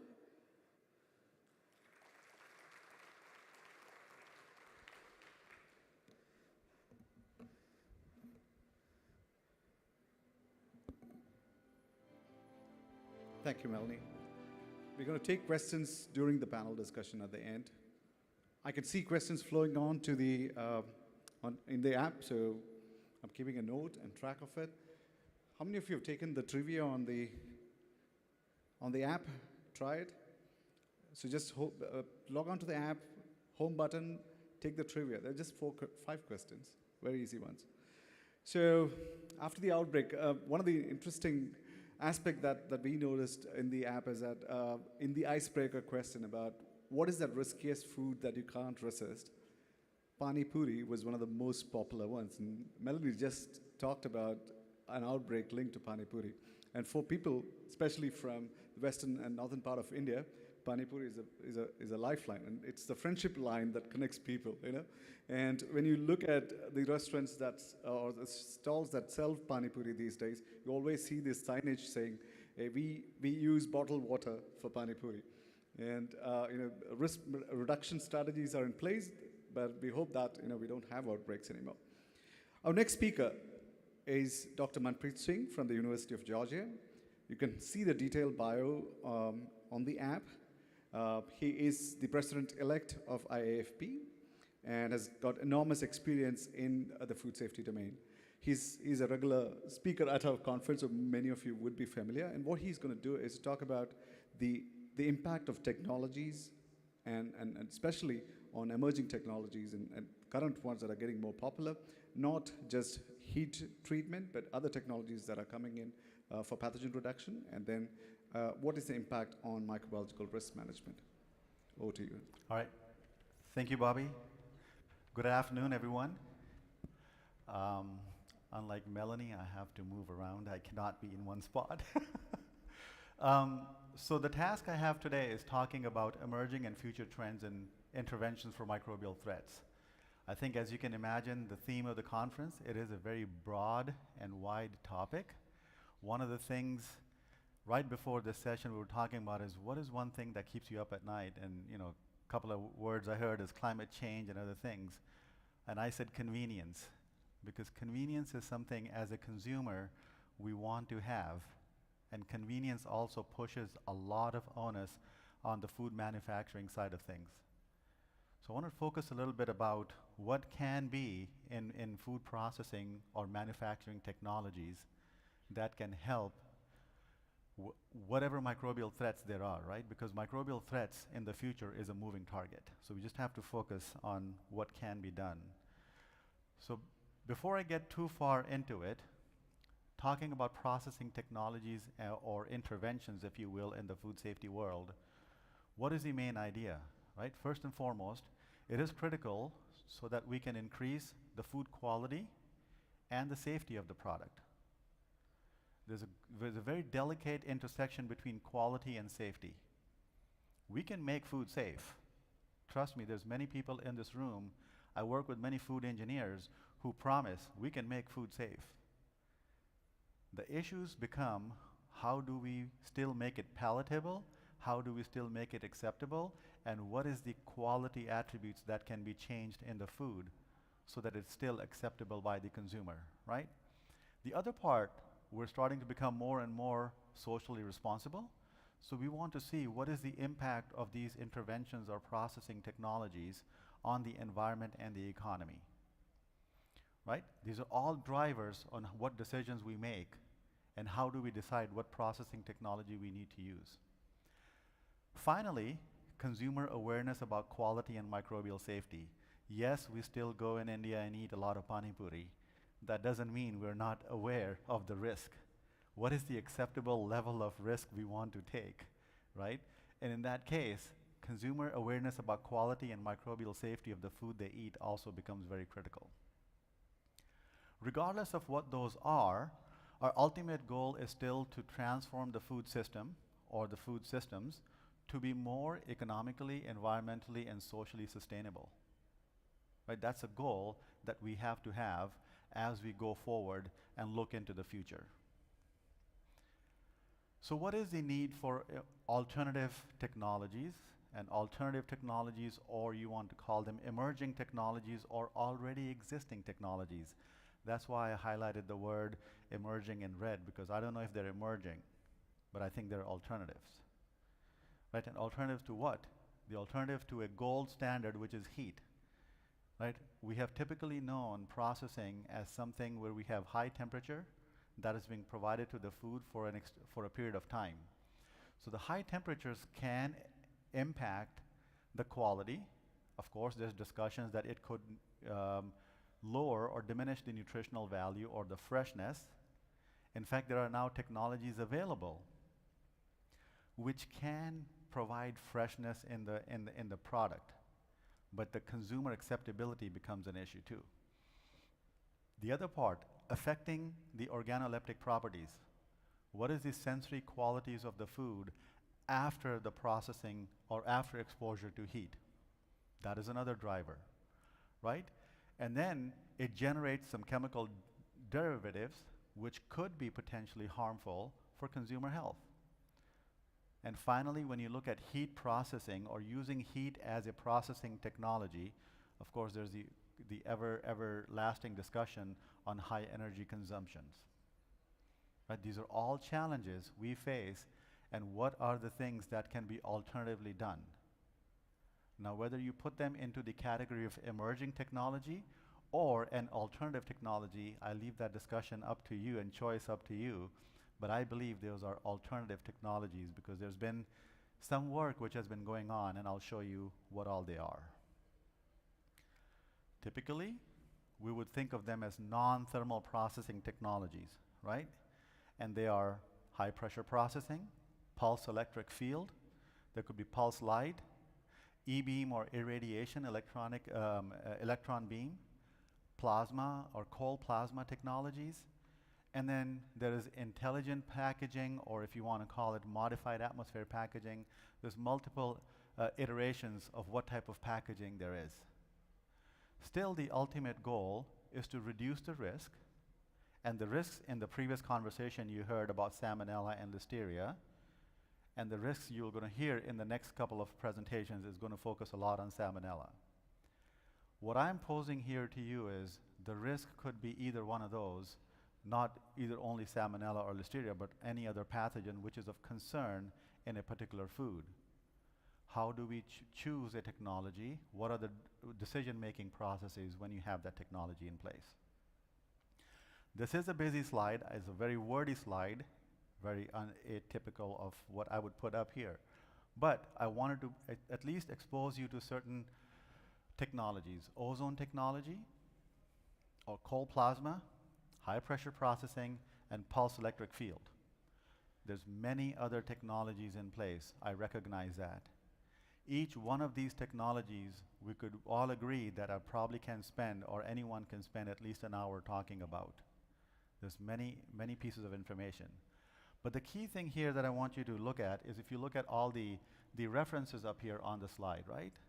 A lot of work has been done in the last 10 years. Why? That's when you actually go back and look at some of the information. It tracks along with consumer awareness. It tracks along with where we want to know where our food comes from and what is being done to our food. When that question comes into play, we also start looking at what are the technologies that can be used as alternatives. Right? We are using ozone technologies. we are using cold plasma, and I'll talk about them in the next few slides. The first one I want to talk about is high pressure processing. Of course, it is also a time temperature type of a process, which is critical for lethality. We want to make sure we are reducing the risk. We need to mitigate the pathogen of concern in the food you're trying to process. And I'm purposely keeping and not defining my food, and I'm purposely not defining the process, because this is in a wide gamut of food, manufactured foods. That you could use, solid foods, beverages, whatever that is. It has also been shown that you can add some sort of antimicrobials or antioxidants as a direct addition into the process. So there's now two things which are happening: a high pressure processing as well as an addition of an antimicrobial. Trying to get to a point. Eventually you must have heard the term of hurdle technologies or multiple hurdle concept. The idea is not only using one aspect or one process to eliminate the risk. The idea is to use multiple processes and interventions at multiple unit operations of your manufacturing to continue to mitigate that risk.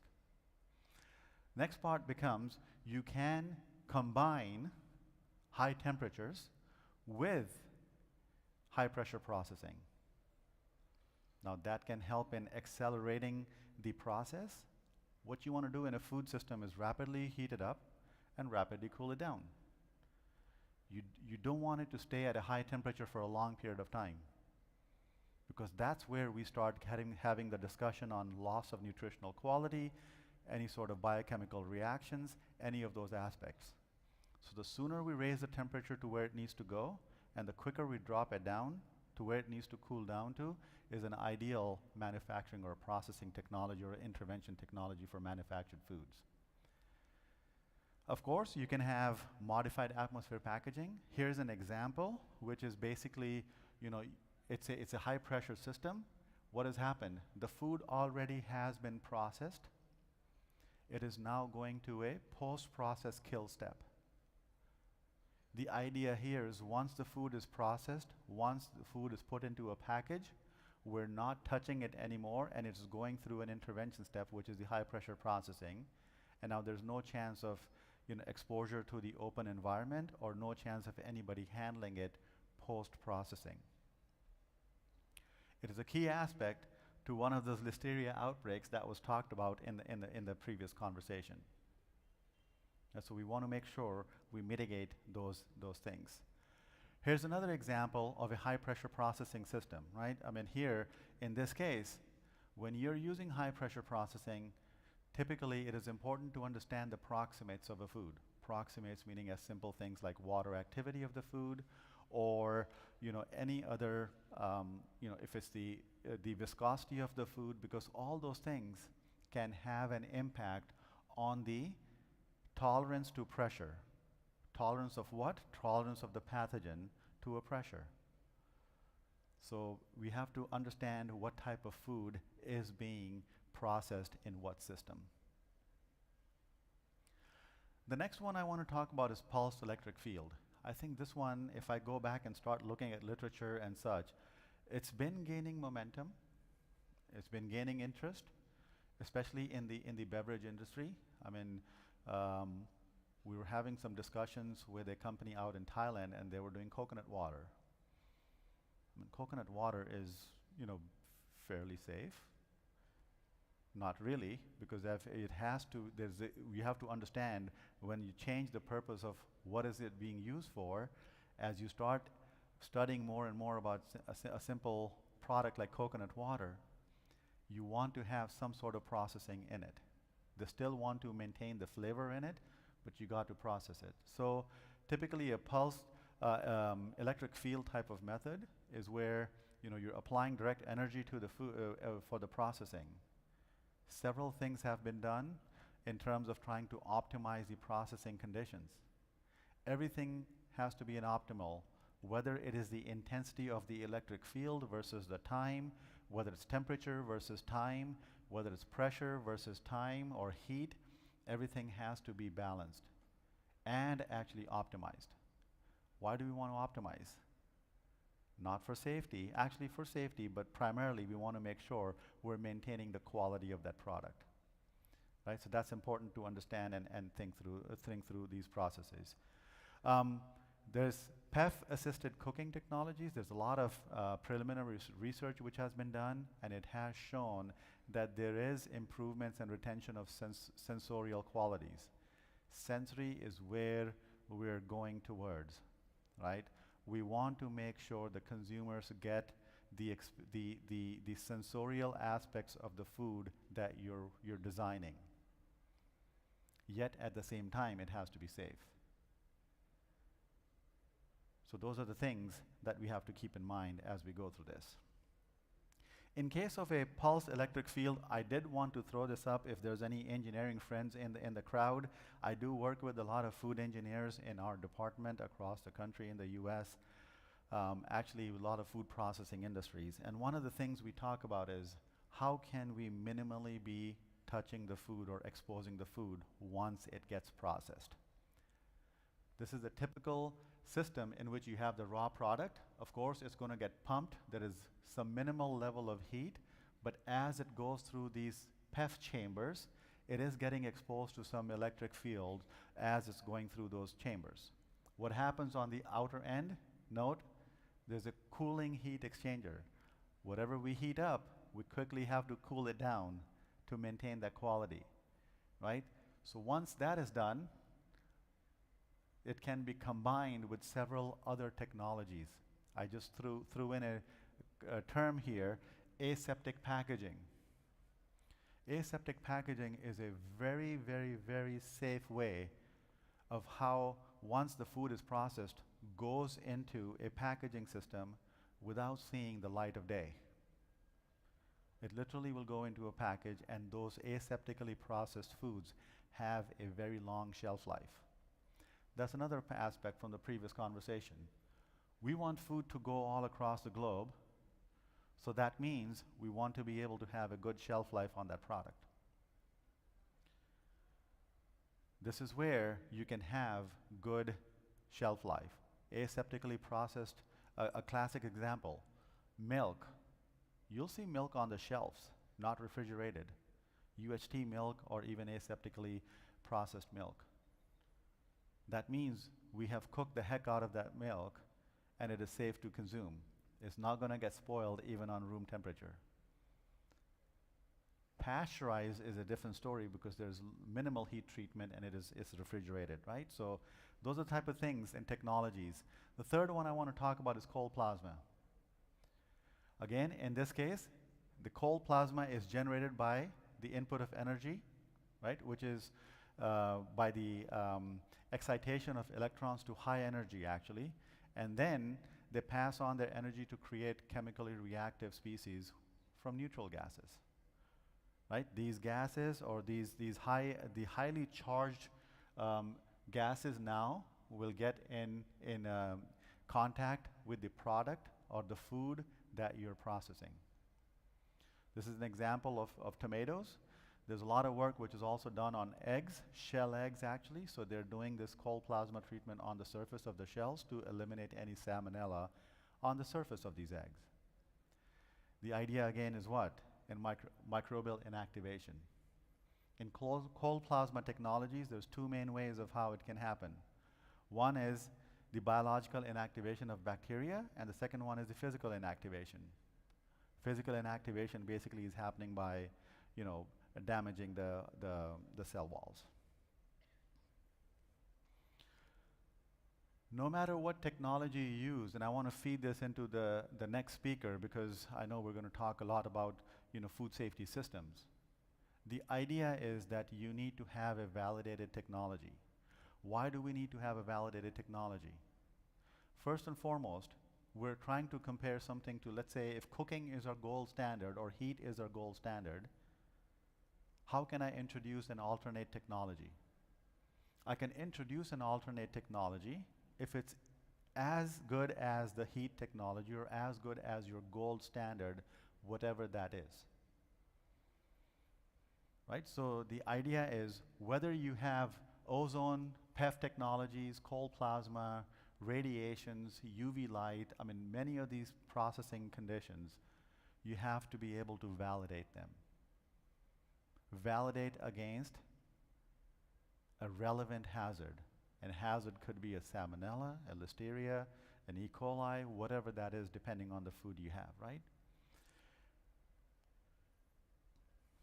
And then, just to kind of leave you all with something to think about, future trends. I don't know if there's any future trends in terms of technology yet. I think there's a lot of ongoing alternative processing technologies which are looking at alternates to heat, your classic heat processing, right? So they have been commercialized. PEF technology is commercialized. Cold plasma is commercialized. High pressure processing actually has been used for a while. For juices and ready to eat type of products, it's been used for a while. The thing is, you saw one of the products in the previous talk in terms of that, the fava bean product. Same thing when you have dehydrated products, powdered products. I don't see much information out there on the application of these in powdered products. I'm not saying that they're not applicable to that. I just think that there is more data to be generated in some of these powdered products. And I say powdered products because one of the key parts of a food manufacturing system is having ingredients. Most of your ingredients which are coming in are going to be in some sort of a dehydrated form. One big risk in dehydrated forms is salmonella. I'm kind of laying the foundation for you all, Julian and Byron, so hopefully you will talk about that too. But salmonella is a big threat in some of these dehydrated products. These technologies, we know they can inactivate the microbial threats. But at the same time, it does take a lot of high investment initially. These are high investment type of technologies, but in the long run, they pay off. I'll give you an example. A simple aseptic processing technology with I don't see my slides here, so I don't know if they're telling me to get off the stage, but I'll keep going, is an investment for aseptic processing can be anywhere from $14 to $15 million for one unit to have, depending on the system you have. But does it pay off in the product you're manufacturing? Does it pay off in having the additional shelf life? Does it pay off in reducing the risk? Those are the main concepts we have to think about, right? So therefore, I think there are still niche applications that are there which can completely substitute some of the conventional processing technology, right? And then finally, I mean, we have to ensure that the emerging technologies they're providing, you know, a sterilization of the food powders or the spores actually, which do not, and they do not undertake any injury repair. There's a lot of information out there when you start reading about alternative processing technologies, about injury of cells rather than killing the cells. And these injured cells could potentially repair themselves, and then they can be a source of threat during storage time. Because what are we trying to do? Increase the shelf life, store them for longer, be able to travel longer distances. In those phases, are we increasing the risk? If that is happening, then maybe that alternative technology is not the right technology to use. But it doesn't mean it cannot be used for short distances or immediate use type of products. I think that's all I should have. Thank you for your attention, and I see I have 15 seconds on the clock and I'm in time. Thank you.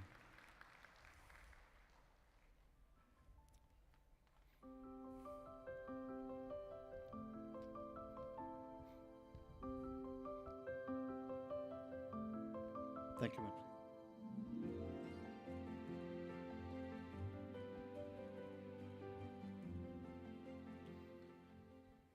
So after processing technologies, take your time to spend some time on the app, take the polls. Those questions would be very useful for us to guide the discussions that follow. Our next speaker is Professor Julian Cox. Again, a person who does not need an introduction to this audience, but for the sake of new visitors, I would just say he's the associate professor at the University of New South Wales. He was my teacher too and got me into food safety 2 decades ago. That's a long time. So, you know, there's a philosophical discussion that's going to happen now about microbiological risk management and looking at, are the regulators solely responsible, or should pathogen reduction be a regulatory process, or can the businesses manage the risk and manage the risk in a more, what do you call as, not control, more, I'm just looking for the most appropriate word. I'll let Julian explain his approaches and what would be an ideal way to reduce microbiological risk.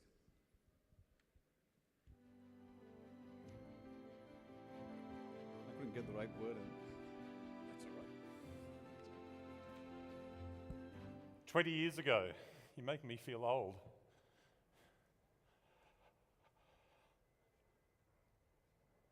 Are we working?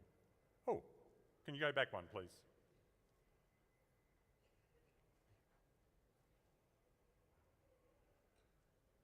All right, thank you very much for the introduction, Bobby.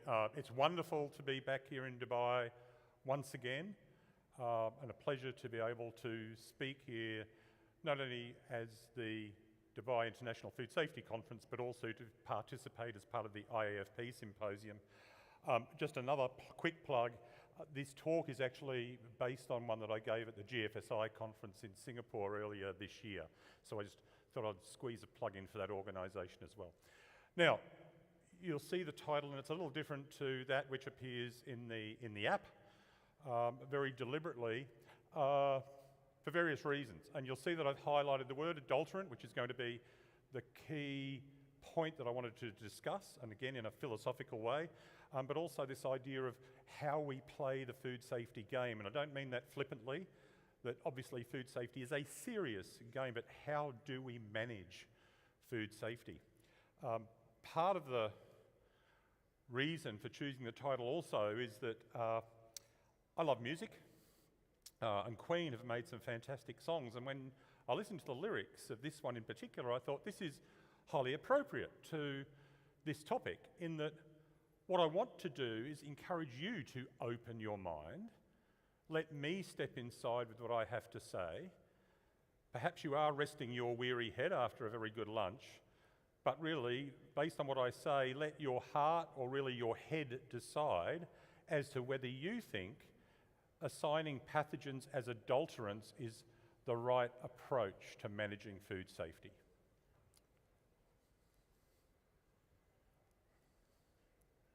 Oh, it's better, I think. I'm also a game show tragic. This is Tony Barber. I mean, those who know, say, US games like Jeopardy and Alex Trebek, he's like our Alex Trebek. And you may have someone, the equivalent here in Dubai.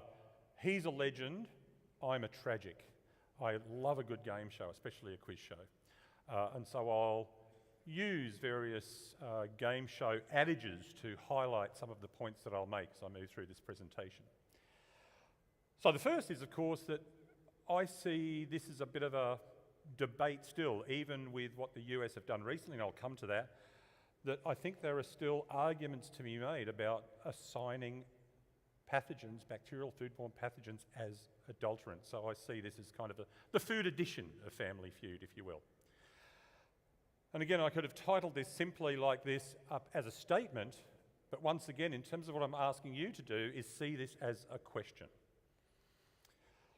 So let me go back in time, step back in time with our Kylie Minogue, you know, our Australian pop diva, to 1993, and this was talked about in the session before lunch briefly, that in that year there was a major outbreak in the US involving Jack-in-the-Box restaurants where hamburger meat contaminated with E. coli led to significant morbidity and mortality. And at that time, a little-known lawyer called Bill Mahler stepped in and said, this is wrong, and we're going to sort of take this company to task over the problem. And not only litigate that outbreak, but also start to advocate for change in food safety management and regulation. And of course, this became big news. Beef was the news, and E. coli was the news across the US, which ultimately saw in 1996 the development and implementation of what became known as the mega reg, which was about seeing E. coli, particularly E. coli 0157, as an adulterant. So first time that an organism had been given that status. Now, what I want you to do is think about what these terms actually mean.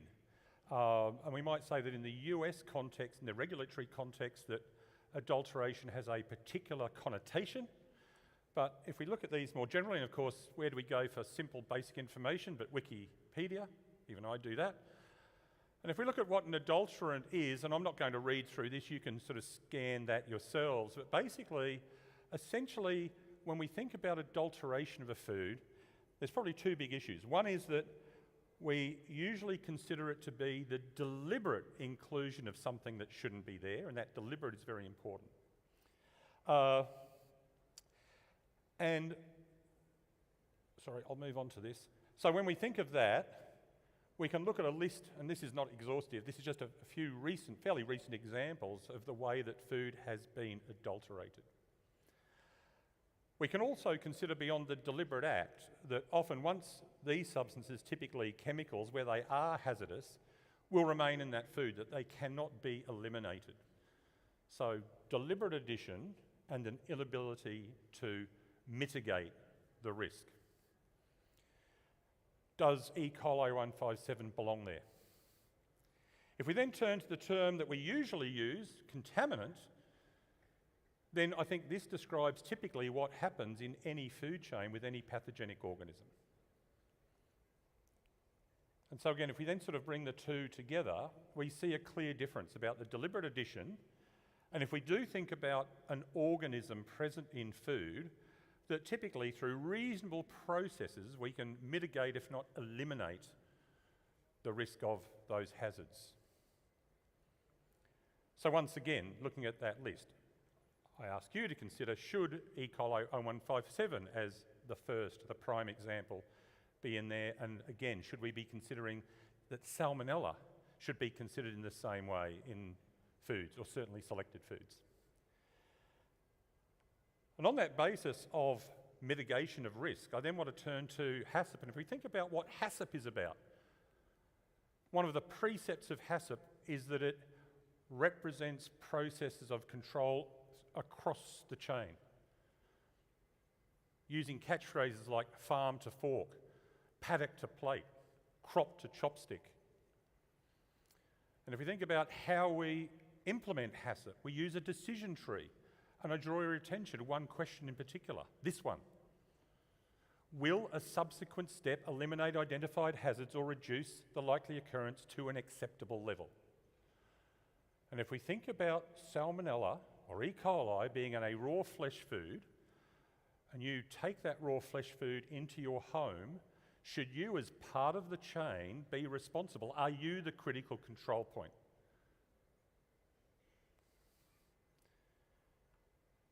Is proper cooking that control point, and is that your responsibility? We are all consumers, and I dare say most of us, if not all of us, are cooks. And I see that we have that responsibility as part of that food chain. And even Bill Marler, as that advocate, made this statement. If we look at this, every member of the food industry, and again, looking from farm to fork,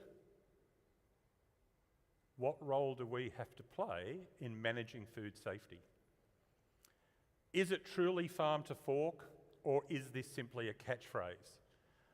To me, I think if we're basically saying to industry, the responsibility is up to your door and not to the consumer. And we should stop talking about farm to fork if that isn't true. To be fair to Bill, and I know him well, we've been friends a long time, he is an advocate. And we do have to think about the people who are disadvantaged in some way.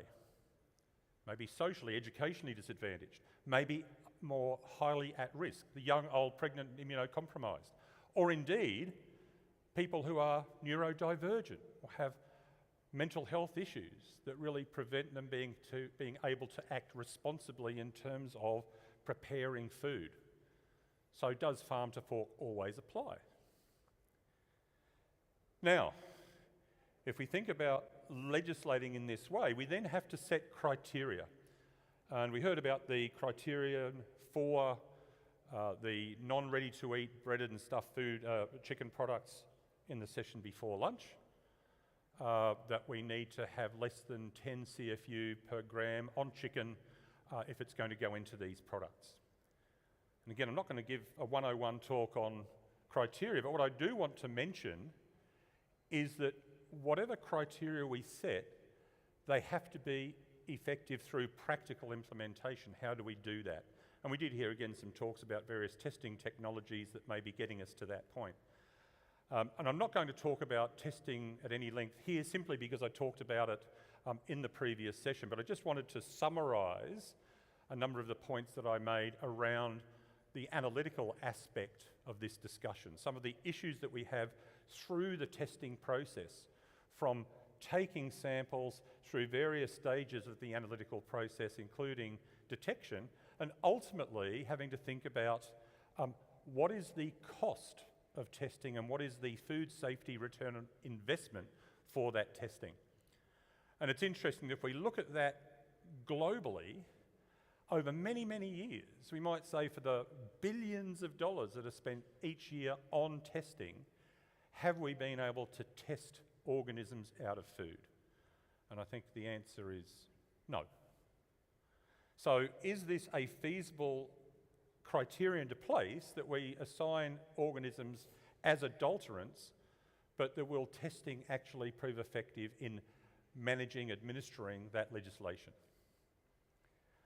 I now want to touch on food security, and it's something that's often overlooked, and often we talk in almost an adversarial way that, that food security versus food safety, but of course we have to see them hand in hand, because safe food is secure food. And then I want to think about the consequences of the E. coli legislation that I've already talked about. In ground beef, the largest condemnation that I'm aware of so far in the US was the dumping of 143 million pounds of beef. 143 million pounds. This is what that looks like. This is the new Queen Elizabeth aircraft carrier under construction. And when I Googled what 143 million pounds looked like, it's that. Can you imagine that ship being dumped? That's just one condemnation. What could we do with that ground beef in terms of food security? Even in terms of just food processing. It's raw. What if we just cooked it? What if we just made it into a finished product under controlled conditions? What if we made it into meatloaf, for example? Meatloaf. Or one of my favourites, a lovely spaghetti bolognese sauce. Or if we're talking Dubai, what about a lovely spiced mince dish with hummus, where the beef, again, is cooked thoroughly? But to be a little more serious, just imagine what we could do in terms of feeding the disadvantaged parts of the global village.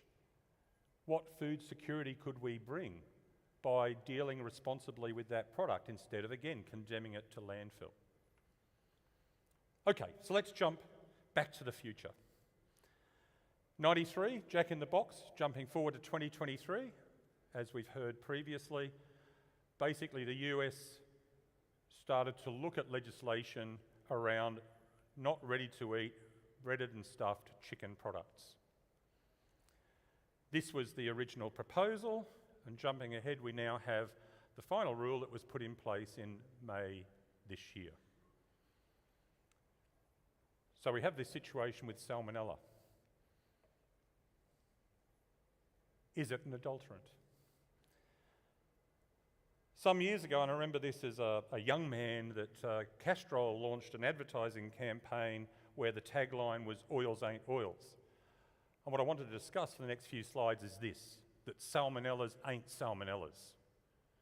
Again, we heard before lunch, there are over 2,500, 2,600 different serovars of salmonella, but even with any given salmonella serovar, there can be significant differences. So let me just give you a few examples. I've worked with the poultry industry for a lot of years, and one of my earliest encounters with salmonella was this, Salmonella enteritidis. It has been a major egg-borne problem. At the same time, in working with the poultry industry, certainly in Australia, we had another serovar called Salmonella sophia, and it really loves chickens. At one point in time, 80% of isolates from chicken meat was Salmonella sophia. Now let's have a quick look at those two serovars, both from the genus, both from Salmonella.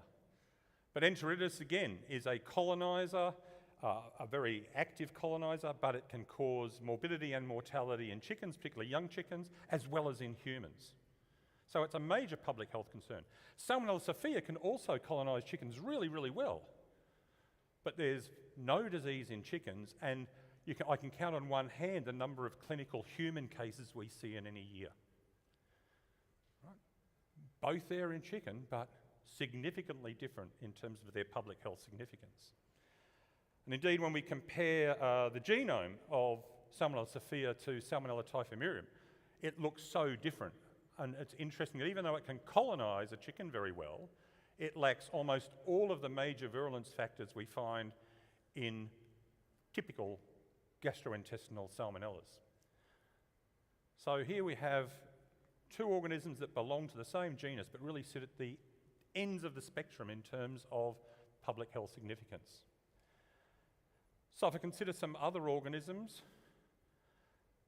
and I'll look at several serovars here, that one thing that we've played with over the years in a research sense is the production of a surface molecule, and this is the fancy name GVVPQ fimbriae. They are small protein structures that are highly hydrophobic and can be produced en masse on the surface of the cells. What does that look like in a practical sense? It acts like a molecular raincoat. It provides significant environmental resilience, and it also enables the organism to evade the immune system, spread around the body, and colonise extraintestinally in different sorts of tissues.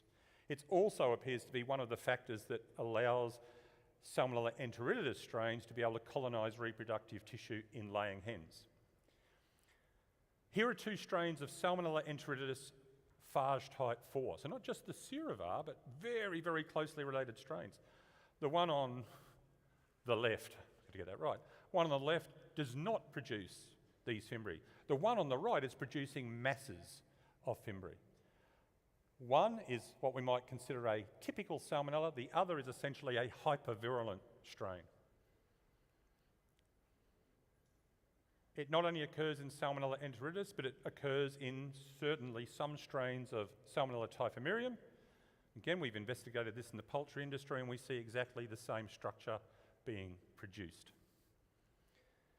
Now, interestingly, for Salmonella enteritidis and Salmonella typhimurium, both of these strains tend to produce these fimbriae during a downshift in temperature. If you grow the organism at body temperature, whether it's 37 for us or 41 for a chicken, basically the fimbriae aren't produced under cultural conditions. But as we shift the temperature down to environmental temperatures, suddenly they start producing them. So clearly in some salmonellas, there's a response at the genetic level to produce these fimbriae based on an environmental stressor, that is that reduction in temperature. But we've also worked on another animal-associated salmonella called Salmonella virchow, which actually has been very common in Australia. At one point it was the second most common clinical isolate after Salmonella typhimurium. And this is completely different. It too produces these fimbriae, but it produces it commonly in many strains at 37 degrees. And in fact, when we see that temperature downshift, we actually see less production. So it seems these strains, which tend to become extraintestinal in human infections very quickly, produces these favourably in the body rather than outside of it.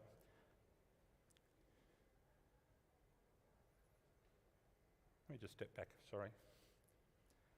So what we think we're looking at here is not just whether strains of Salmonella possess the gene to produce these fimbriae, but under what conditions do they actually express that gene?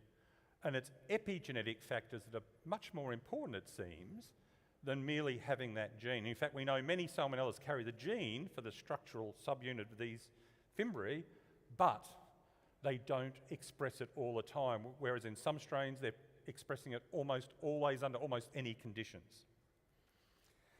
The other thing that does vary, in particular with regard to egg-borne transmission of Salmonella, is we've also seen that there is a lot of variation in the ability to penetrate into the egg. So sometimes when Salmonella are present even in fecal material on the surface, that's where they remain. Other times they're able to move much more readily into an egg, and we don't necessarily know why. But clearly, again, there's variation there in terms of their ability to contaminate an egg and therefore differences in public health significance. So, just to touch back on that gene thing and summarise that basically we would like to understand in terms of the difference across the breadth of Salmonella, when certain genes, this one is just one example, when are they switched on and when does that make a strain a significant public health risk? In terms of considering Salmonella, I just want to touch on this now. We know that there's been the rise of multiple drug resistance, and the best example that we know of is Salmonella typhimurium DT104, with multiple drug resistances, multiple classes, multiple examples. There are other Salmonellas that have become increasingly MDR.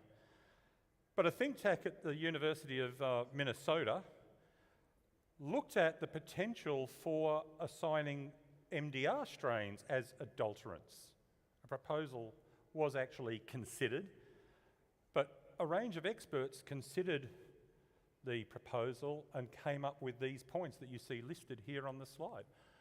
Bottom line being that they saw the return on investment about having to manage such a regulation was impractical and other measures would be more valuable. So let's quickly think about some of the other strategies. The first one is labelling. Part of the US argument is that consumers are not using the information that's provided on labels. Now, interestingly, and this is one of the hats I wear, that I am the Deputy Chair and the Scientific Director of consumer-facing organisation, the Food Safety Information Council, and in a couple of weeks' time we have our National Food Safety Week, and we're encouraging people to look before you cook, to actually read labels. That's our message, our mission this year. Now, we do see on foods labels like this. We certainly talk about allergens, and of course we've tried to increase awareness both in industry and the consumer population of allergens. We've recently implemented in Australia a plain English allergen labelling policy. What if we did the same thing when it came to pathogens? May contain wheat or soy, but what about may contain Salmonella? Would people maybe pay attention to that? Further still, we know that with packaging, that the marketers get the prime real estate on the front of the package, the beautiful image, the serving suggestion, which again tends to encourage people to think, oh, that looks ready to eat. I don't need to worry about cooking it so well. But look at this package. This is a real package from a smaller US producer. Raw chicken, and cooking instructions on the front of package. Would that approach to labelling actually give us better outcomes than labelling Salmonella as adulterants? Finally, I just want to think about consumer education. And again, looking at the Food Safety Information Council and other strategies, some years ago in Western Australia there was a listeria campaign where messages were put on the side of buses like this.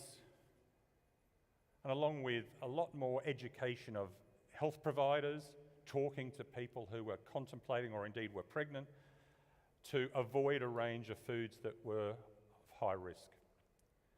I personally get a chance to engage with our media and talk about all sorts of issues like this one. Clearly it was a December segment on the morning show because I'm playing Food Safety Santa there.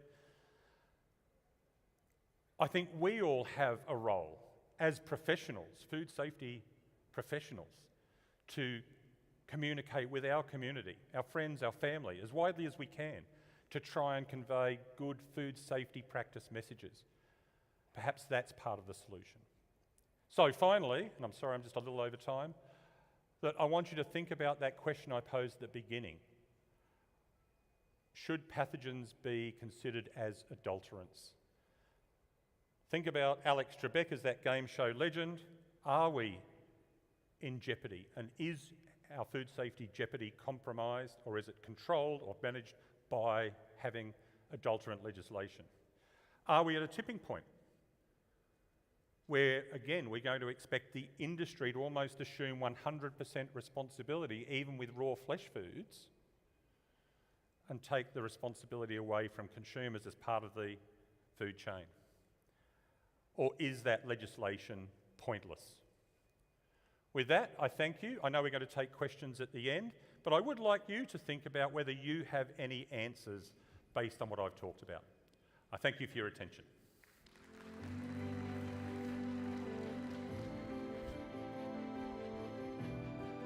Thank you, Julian. Couple of questions off the poll. I've got the questions on the poll as well. Quick raise of hands. How many of you think, if there are only two choices, yes or no, that keeping the pathogens out of the food is the sole responsibility of the food business? Just raise your hands. No hands up. Is it consumers? Anyone who thinks that it's consumers' responsibility? Guess the retailers are talking about it, right? So I can see the poll results, and we will share that during the panel discussion. What we're going to talk next is about salmonella control in retail. And for those of you who are in Dubai, looking at the egg on the logo of the conference this year, we don't need to highlight the importance of salmonella control, especially in food service businesses. And we thought it's very important to address that in this conference, and we invited Dr. Byron Chavez to come in and speak about it. So he's going to talk about how we can effectively manage risk in retail scenario. And also, this will lead to a workshop that's happening on Thursday, which will further kind of build the skills around it. So today what we're going to get is an overview of what those controls are like, and then we'll discuss more details probably during the discussion and the workshop that follows. Over to you, Byron.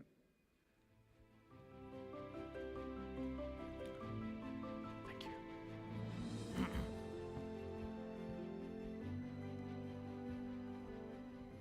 Okay. Well, hello, everybody. Less than a year ago, I was standing on this stage, and so I'm very grateful for the invitation to come back to Dubai. And Dr. Julian Cox just told you we're all consumers. He also said we're all cooks. I just happen to be one of the really bad cooks out there. And so I don't do a lot of cooking myself, but I do agree that we all have a responsibility in ensuring food safety. And of course, as consumers, there's a lot of things that we can do. So for the next few minutes, I'm going to be telling you a little bit about salmonella control in retail and food service. We're not going to dive deep into any of the things that I brought for you today, but as Bobby said, we have a workshop on Thursday. I'm sure if you want to register for that, you can talk to him. Okay, let me find this. Okay, and I forgot to say my name, but my name is Byron Chavez, and I'm from the University of Nebraska-Lincoln. Okay, let's think about, Julian and Melanie and Manpreet painted a really good picture of microbial food safety, right? So we know that foods are complex, and food processing and preparation environments are also very complex. There's many opportunities for contamination and cross-contamination, and microbes can certainly be introduced into the food supply at any point, right? We typically think about ingredients and the processing environment and people. And so this represents a challenge, right? As we get closer to the to retail and food service, of course, the risk for the consumer increases. Okay, so keep that in mind, keep this in mind, right? So microbes and foods and food environments are complicated. Now, in this talk in particular, we're going to talk about salmonella. And salmonella in this case would be the hazard, right? Keep in mind that the hazard is the actual agent, whether that agent is physical, chemical, or biological, that it's capable of causing illness or injury in the consumer. And what we want to do with those hazards, which is HACCP terminology, is to control, reduce to an acceptable level, or potentially eliminate that hazard, okay? Eliminating is very difficult, but we can certainly mitigate those hazards or bring them down to an acceptable level. Okay, now a concept that is highly associated with hazard, but is different, is the concept of risk. And risk is basically, in very simplistic terms, the probability that that hazard will cause illness or injury. And so it depends on many, many different factors. What we want to do with that risk is minimize it. We want to make it as close to zero as possible. But it's statistically very difficult that we can bring it down to zero, so we just have a level of risk reduction, an acceptable level of risk, depending on the product and process combination. Okay, we all know that salmonella can be present in many different types of foods, and that makes it very challenging to control. I'm not going to go through all of these aspects, but there's intrinsic and extrinsic factors in food processing that will affect salmonella growth and or survival. And this is where in HACCP we emphasize so much that we have to know what are the physical chemical characteristics of the matrix that you're working with. What is the pH of that matrix? What is the water activity? How is that food going to be packaged, right? Because that packaging can have an impact on microbial food safety, whether you're using vacuum packaged or reduced oxygen packaging or modified oxygen packaging and those sorts of things. The other challenge with salmonella is that it can grow in a fairly large range of temperature. And so we have to know our product and process, and that brings us to the HACCP concept that we'll discuss more in detail on Thursday during the workshop.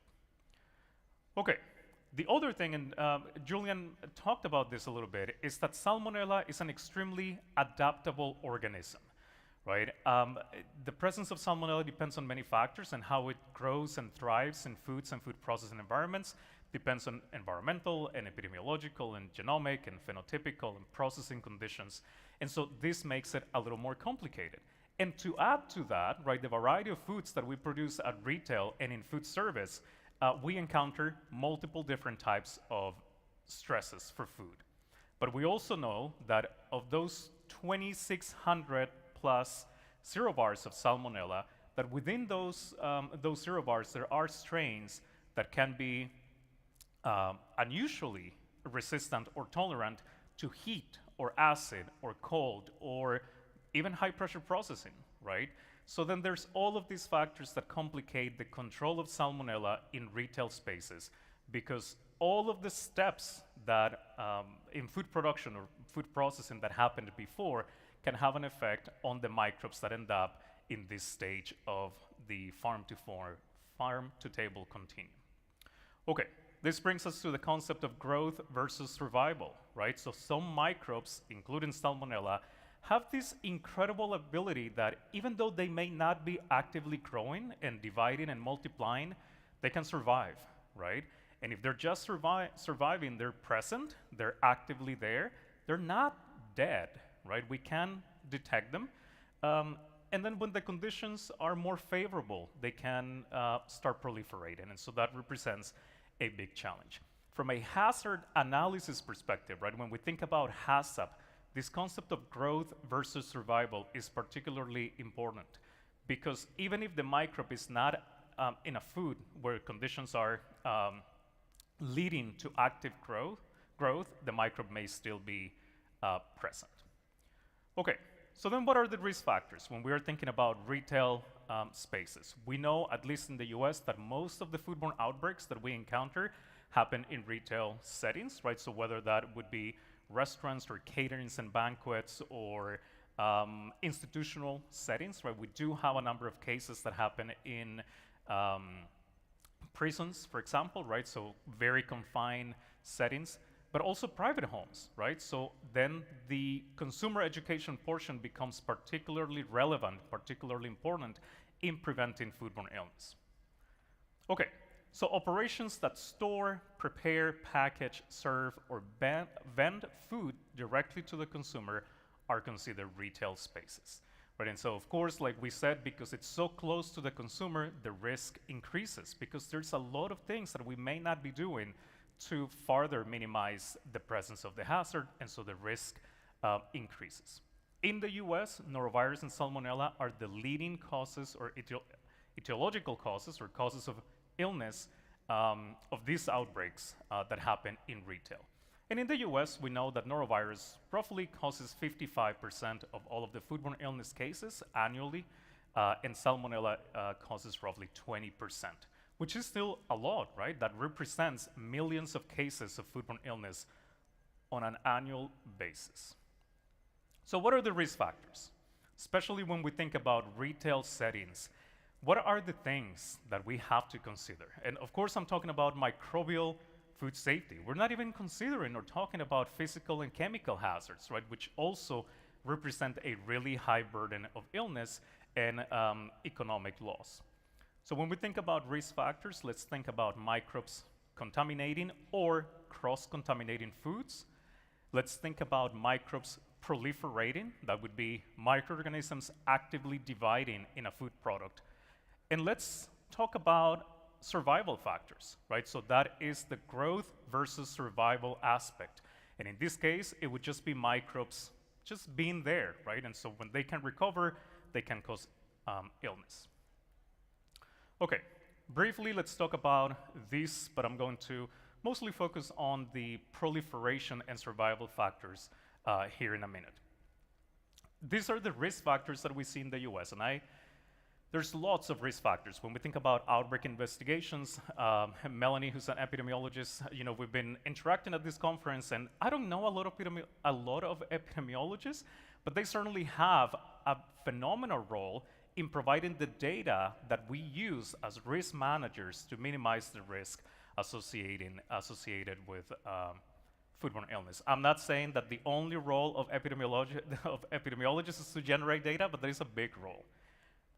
Okay, so contamination by a food or non-food handler, worker, or preparer that was suspected to have an infectious illness, right? So basically, the way that we control for that is by having clear, enforceable exclusion and restriction policies that will prevent that individual from coming into touch with product and potentially contaminate food or food contact surfaces, right? So we are thinking about norovirus and salmonella, shigella, enterotoxigenic E. coli, giardia, right? So lots of different types of infectious organisms, not just salmonella. But those clear policies could potentially reduce the risk associated with that contamination. Other risk factors that we see in this contamination space when we think about retail settings is contaminated raw product, right? Or foods that originate from sources that end up being contaminated. So think about, for the first case, contaminated raw product, think about minimally processed foods. Foods to which we don't want to apply a heat treatment or a high pressure processing treatment. So foods that we want to keep as close to fresh as possible, right? So then the risk increases. Think about foods originating from sources shown to be contaminated or polluted. What if we source fish from a certain farm and we end up figuring out or finding out that that water was unusually contaminated with a pathogen, whether that is Listeria or Salmonella or Shigella. So then the controls that we apply to minimize the risk in those situations would be things like approved suppliers and food safety alerts, right? So we are in this era of technology, of course, where we can get alerts about your products, your suppliers, recalls, all of the things that we've been discussing at this conference. And so we can apply those sorts of controls to reduce the risk. Of course, things like environmental sanitation and other aspects of supply chain controls. And that will take us at the end of this talk. I don't want to spoil it, but we are trying to get more information from manufactured foods that we can apply into those retail spaces so that we can better manage the risk. Okay, and lastly, within these contamination factors, contaminated food, so food that was intended to be consumed after a lethality step, right? So where we effectively eliminate vegetative cells of a microbe, and then there was some level of cross-contamination, for example. So then environmental sanitation becomes particularly important. Julian talked about this, right? And Manpreet did as well. That step between cooking the product or thermally treating the product, or not necessarily thermally, it could be a non-thermal technology, and packaging that product can become critical because the environment can certainly become a source of contamination for the product. Okay, let's go to the proliferation factors. These are weirdly my favorite factors when we're thinking about risk factors for food contamination, because we can learn a lot about product process combinations and how they affect microbial growth. And that is a lot of the things that we do in my lab for my research that I'll talk about later.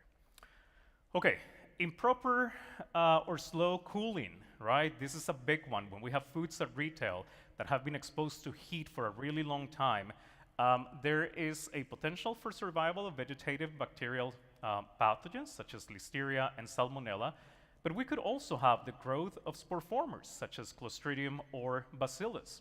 We could also have toxin production by Staph aureus, right? So there's a number of different factors, microbes that can grow under those conditions.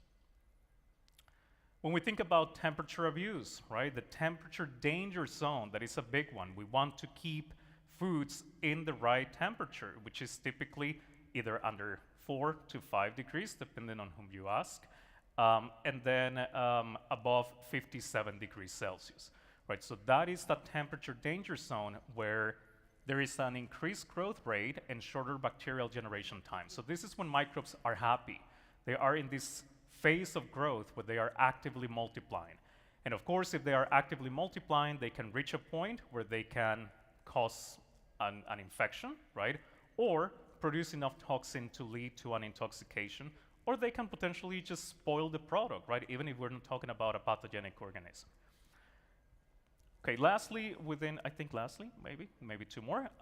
When we think about proliferation factors, prolonged long cold storage, we know that cold, as we just said, is a particularly good way to retard microbial growth, but unfortunately there's some very, very smart pathogens such as Listeria monocytogenes that can grow very slowly, but they can still grow in certain types of refrigerated foods, right? If that food actually supports the growth of that microbe.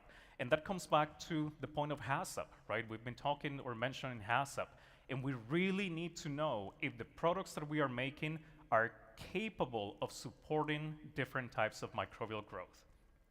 Like we said, just because a product is desiccated or maybe has been thermally treated or it's kept in the refrigerator doesn't mean that microbes are not growing, because we have strains of pathogenic organisms, including Salmonella, that are extremely tolerant to stress conditions.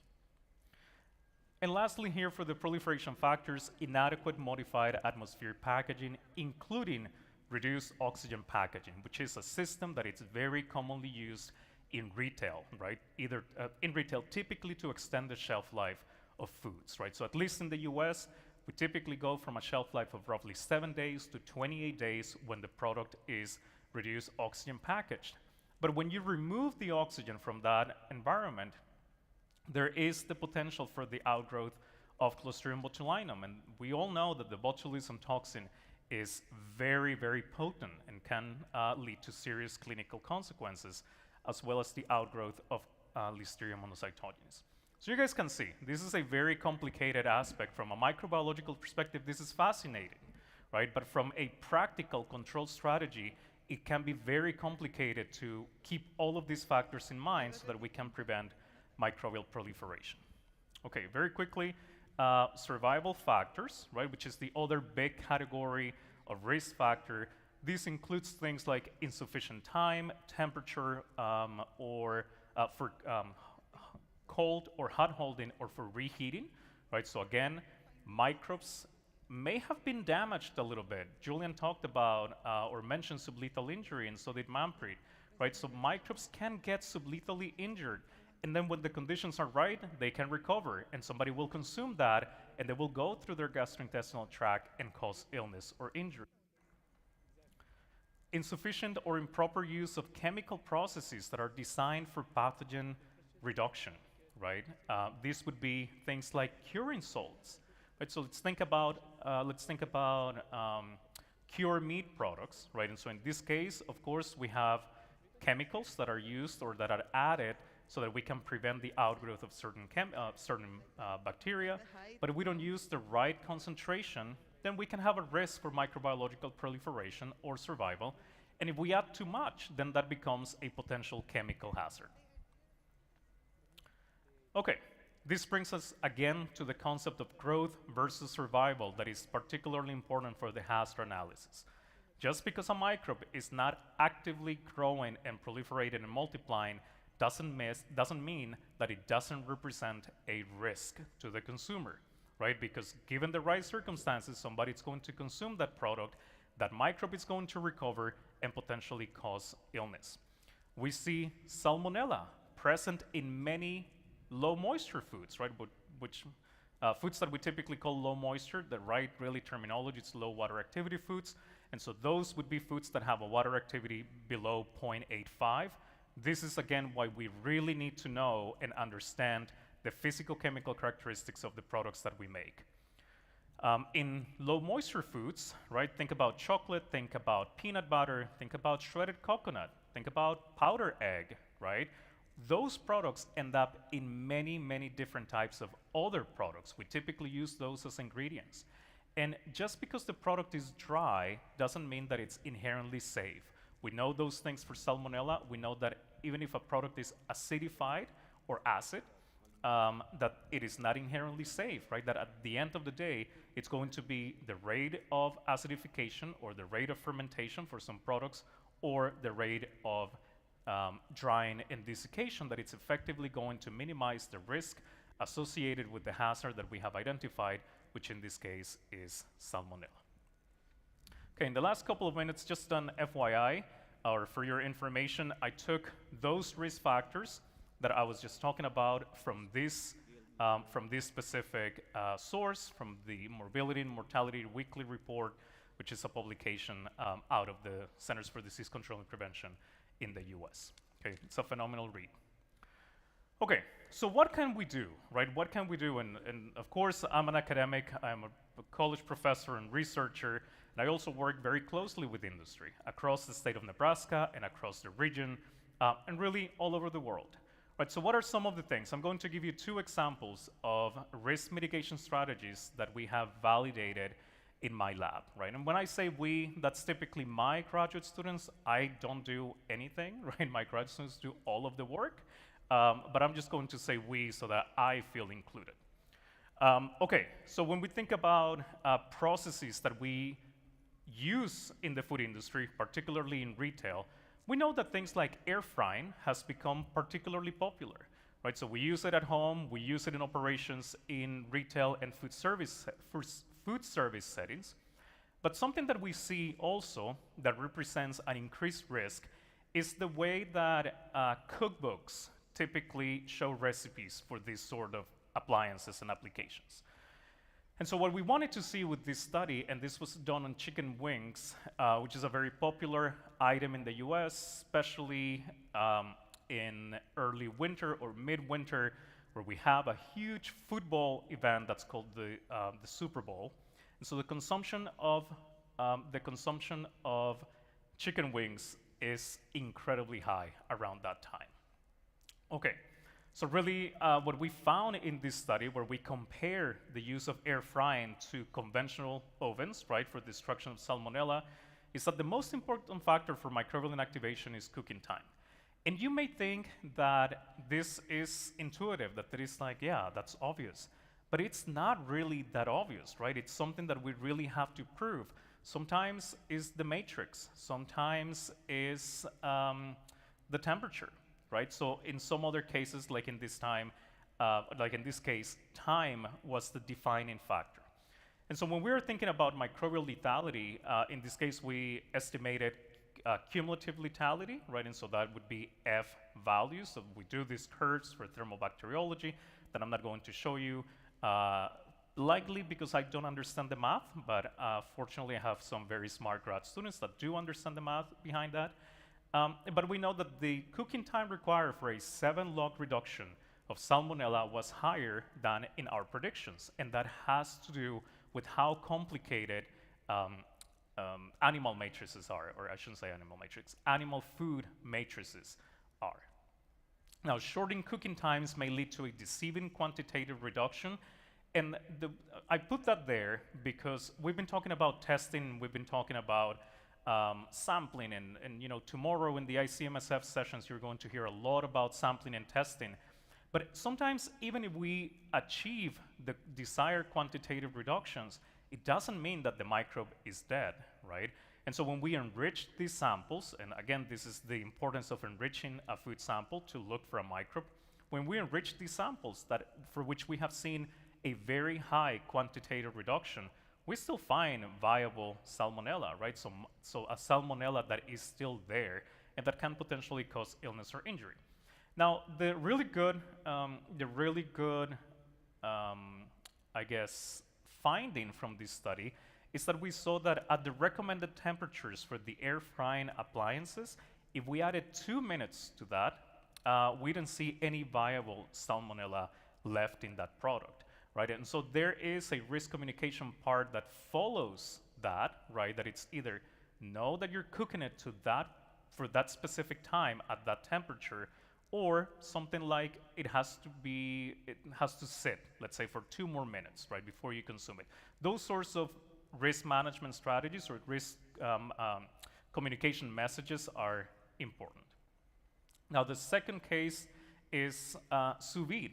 Again, very popular application at the home, in retail. For somebody that doesn't cook like myself, I go to the store and I buy a lot of foods that are sous vide. Right, and they're great, right? And at the manufacturer level, they work great. But what happens when we bring that technology to retail spaces?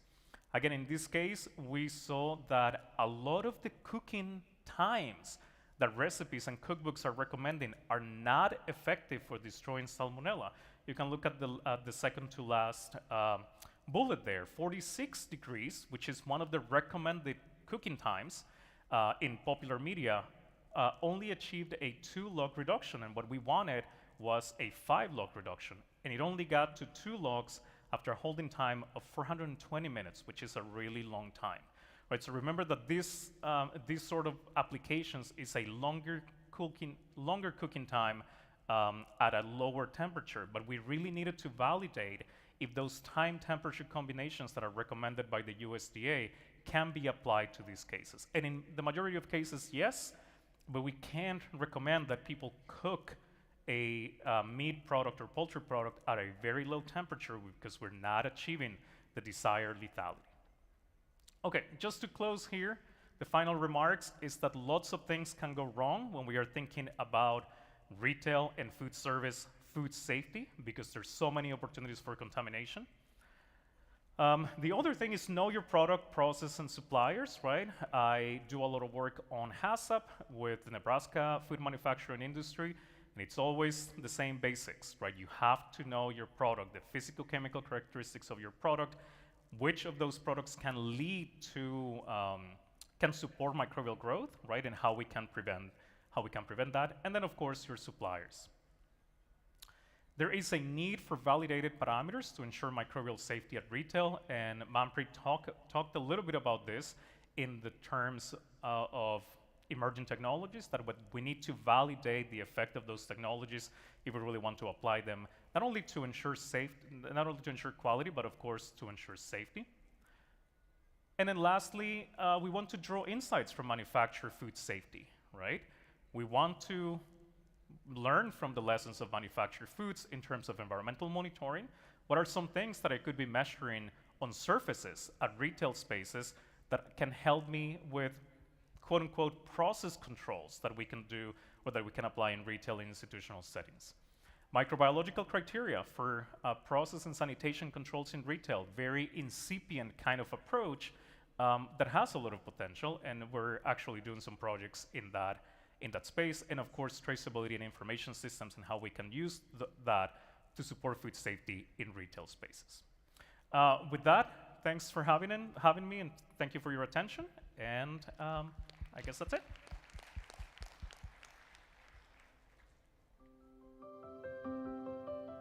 Stay there, panel. Thank you. I'd like to invite the panel onto the stage.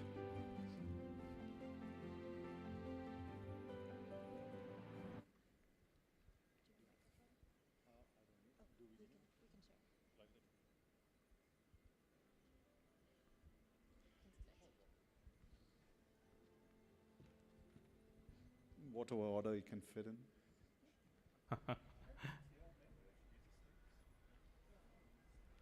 The ramp. Thank you. That's quick.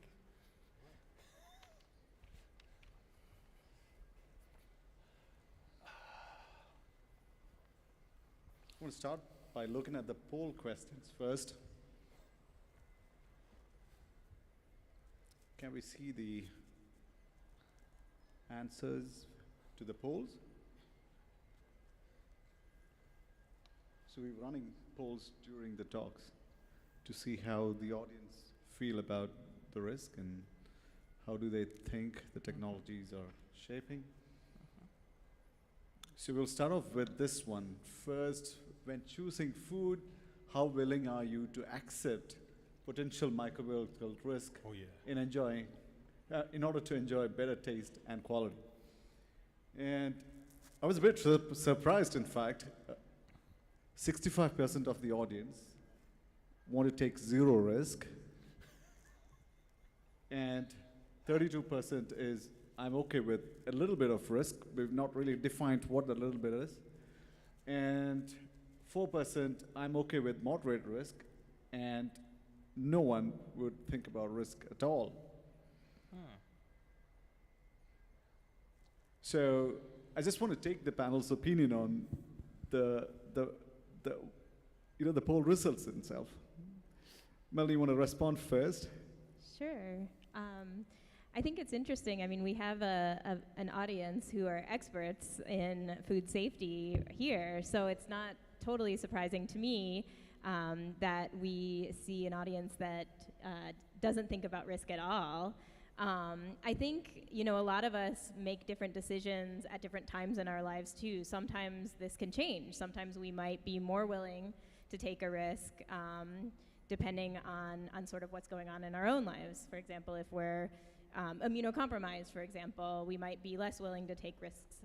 And that might change throughout your life as well. So pregnancy is a great example of this. If a person is pregnant, they're more likely to take or less likely to take risks than they would be potentially otherwise. So I'm not totally surprised with the responses here, but I do think it's worth noting that these can change throughout people's lives as well. What about the other group who think that we should not, or they would never take a risk? That zero risk is really something difficult. that... Yeah, it's a so hard is it thing to do. achievable?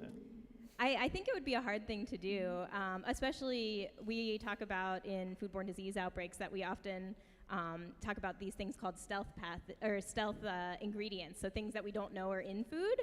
And so we might be sometimes hoping we're not taking risks, but not recognizing that we might be in certain instances. So sprouts is a really good example of this. So sprouts can really easily be hidden in our foods. But I think generally, I think people can strive for taking zero risk, but it's a really hard thing to achieve. Right. Manpreet, you want to add on? Yeah, I think this is working. Okay, I hear myself, so it's working. Cool. That chair is not good. Just to add to Melanie's point, I think the cliche on this is it depends, right? Because depending on the population sector, which is immunocompromised or not, you can flex within that range of question there. The question on zero risk, I think as close to zero as possible is, the first thing that comes to mind is the space program, NASA space program, and you think about, MREs, meals ready to eat for the Army and such, where literally it's as close to zero as possible in the terms of risk. But there's also a lot of research going on how can they make that food taste any better so that the astronauts or the Army can at least enjoy the food. And that's where I even mentioned in my conversation earlier was, you can sterilize food, no problem. We can do it. Zero risk, very likely zero risk. But when it comes to consumer acceptance, when it comes to consumption of the food, that is where that delicate balance starts to play a big role in the food sector, right? I mean, Melanie talked about the salmonella outbreak in West Bengal with pani puri, right? I mean, that is a known risk. And that is, quite honestly, we talk about acceptable level of protection. In that case, all bets are off. But populations are willing to take that risk. So it's what you want to do and where you want to enjoy that. I mean, if I'm traveling for less than a week somewhere, there's no risk I'm taking. So it all depends on the situation too. Julian. Where do I start? Maybe I've lived in Australia long enough to always have the feeling of she'll be right, mate, that it will all be okay. But seriously, I look at that top line and I wonder how people feel because, does that, I take zero risk, extend to life in general? I think we all have to accept that life is risky. If we think that there are guarantees throughout our lives, then I think we're kidding ourselves. When it comes to food, I look at that and I'd certainly say that I'm right down at I am okay with moderate risk. As a food microbiologist, I'm a bad food microbiologist because I will eat raw oysters, I will eat my eggs very lightly cooked, but I'll accept the risks. I won't accept something going wrong with the process where the food should be inherently safe. So for instance, if I got sick from a canned food, a retorted food, I feel I'd have something to complain about. But I think we all have to accept that depending on what we want to eat, there is going to be some risk somewhere on a spectrum. And that risk may be high, and are we willing to accept that and take responsibility for making that choice? I don't know, how does the panel go? Where do we all sit? I mean, I know I think about risk a lot, of course, because I'm in the job, but... I brought up sprouts as an example because I love sprouts, but I know that I'm taking a risk when I eat them. Right. But I take that because it's a preference that I have, and it could be a nutritional preference. It could be health preference. And to that point, to Melanie's point, I don't like sprouts at all, but I really like raw oysters, right? And so I will eat raw oysters. But I think that there is this responsibility that has to be shared along the food supply, right? And so the consumer will want a zero or maybe close to zero risk type of food, right? But then wouldn't read labels, right? And so if we don't read the label and apply whatever treatment the label says, then it's going to be very difficult, right? So industry can do a lot of things to minimize the risk up to the point of distribution or retailing, but then there's also this responsibility that the consumer has. That's not to say that industry couldn't and shouldn't be doing more, right? But I do think that it is a shared responsibility, and when we want to achieve zero risk, it's a difficult, right? It's a very difficult task. The other thing that I do a lot with food manufacturers is, we rely so heavily on testing of course, testing is not an intervention, but we rely heavily on testing for verification activities. And so there's only so much food that we can test, right? So many units that we can test, that it's feasible to test. And so we rely heavily on those aspects, and I think that we have to then realize that statistically, there's only a level of risk that we can assume, right? So, what I want to listen to is also from the audience. Many have said zero risk. Is there anyone who would want to elaborate on the zero risk policy that you have? Anyone from the audience? We get the mic to you. We probably want to talk about this more later. And want to continue from the session. We're talking about salmonella, looking at the outbreaks and so on. They're trying to connect that with the prevention strategies, regulatory strategies, and we don't see salmonella anymore as just the organism, the species. You look at the subtypes and look at the fingerprints and look more deeper into the technologies to explore. We were talking about it today, about the technologies that are available to see the microorganisms very, very differently from what it was 10 years ago. So how is this shaping the policy? And when Julian spoke about regulations, Melanie, like what do you think about in terms of regulations? How should the governments approach it with so much information available, and also taking into consideration that different governments have different capacities to detect organisms and to measure risk? So how should we go about it as a regulator, for instance?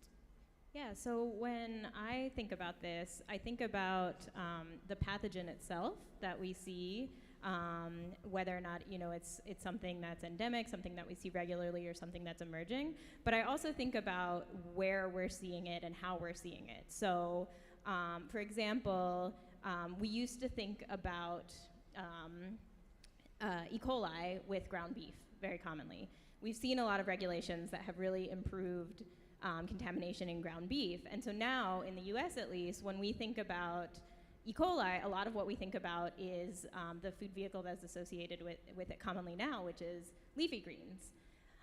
So, there's this constant shift, and it's important to not just think about the pathogen that we're seeing, not just the serotype that we're seeing with it, but also the food vehicle that we're seeing it in, and the way that these food items are getting contaminated. So when I think about the types of regulations that we have, I think we really need systems that are adaptable, and we really need strong systems to be able to detect and identify new hazards, so that when we have these new hazards that are emerging, we can begin to respond to them, and then also have the ability to respond more broadly than just with specific serotypes, but also looking at how these things are emerging and responding in that way. Julian, do you want to add to it, or have a different opinion? Yeah, look, in terms of, it just had me thinking, if we go back and we think about where technology has taken us to in terms of being able to play detective, I think it's a great thing. But it does make me wonder, if you think about all those years ago when Jack in the Box happened, and suddenly there was what I would consider, and maybe it's a personal sort of opinion, a bit of a knee-jerk reaction to that around a particular commodity. And before we had the ability to trace or give attribution, it suddenly makes me think, were we seeing, for instance, a number of outbreaks, not all of course, but a number of outbreaks with E. coli from leafy greens that we simply didn't know about? That beef was in effect sort of the flavour of the month or the year in terms of saying, right, that's the vehicle. And we put a lot of emphasis and indeed the regulation on that. And could we have seen problems with other foods? And if I can give a quick example, I talked about Salmonella virchow earlier. Highly invasive strain, very common, has been very common in Australia. And there's been a lot of debate about whether that is actually coming through the poultry food chain, or it's actually associated with the red meat food chain. I don't think there's been enough work done to actually really closely look at that with modern technology to make a decision about that. And I think it's very careful, we have to be careful about being too quick to give attribution to a particular commodity, particularly if we're going to regulate, as has been happening. Don't jump too quickly before we really know that we're putting the regulation in place meaningfully, that it's really going to have some impact, or are we actually, in a sense, barking up the wrong tree? So I think the regulations are, of course, providing guidelines on how we need to be approaching it, right? One of the things that's happening is, how are foodborne outbreaks occurring? What are the illnesses? And ultimately, what type of guidance is CDC providing back to the food regulatory authorities? At least in the US, if I'm going to talk about USDA or FDA, there should be a good feedback system that does need to include science-based. The attempt currently with the FSIS regulation I feel like is an attempt to have a science-based approach to looking at it, but at the same time, I'll give you an example of an egg-related outbreak. It was Salmonella Orienberg. We don't test for it. And what happens, we typically in eggs are testing for SE. We're never looking for Orienberg, and all of a sudden there's a big outbreak from a layer operation in Missouri. And that is the one which has caused huge implications in the egg industry in the US. Same thing happens here now with the new regulations coming in for, I'm talking about poultry meat. If you talk about chicken, they're starting to look for 3 major serotypes, right? There's Typhimurium enteritidis, and there's the monophasic Salmonella. If you look at turkeys, there's a different one, right? There's Typhimurium, Munchen, and there's one more, which Hedar, which is being looked at.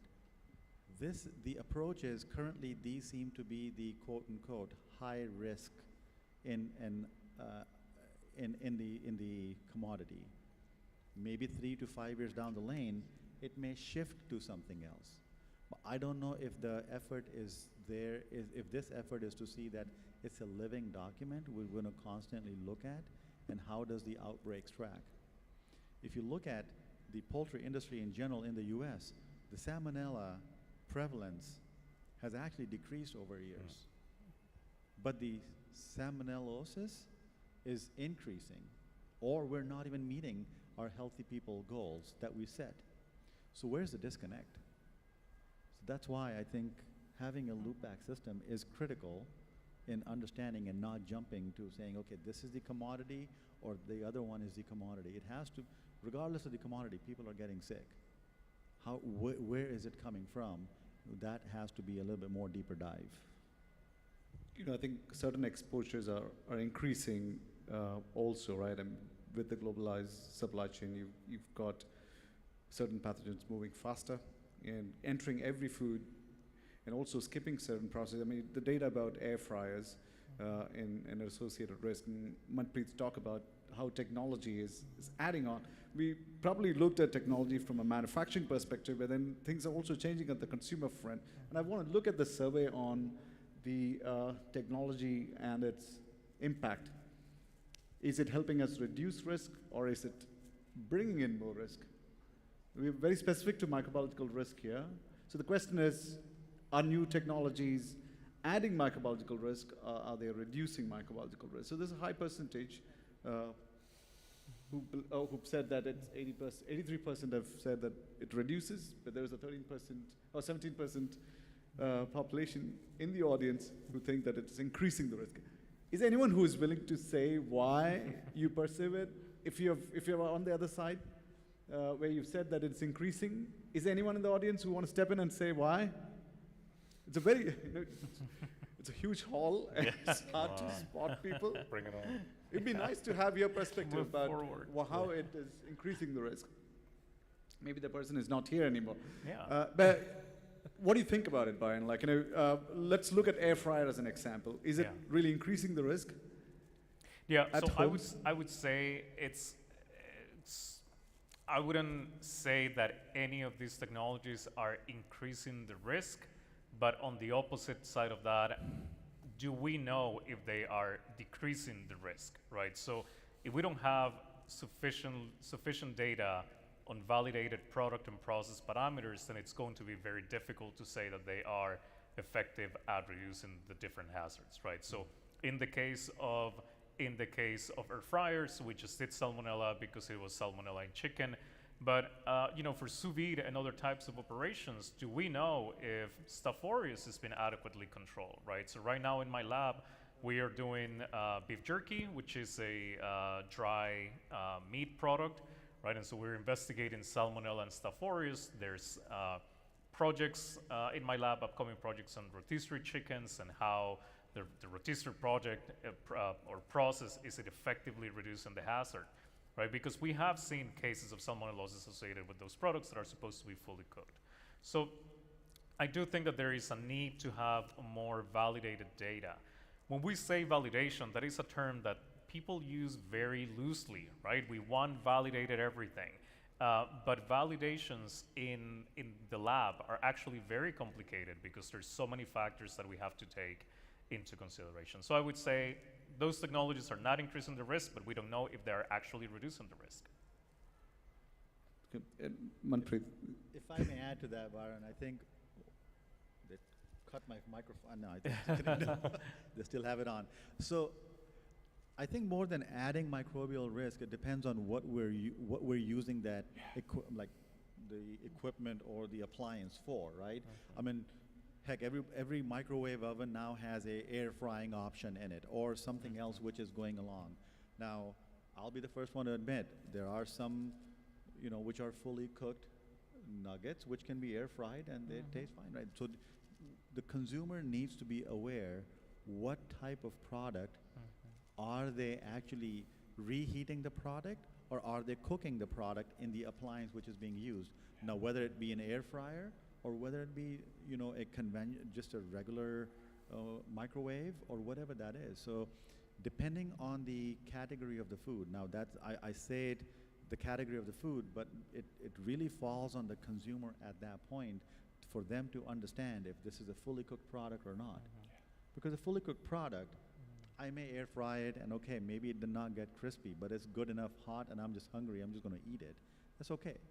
But at the same time, if it is not a cooked product, it is not okay just to get it warm enough and eat. You have to be ensuring cooking process.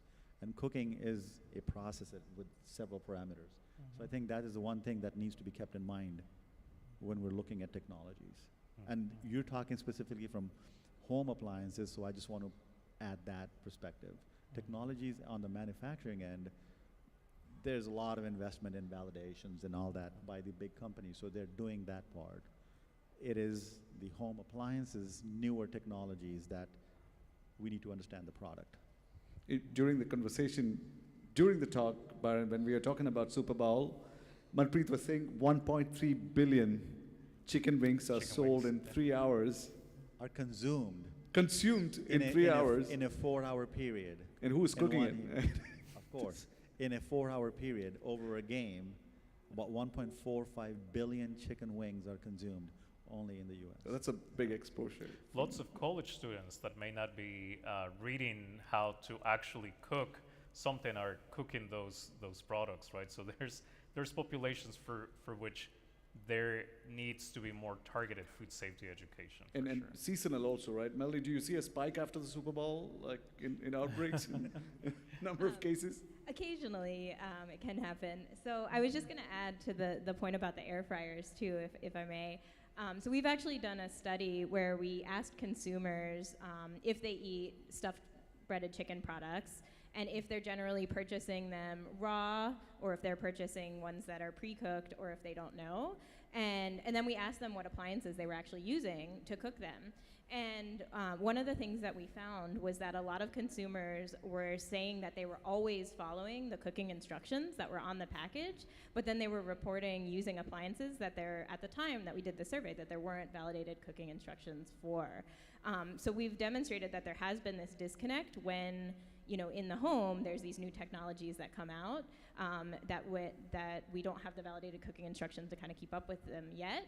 We are seeing that there's a disconnect with what people are reporting doing versus what they're actually doing. So I think that's just worth mentioning in the context of this air fryer discussion, because that was something that we were sort of worried about, because there can be a lag between when these new technologies and in-the-home cooking appliances and whatnot are made available before there's actually validated cooking instructions for a lot of the items that people are using them for.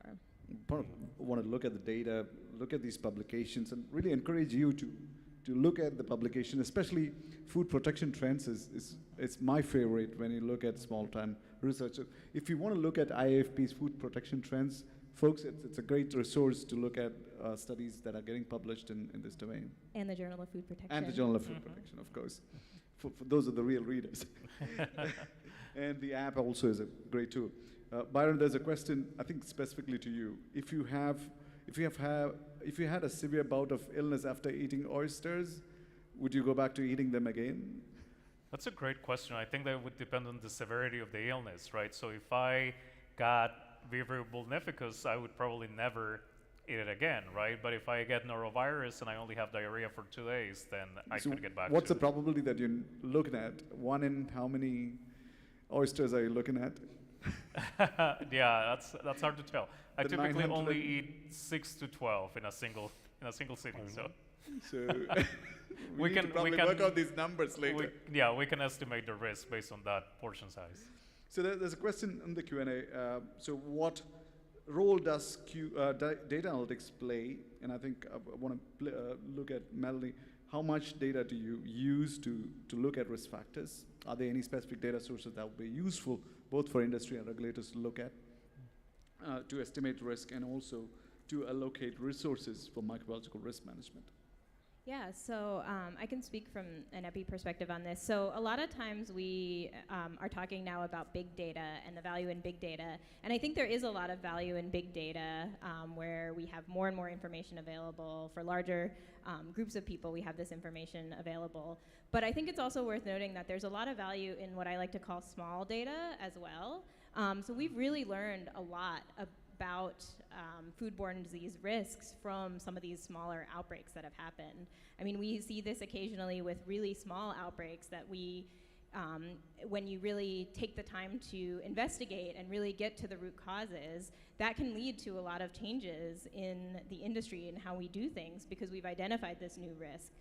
So I think there's really an important use for both big data and small data in understanding foodborne disease risks.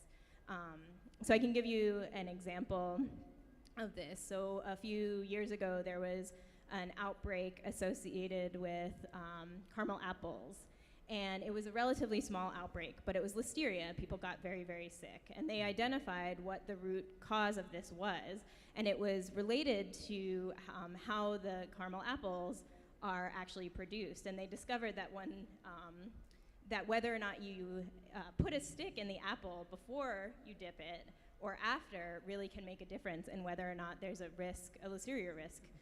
And that can lead to a lot of prevention practices. And that's coming from a small outbreak that led to an investigation to identify this new food safety hazard, and then we can conduct research to be able to mitigate that for the future and prevent it from the future. So I think there's a lot of value in both small data and large data, or big data. And I think to Melanie's point, right, there's also a lot of sentimental value in a product like caramel apples, right? And those are products that people don't typically associate with foodborne illness. Yep. But so if you see something with chicken or raw beef or seafood, then people are like, okay, cool, yeah, we know that these things happen.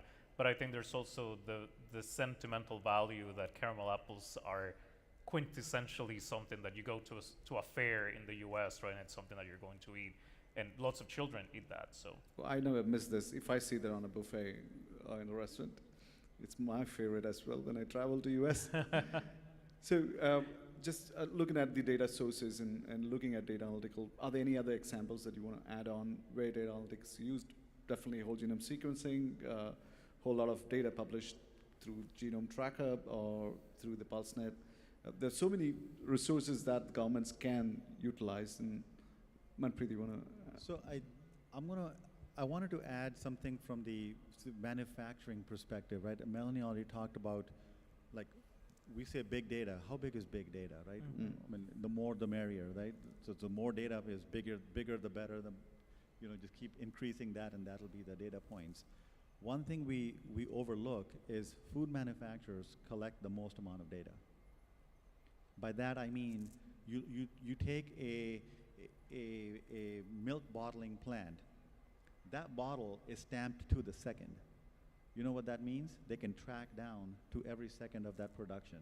That also means with high throughput equipment, data is being collected on the amount of milk being filled into a bottle, the packaging integrity, everything else is being collected by the second. Okay. They're also sending out a lot of this for lab testing.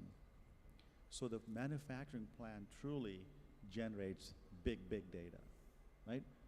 But how do we use that data to improve our process or to understand the risk from that. Typically, you look at a foodborne outbreak or any sort of issue that happens, you can point back to and see that there was a trend in the manufacturing operation which could or should have been addressed to avoid what occurred. And that's where I want to kind of also address that big data in manufacturing is a key also to be able to address or prevent the outbreaks.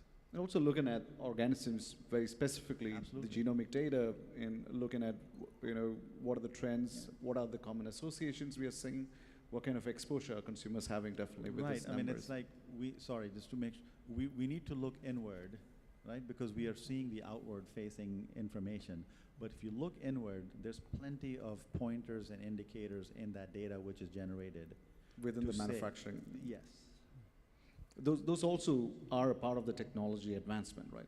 Melanie, you wanted to add Yeah, something? I was just going to add too. I think this, thank you for adding that, because I think this really speaks to something that's so critical in food safety, which is that we all have a different role, but we all need to work together. We all need to find these opportunities to share data, to understand the root causes, to understand where things went wrong, to understand where there are prevention opportunities and whether or not they're working.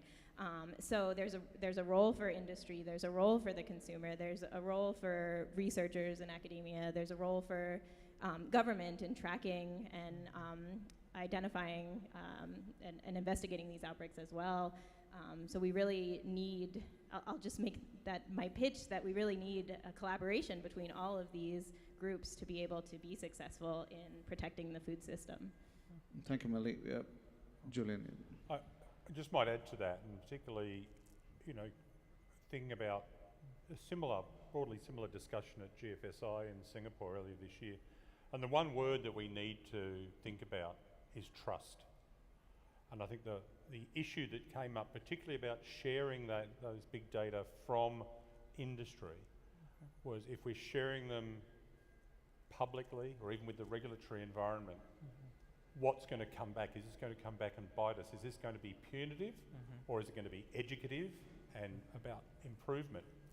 So I think there's work to be done. The idea of collaboration really is founded on trust, and that's across different stakeholders to really make that work. If we can get there, I think absolutely there's big benefits to be gained. And that's also the foundation for data exchange, right? You need to have collaborations, you need to have data sharing, especially looking at outbreak data, lessons learned, etc. We look at data itself. We also look at the bias part, right? And Byron was talking about Staph aureus infections, and I was just curious to know, what's the probability that you would pick up a Staph aureus infection versus a salmonella infection? Most of the reported cases in our context, at least here, are salmonella infections because people get hospitalized, and then that's the only way you would know that there's an outbreak. And often these are the point source outbreaks that get detected, but sporadic cases are often missed. So how do you offset this? And Byron, how should we look at something like Staph aureus versus salmonella risk?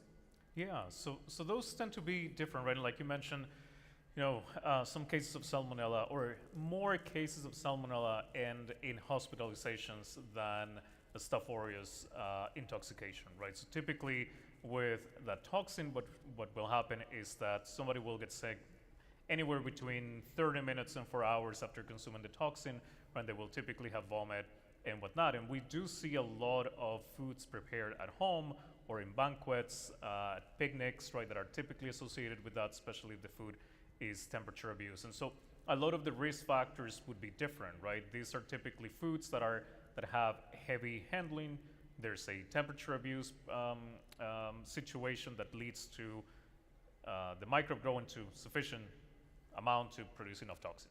With salmonella, the risk factors may be different, right? And so we do see that there is, let's say, cross-contamination that's under processing, right? So there's multiple other different things that may add to that contamination, especially in processed or manufactured foods. You guys can add to that. Yeah. So To that point as well, I mean, the same way that there's different ways that this can go wrong, there's also different ways that we detect them too. So underreporting of foodborne diseases is very common because a lot of times we talk about this pyramid of surveillance where, you know, a person gets sick and then in order to be identified as a part of an outbreak, they need to be sick enough that they seek medical care. The doctor needs to then test them for a pathogen. Then that needs to be reported, and then that's how we can begin to detect outbreaks. But we also have another mechanism as well, which is, so that's considered pathogen-based surveillance, and that's what's commonly used for identifying salmonella outbreaks. There's also complaint-based surveillance. So we have a system where I live in Minnesota, where it's a statewide system where if a person gets sick, but they're not necessarily sick enough to go to the doctor, they can call the health department and report it, and the health department will still investigate that. And we really see a difference in the pathogens that are detected through these two different surveillance systems.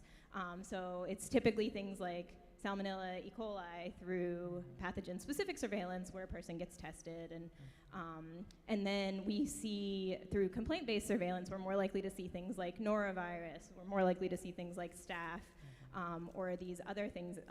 So there's a really big difference in our detection methods for this, and then also the severity of the disease can also impact whether or not a person gets tested in the first place. Got it. We're going to spend the last 10 minutes looking at how we can reduce risk from both industry perspective and from regulatory perspective. While you're thinking about the answer, you know, like couple of months ago, we had 2 salmonella enteritis outbreaks at the same day, same time, and 2 different places in two corners of the city.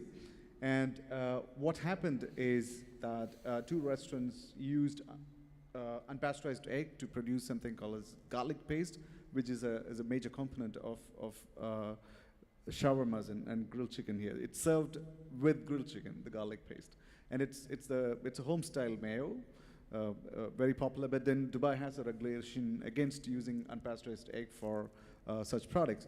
But these 2 restaurants used it, and what struck me most was that when I had a meeting with the owner, the manager of the business, and the chef, I just asked them, did you attend the person in charge training program? They said yes. Did you learn about the use of the restrictions on the use of unpasteurized egg and also the stories about salmonella infections and outbreaks? They said yes. And then I asked them, why did you continue to use it? And they said, oh, we've been doing this for 3 months, nothing happened, so we continue to use it. So it just goes back on how businesses perceive risk, and everyone is waiting for that experience that's bad to change the decision versus how do preventive work. And we've got so many sessions in the conference talking about food safety education and training, because what we're trying to look at is a preventive approach. How do we convince people? How do they convince the industry to change? So I just want to take 2 minutes each from each one of you talking about either regulatory or an industry perspective on how we can reduce risk. I think that brings, that you can do as much food safety training as you want, but it's really down to food safety culture, right? So is the training that you're providing just giving awareness, right, to people, which is a level of training, right? We want awareness, or is it actually educating in a way that it's going to change behavior, and that is a much more difficult kind of training to measure, right, or type of approach to measure? So I think that if the training is not effectively changing behavior in a way that you increase this food safety culture, that everybody believes in the goal of food safety, that it's going to be very difficult to improve food safety in general, right? And that is at any level, whether it's at the home or in manufactured foods or in retail and food service. And so I would say that approaching that application of food safety culture principles and how we can bring that into every segment of the food supply, it's going to be critical. It's interesting, Bobby, when you posed the question that you mentioned about, is it industry or regulatory? And again, if I go back and think about, where I see, the absolutely a fully shared responsibility, then we've kind of left the consumer off there again. And I think about Byron's talk and food service as an industry, and as he rightly pointed out, that cooking in the home is part of the food service category. So the family home is a small food industry. They're making food maybe for 2, 4, maybe, a huge family, maybe 10, but, right? There's still someone making ready-to-eat food. And so if we take that approach, we want people to share in that. So again, how much should we regulate the preparation of food? I think a number of countries now have increasingly mandated training. If you're working in a commercial food service establishment, should we actually have curriculum, for instance, in schools that ensure that consumers from a very young age are actually starting to be acculturated into proper personal and food hygiene practices? And maybe that will actually be more regulation, that may be more mitigation than regulating back up the chain as well. So again, for me, shared responsibility, I think, is a mantra. So when you started describing the situation, there's a few things you said, and I'm just like, there's red flags, red flags, red flags, and I'm just, clicking here. You say home-based mayo. Well, that's classic of how things happen. You say chefs. Like, we've heard enough discussion on, cooking livers and having salmonella issues because of chefs' recommendations of how some products are to be cooked. Then you said, we've been doing it for the last 3 months this way, so we've always been doing it. You're doing it right until something happens. That's what the biggest issue is, right? We always talk about, if there's no outbreak or nobody gets sick, well, no problem. But the day somebody gets sick, then what? Where were your checks and balances to go back and figure out, to do a root cause analysis, understand this is the issue, right? And this is where that confusion around what commodity, what pathogen, becomes even more, evident. Like, whether it's the chicken or is it the mayo? I mean, you talk about the homemade mayo being used with a chicken, and of course, if you think about risk, salmonella and chicken, because that's, according to CDC, a top 10 pairing of pathogen food that is an issue. Or salmonella in eggs. Nobody thinks about that. And then the type of product which is being cooked. Home canning. That's where we're under canning, we're under processing. So these type of things have to be addressed with the right understanding about the food. One of the first things that we do in our actually the universities in the US, there's a big piece on extension outreach, which is education and actually providing service to small and very small food entrepreneurs, because I think that's where most of the help is needed. Helping them understand a simple thing. What is the pH of your food? What is the water activity of your food? And how do you intend to use your food? Is it going to be in a closed container? Or is it going to be a modified atmosphere packaging? Or what type of packaging is going to be used? The reason for that is to understand, with those conditions, what the risks are going to be. And then when you understand the risks, then you can actually address them. Otherwise, we're just chasing our tails. That's my thought on that. I fully agree with that. Understanding the risk is really, really important. Measure it as much as possible.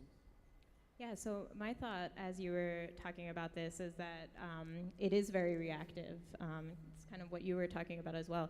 There's a lot of reaction when something goes wrong, but there really needs to be a greater focus on prevention. And I think there's really been a shift more recently that there has been that recognition of not just focusing on when something goes wrong, but more of a focus on preventing that from happening, especially, when it comes to things like restaurant inspection. So, there's more focus on restaurant inspections, or during restaurant inspections now, on prevention opportunities, using them as educational tools, not just as punitive tools or regulatory tools that could be seen as punitive.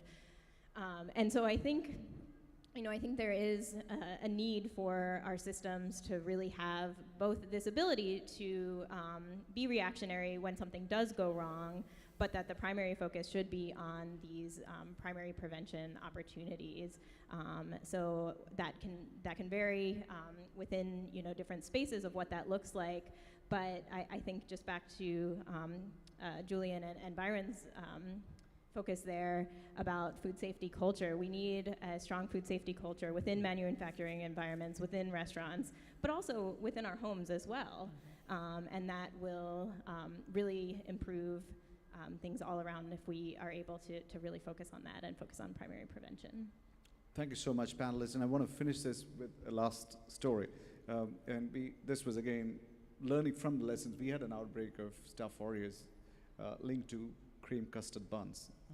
And the product was left on shelves. That's a textbook thing, right? So, so look at what happened. We got the lead cases on 29th of May, and then inspectors who was looking at that complaint data, it was just like, I had buns and I felt sick, but then they thought it's a normal complaint.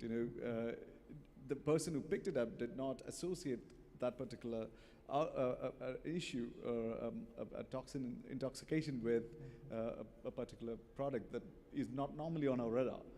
And I just think that if you look at custard and a typical symptom of Staph aureus, it's a classic. And you can trace back outbreaks to probably 50, 60 years and link those stories up. And I was just thinking, like, how important is that information and the knowledge at that point where inspectors are taking the decision. And I think it's a message that I want to leave with all of you. You have to know these stories, because when you spot problems, you need to pick those and act as quickly as possible, because if that action had happened, we would have prevented around 90 people from getting sick the next day from the same product. So, it's really, really important. And we're going to continue this conversation tomorrow in the ICMSF session. Please mark it on your calendar. We're looking at useful microbiological sampling and testing. The other aspects, looking at how you can improve your testing programs to manage microbiological risk better. So we start at 8:30 a.m., very early start in Abu Dhabi B meeting room tomorrow. And we're going to leave the panel. Thank you so much. And we're going to continue the student session. We're going online with a webinar. So I think Byron, all three of you are staying back for the next session as well. So let's get more sun. Melanie, thank you so much. And we'll continue the next. So we're going to go back, set the system up a bit, because we're going web. Les is going to talk, and then we'll come back on the chairs if required. Thanks, everybody. Thank you so much.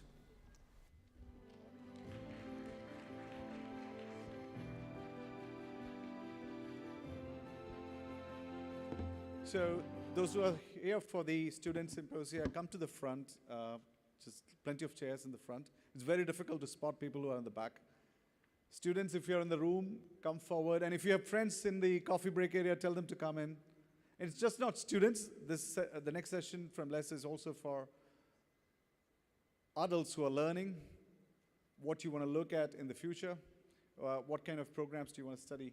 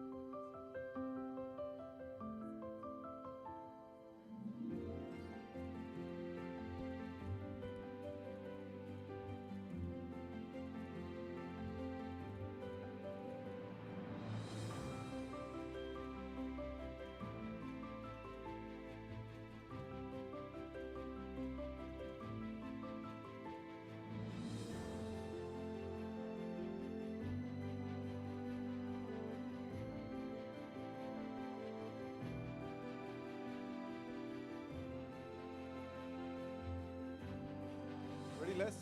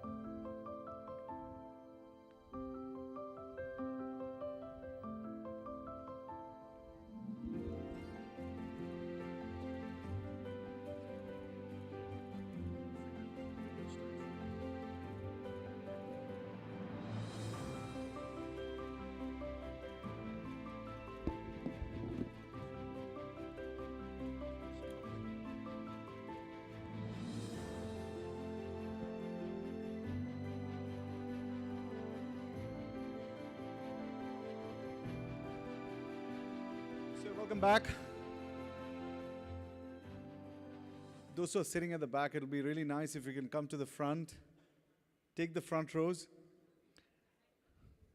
Our next speaker is Dr. Leslie Borkin. He's the professor and chairperson of the Department of Food Science and Human Nutrition at the Michigan State University. Les was here last in 2011. It was 13 years ago. The conference has changed so much. And the mission this time was not to just talk about education. It's also about looking at what are those new programs that are coming up.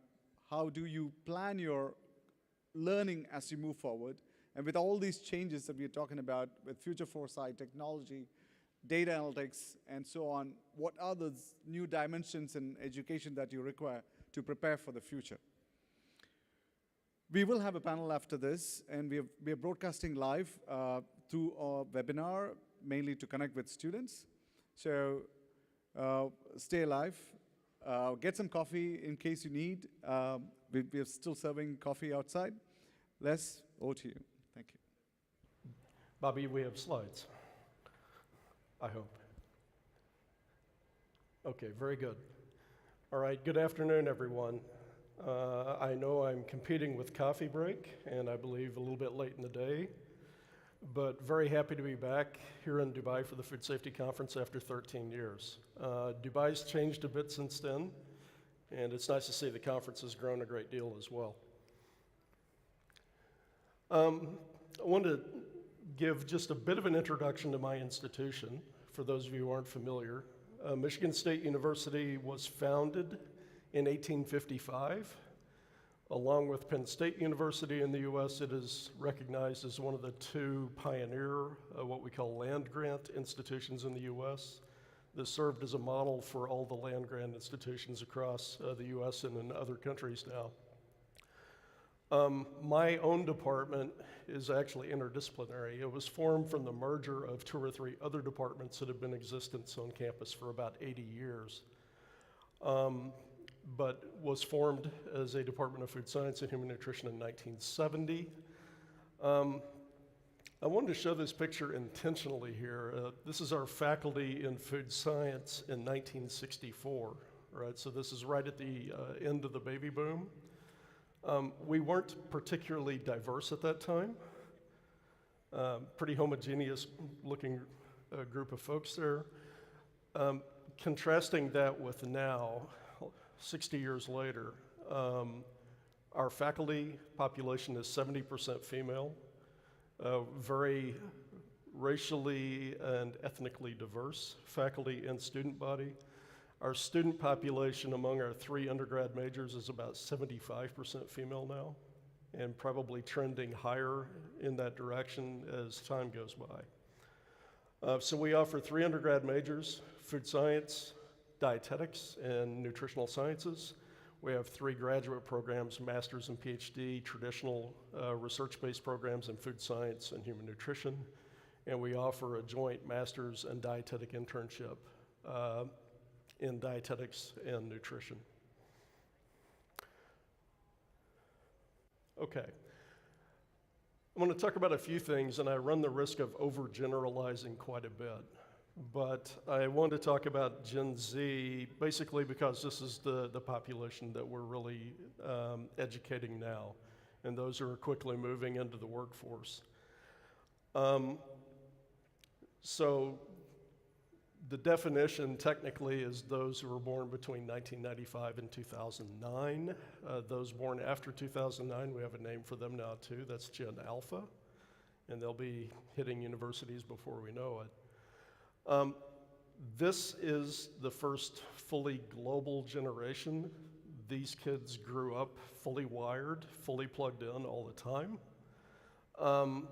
That has pretty huge implications for how they acquire information, how they interact with people, what their expectations are out of education, and how they work in society and what their expectations are.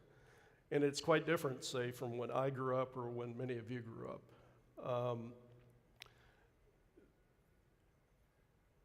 They are very engaged in the media, social media, highly connected, but sometimes this can be very isolating as well. We saw this a lot during the pandemic, and we see it even now with our students now that everything's back fully in person. We have a number of students who will just kind of check out, right? They will disappear on us. And that's something that we've really not kind of faced before, and that's something we struggle with to make sure that we're keeping our students engaged, present at all times, and not losing them along the way. So from the perspective of teaching and learning, these students grew up online, so they have instant access to all the information they need. They strongly prefer engaged or experiential learning.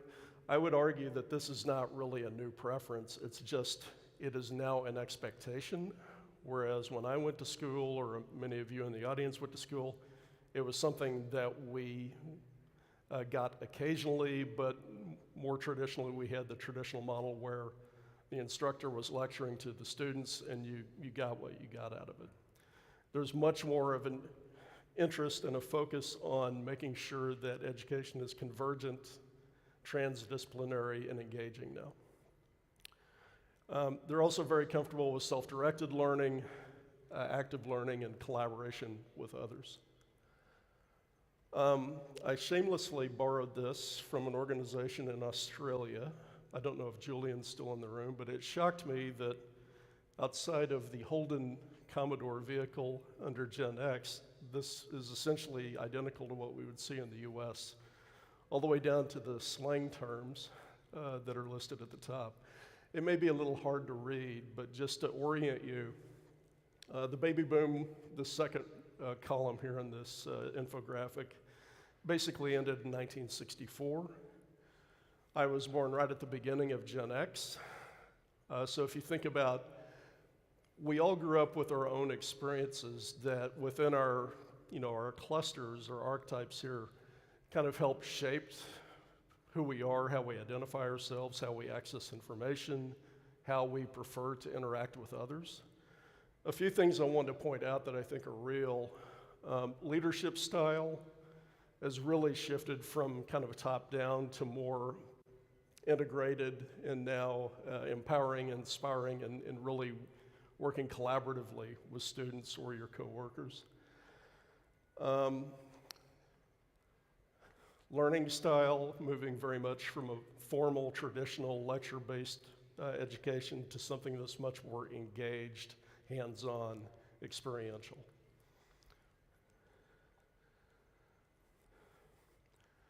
So what I'll cover pretty quickly, and I'll go through some of these slides quite quickly, is to really kind of talk about what we're trying to focus on in STEM education now to make it more meaningful and inspiring for our students. And really the push is to move beyond disciplinary boundaries, to make our educational processes much more transdisciplinary, to make the learning much more experiential, and to have students working on problems that are very applicable to today's industry and the jobs that they're moving into. So again, moving away from the traditional approach, and then working more on getting students engaged in problem-solving learning.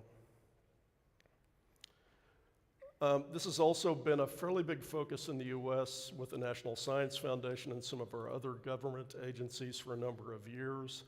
NSF in particular has invested very heavily in transdisciplinary research and education programs.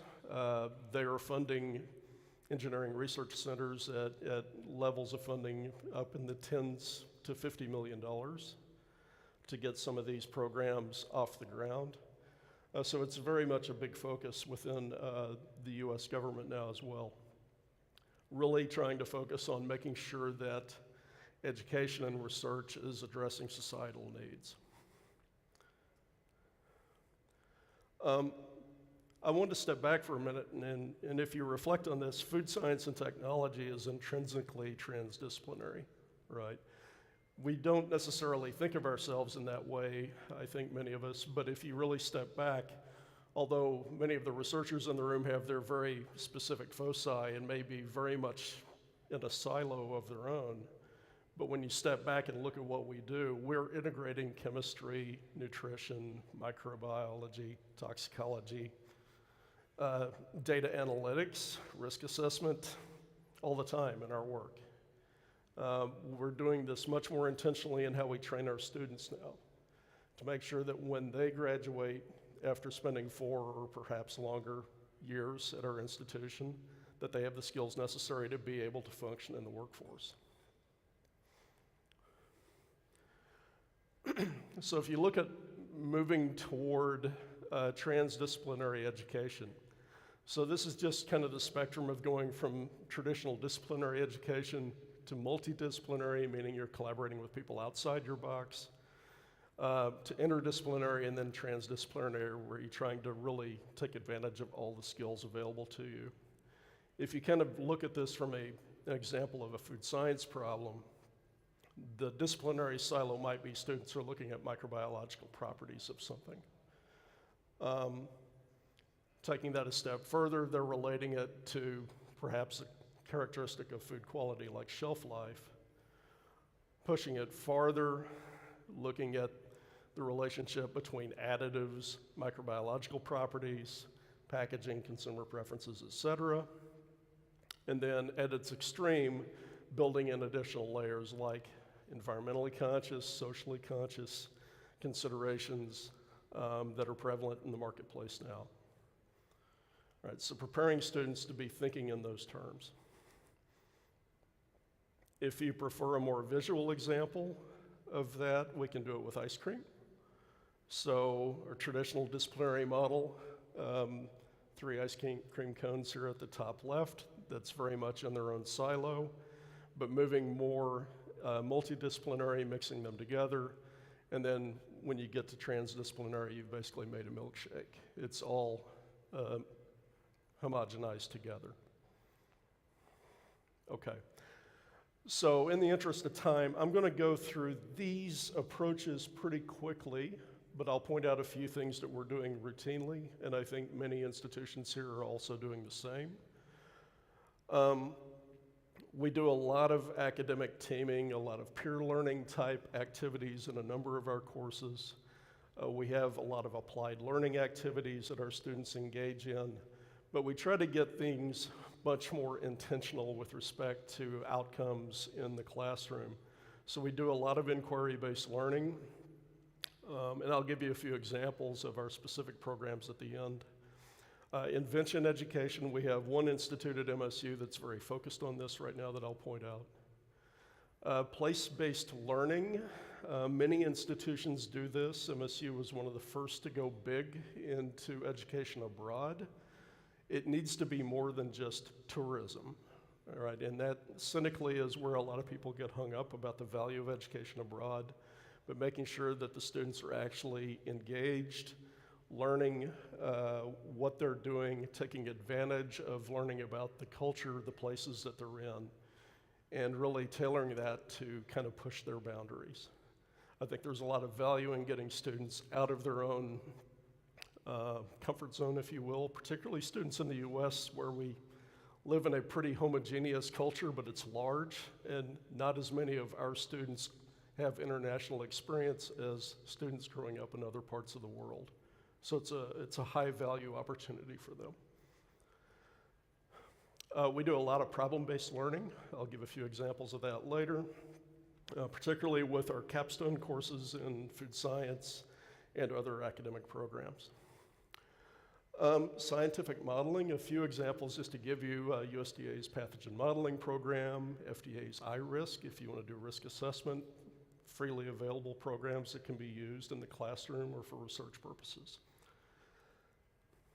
And then naturally work-based learning experiences, internships, et cetera, which our students take considerable advantage of. One thing I would point out, and I think most people in the US would recognize this, our food science undergraduate population is small.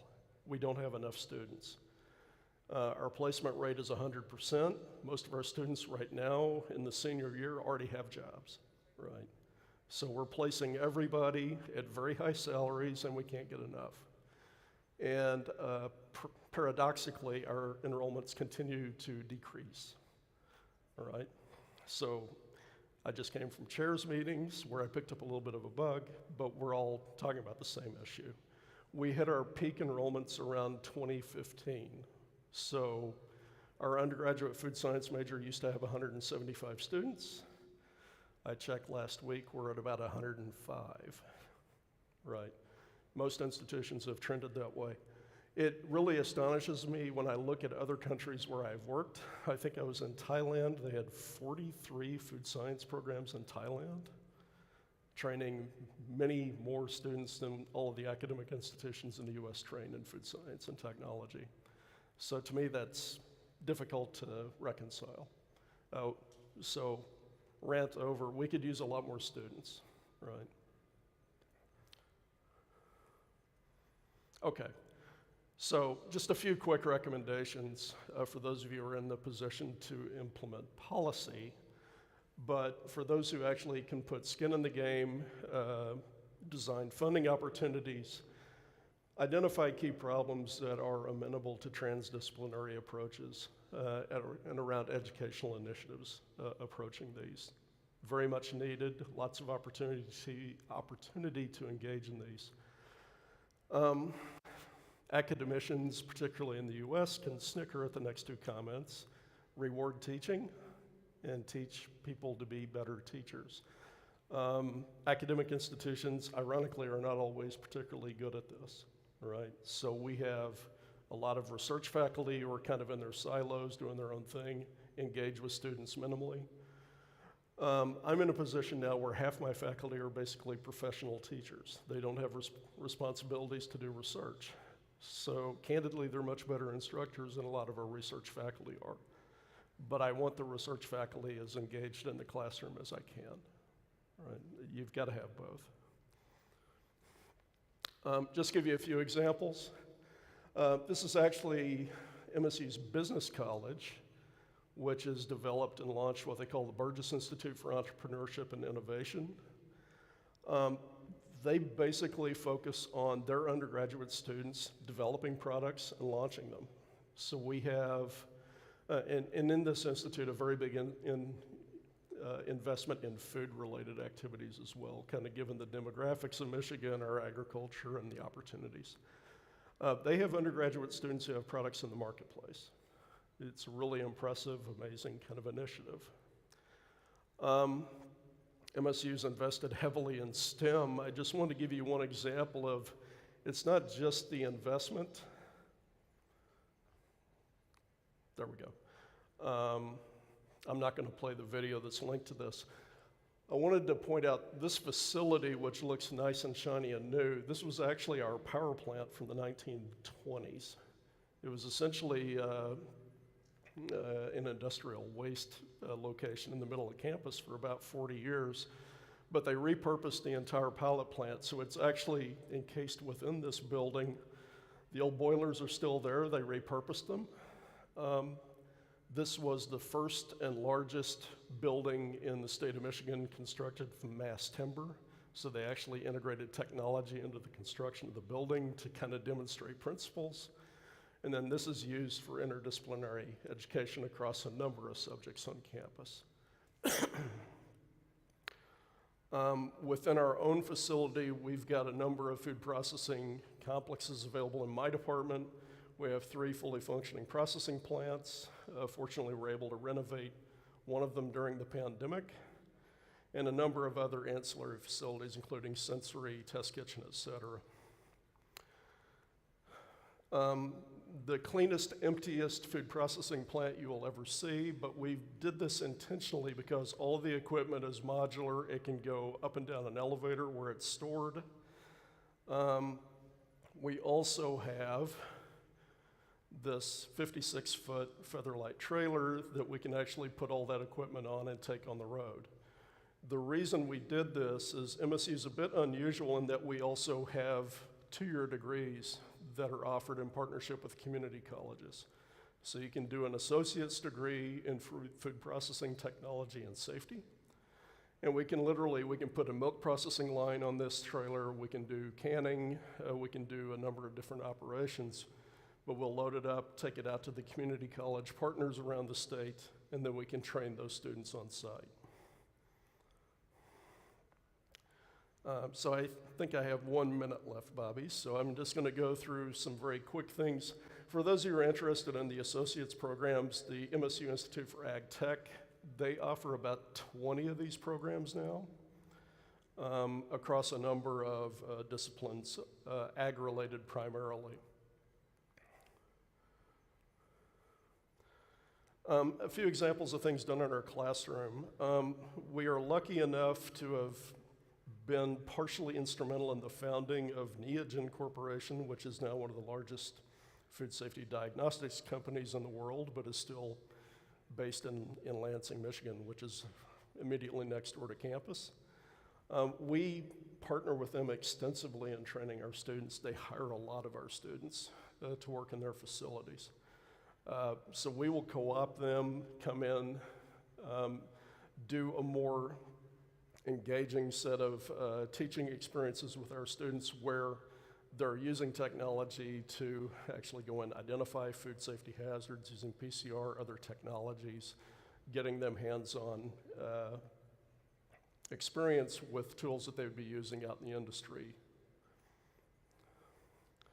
Likewise, in some of our other courses, instead of just focusing on kind of discrete experiments that end at the end of one lab period, we'll have them do things in a series of activities and actually get them to where they're actually testing a variety of factors around products, in this case, looking at different protein functionalities, and then working that up to where they're actually writing a mini paper for the Journal of Food Science.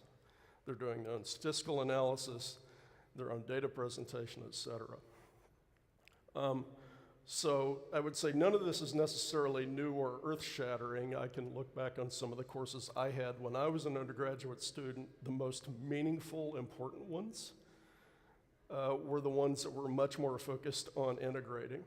So I distinctly recall the last biochemistry lab I ever took as a grad student. We started with pig hearts. We isolated lactic dehydrogenase, purified it, tested all of its kinetic properties over about a month-long period, right? Much more engaging learning experience. So really trying to be much more intentional about building this into all of our courses.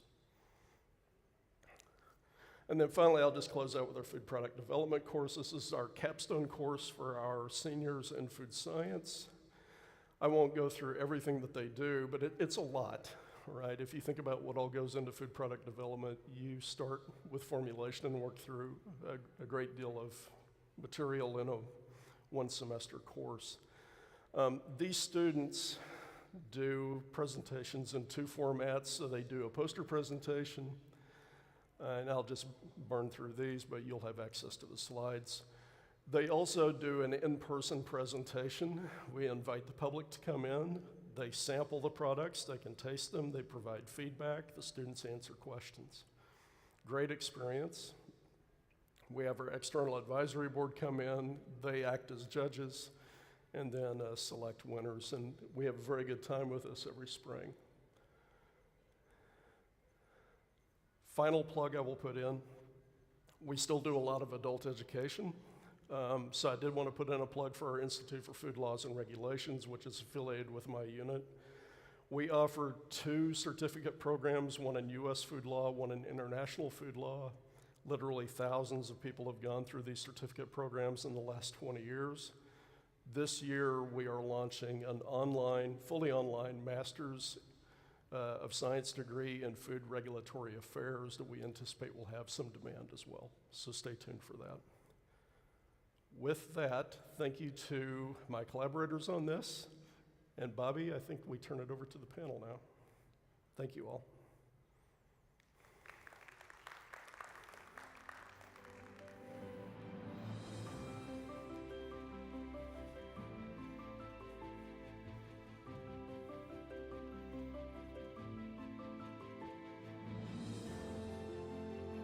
Thank you, Les.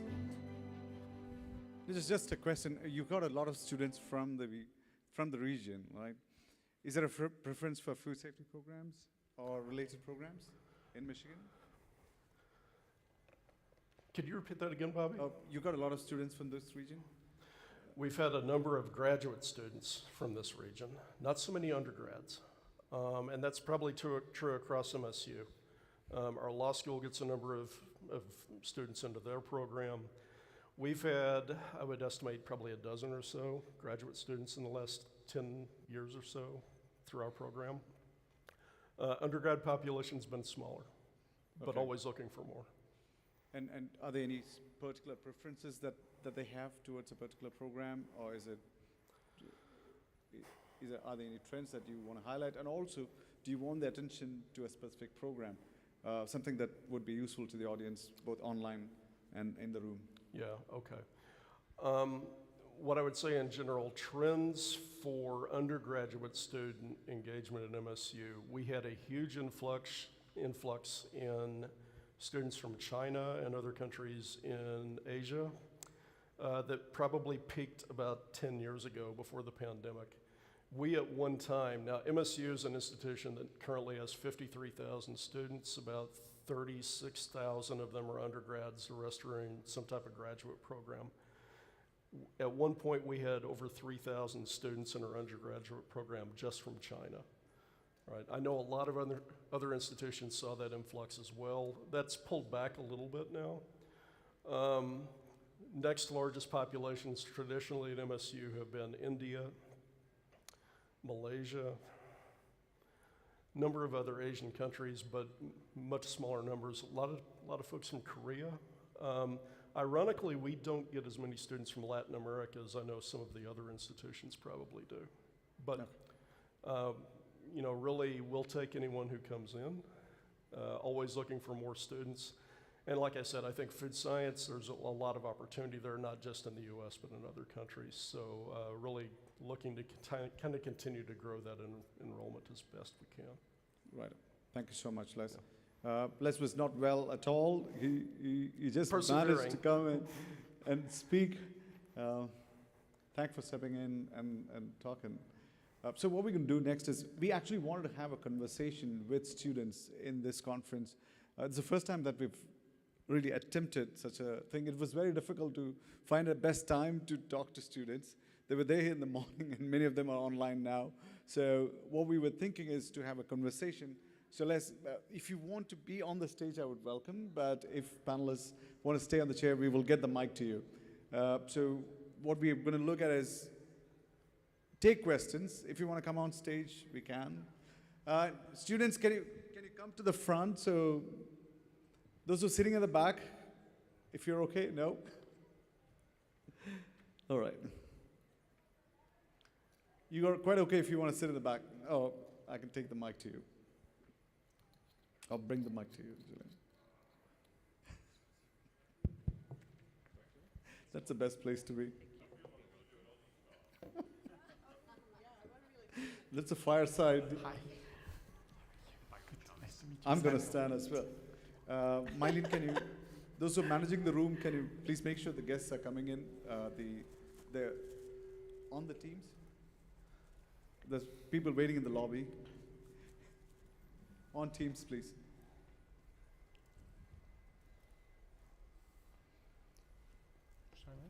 So there's a question like, what are the programs that are popular? So if I'm a student, graduate student, and I just finished my school, what is available in this domain, in food safety or related fields?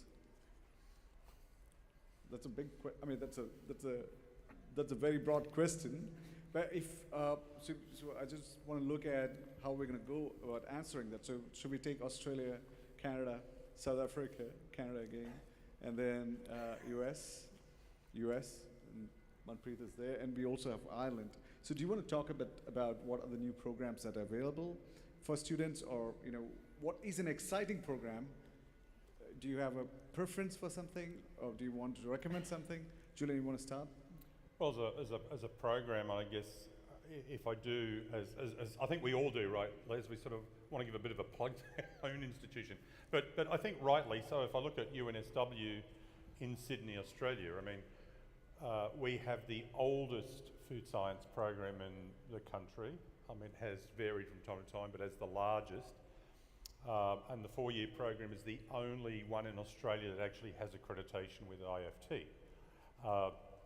In terms of Australia then as a destination to study food science and beyond, including food safety, I always sort of say that we've got food science is part of an engineering faculty or college, very large. And I say that, we have a great program full of great courses, great teachers and researchers, of course in one of the great cities and countries of the world. It's a wonderful place to come and study. So, I think don't go anywhere else. Just come to Australia, really. I'm kind of lucky because I actually, from a higher education and institutional perspective, I get to work with the TVET sector. TVET is technical and vocational education and training. And this is a really interesting and differentiated pathway in that my home institution, for example, which is Niagara College in Canada, we focus on very specifically training people for manufacturing leadership. So we're most famous for our winemaking program, our brewmaster program, our distilling program. I run a product development program, and we take our students very specifically. Most of them are coming to us with degrees from other institutions. Many of our graduates are coming from the University of Guelph with food science backgrounds, but then we are training them discreetly to become manufacturing operations leaders in very discrete sectors, and inevitably food safety programming has to be part of that. So every one of our graduates becomes an SQF practitioner, for example, as part of that practical education, and they're all going out, just like it was mentioned, we have pretty much a 100% placement rate for everyone who wants to work. TVET is an interesting pathway because in Canada it's one of the most popular pathways for immigration as well as education. And it's the most efficient way to be able to get PR status in Canada. Okay, Can Lucia. I just back up? Sorry, Lucia. I remember one thing that I saw on Liz's slide that I really wanted to comment on. One of the other things that we have that I actually implemented in 2020-21 was exactly the point you made about training the future teachers. So we actually introduced an education orientation course for our PhD students in the Faculty of Engineering. Seeing that value, yeah.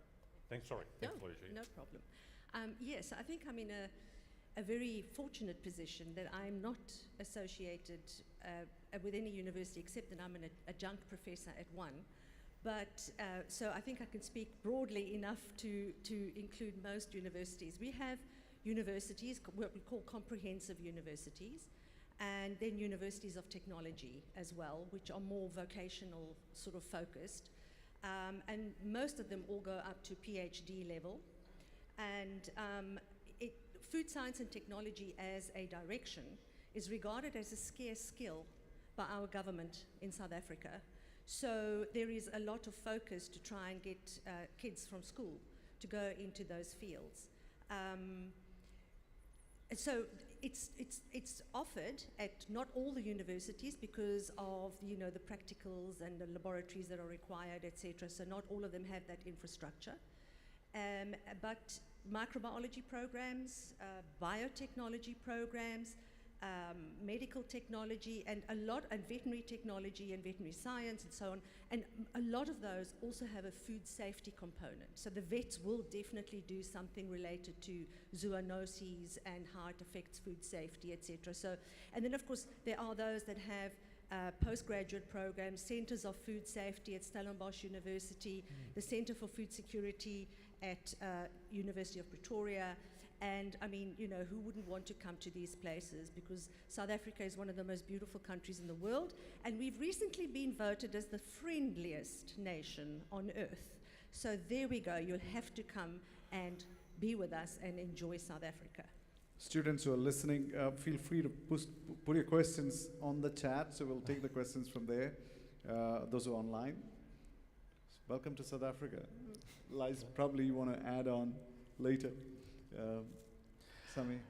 So I have the privilege actually to represent the other side of Canada. That's the French-speaking side. So at Laval University, we offer a food science program. Laval University, for those who know it, by the way, it's not in the city of Laval. It's the other way around. The city of Laval, close to Montreal, was named after the same Monseigneur who comes from Quebec City, Monseigneur de Laval. Laval University is one of the oldest universities in North America, and in fact, I believe the largest Francophone university outside of Europe. So our programs are French-speaking programs, and this actually speaks to the Francophone community, even though some of the subjects are also offered either in a bilingual or in English. So to answer your question, Bobby, about graduate programs specifically, so there is definitely a graduate program and a Master's of Food Science and Technology that is offered at Laval University, with both options, whether it is the research option or what we call a professional master's degree. So basically, this is a more business-oriented type of master's degree.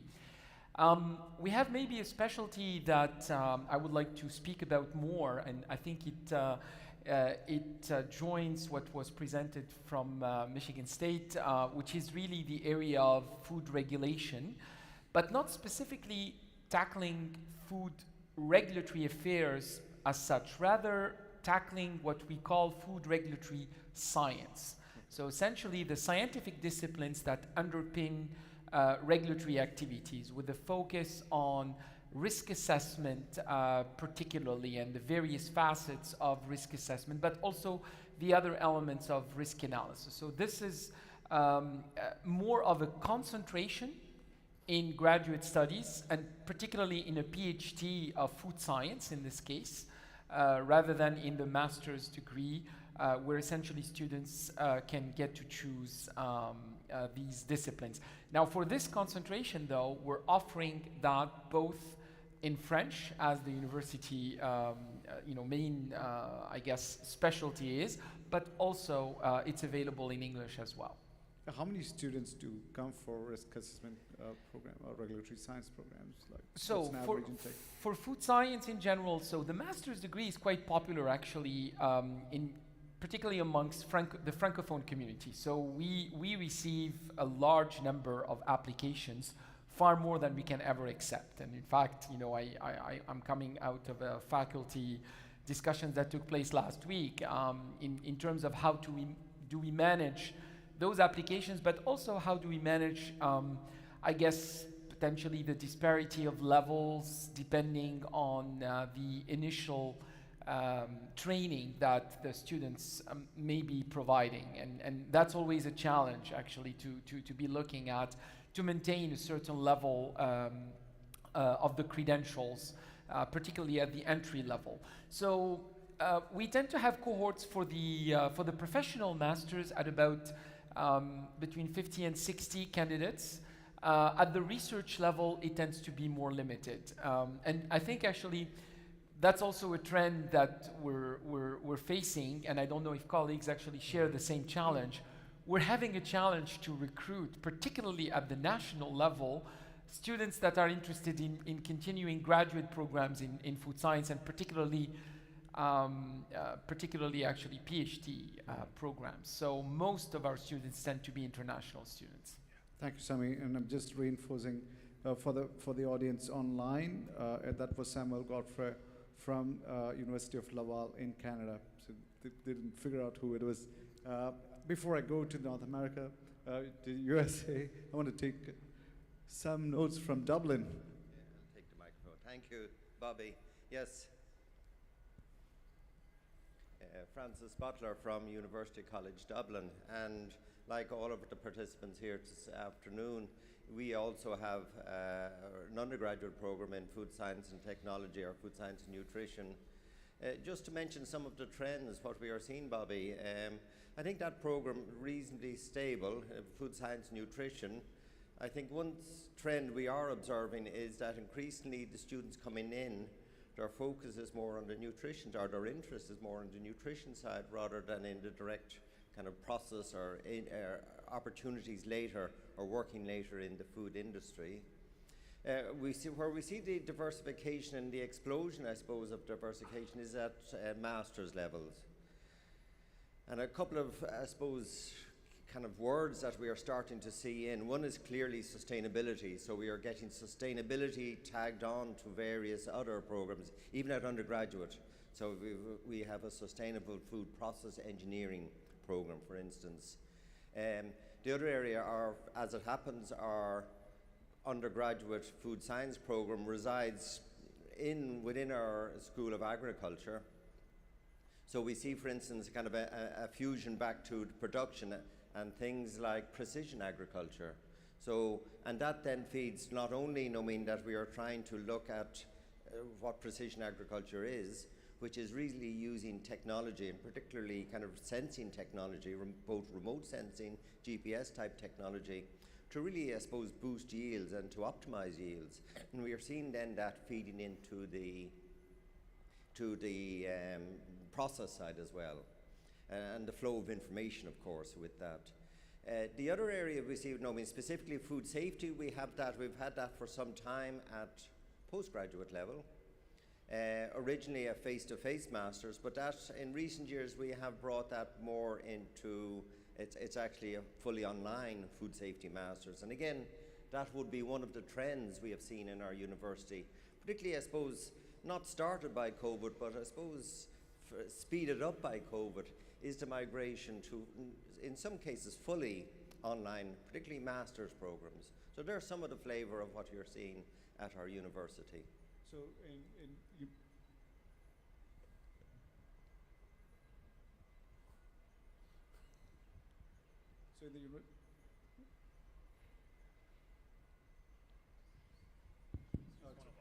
So in the University of Dublin, you can do an online program fully for masters? For masters, yes. Okay. In very, we heard food regulatory affairs, we have a similar type master's program, Okay. again, fully online. Okay, thank you. And do you also see like you were talking about sustainability, do you also see other programs merging in, like data science or technology aspects, AI, getting added on to this domain? Well, can students do both? Well, certainly, for instance, in our digital agriculture program, we are definitely trying to bolt on those kind of skill sets to a graduate who would work in the food or in the agriculture area. So clearly, yes. So there is this progression that we talked about earlier, in terms of not just single discipline, but interdiscipline in our thinking for the graduate. Great. There's a gentleman over there who's trying to get your attention. I'm not sure. I was just looking at you. Go ahead. Hello. Assalamu alaikum. Good afternoon. Afternoon. My name is Muhammad. I am studying Master Nutritional Biochemistry. Almost finished. Now I am planning for start a new course, PhD, food radiation. Now we starting for do basic study, choose our team, supervisor. Now we need someone help us for this field, food radiation. PhD now my level. So are you looking for opportunities in food irradiation technologies to do research? Okay, in PhD. Okay. But PhD programs on food irradiation or related programs, is that probably a technologies? Yeah, I'll jump ahead, and I'm sure Byron will have more to add. But Texas. MSU actually, the building I'm in, actually had a Cobalt-60 irradiator in it in 1966. It was unfortunately helicoptered out of the building about 25 years ago, so we no longer have that capacity. But I'll give a plug for one of our sister departments, our Biosystems and Ag Engineering department, I believe still does have electron beam irradiation capability, and they have their own BSL-2 facility that they do a lot of work on other thermal processes, non-thermal processes, et cetera. So that might be something to look into. Yeah, go ahead. Just maybe a question to our candidate. Why food irradiation per se? Because again, I mean, this is one of the disruptive technologies, but there are so many new technologies in that area. So why food irradiation per se? And why food radiation now in this new technology for food preservation? Chemicals added to our food. Too much problem coming from chemicals added. Addition chemicals. Sure, but there are other technologies that can actually. These are new technologies. Now we our target in our study, we want to make test for this food for rat like this. We do what about biochemical study and affect food radiation. Biochemical study affect food radiation. What we will do, this new technology, new field, you understand me? Yeah. We can also talk about emerging areas in those or related aspects. Right, yeah. I mean, I would say that we can certainly point you towards specific faculty members, right, that are doing, like Les said, maybe somebody at Michigan State. There is somebody at Rutgers University that works with radiation. There's people at Texas A&M that have lots of expertise, so we can certainly point you towards that if that is the route that you want to go. And I don't know anybody in other places, but you guys can suggest. I would say something that I often talk to when people reach out to me and they say, well, I want to study this, I really want to pursue this, and I ask them, where are you going to be employed? Who's going to pay you when you graduate? And how is that going to help you define your employment trajectory? If your goal is to become an academic faculty at a university, I know globally, good luck. There's very, very few positions for research faculty. new field. I had too much difficult study for this field, but I'm trying for do something new for our world food field. Okay, so what we want to look at is we could just look at other aspects that are coming in and see whether you might be interested in something that we're talking about. Manpreet, you wanted to add something? Thank you, Bobby. I think this is a good opportunity for, I just wanted to take that to say, that's a great question in a way, addressing it that I think irradiation is a tool to make, if you're getting to, say, food safety, right? So depending on what field of study you want to go into in the US, whether it's food microbiology, food chemistry, food engineering processing, foods for health, and then you look at what are the tools. As Amy mentioned, you may want to have a little broader approach to what you want to do, and then within that, if you have specific research ideas that you're working with your major professors or your guide with, that becomes an added expertise for you moving forward. You don't want to pigeonhole yourself into an area and say now you're very specific, because the ultimate goal becomes you want to be employable and you want to have an opening avenue as well. So just want to I know we get a lot of those questions, and most academic institutions, I will speak for US, I think I can speak for Canada as well, is very discipline oriented.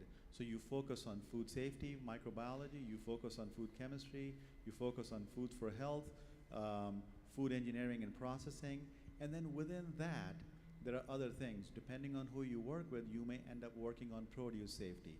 Depending on who you work with, you may end up working in meat and poultry safety. So those are the things that you have to keep in mind when you're trying to look at your interests and when you're trying to look at the applications of it. At the end of it, it started off with when Les talked about it is a multidisciplinary, transdisciplinary discipline, not to be redundant, but at the same time, that is the whole idea. Food science and technology is a very applied field, and we want to make sure that you understand that aspect before pursuing institutions where you go. Yeah, I just want to support what Manjeeb said there, because that's exactly the situation in South Africa as well. Because of the fruit and vegetable and the huge focus on export of fruit, especially in the country, and nuts, because we're the biggest macadamia nut producer in the world.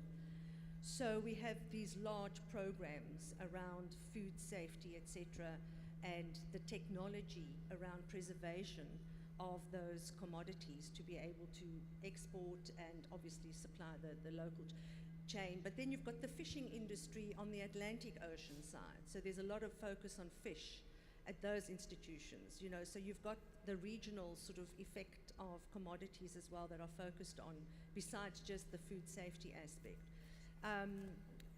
Just a point on agricultural programs, which we also have. Our agriculture industry is pretty well advanced, actually, and precision agriculture is in.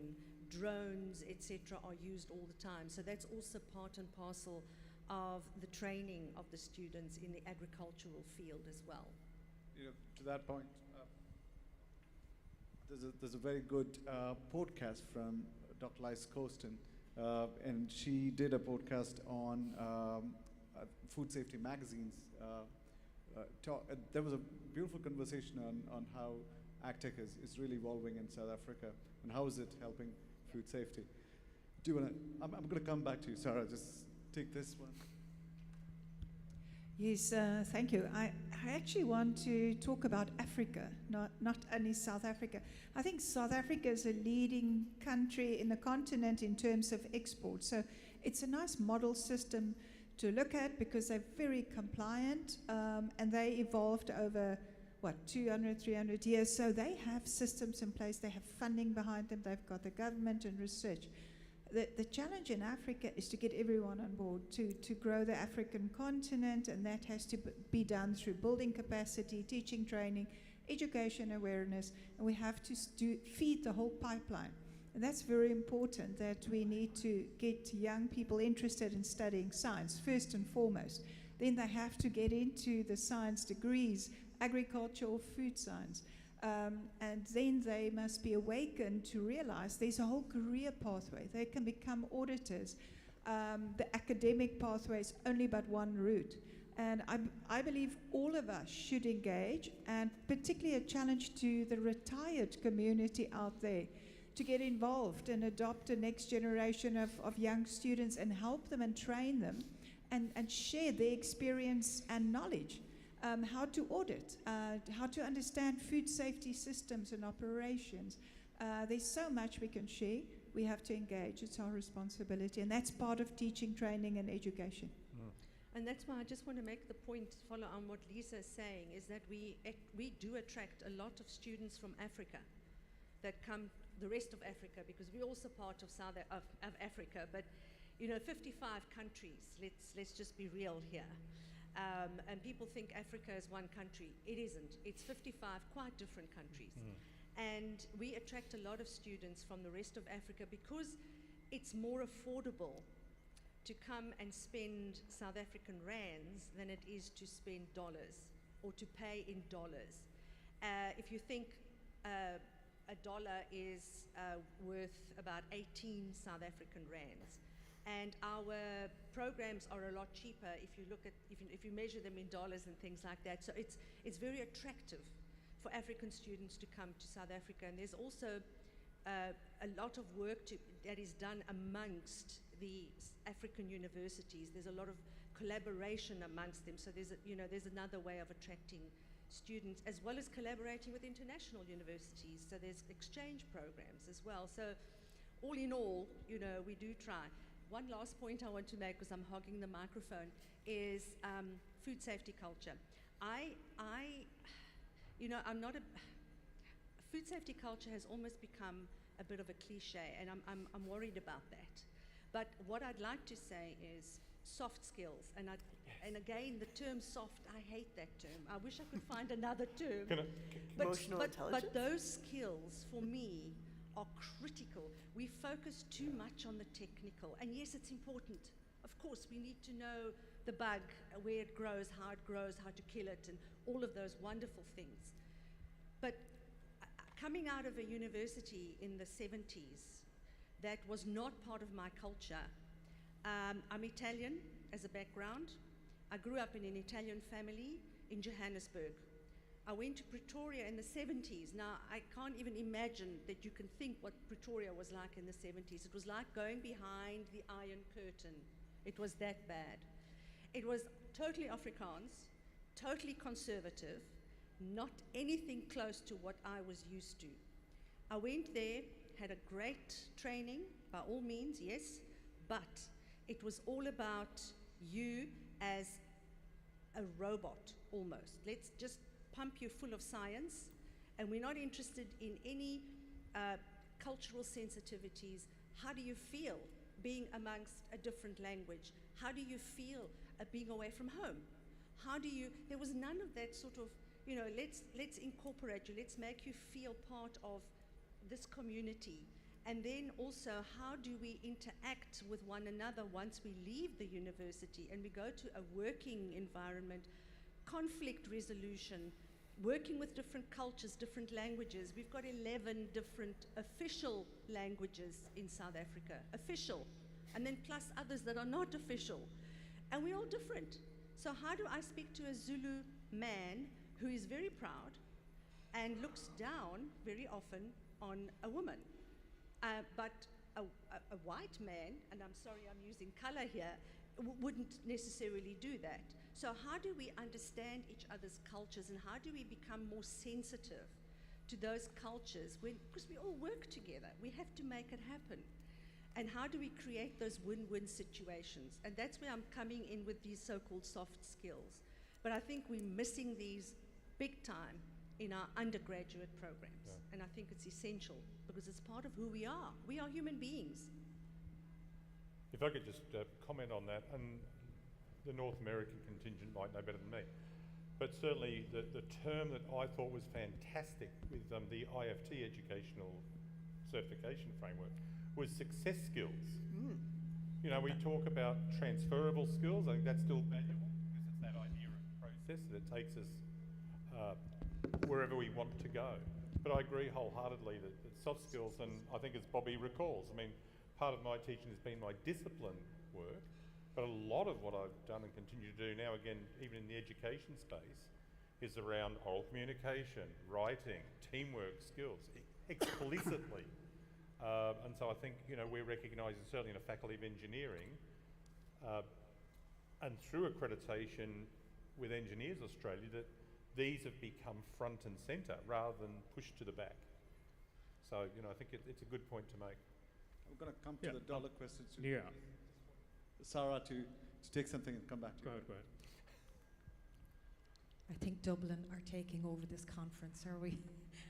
Sarah Boyd from the Technological University Dublin, just to share offerings within our university as well. And I echo very much what Francis has said about the trends. It is absolutely food science. We've just introduced a new degree in food biotechnology. We have a degree in environmental health where we train all of the food inspectors. And we have now a master's in sustainability, food safety management. Now that program is running 20 years, but we rebranded it and we updated it and now repackaged and have been offering it for the last 2 years.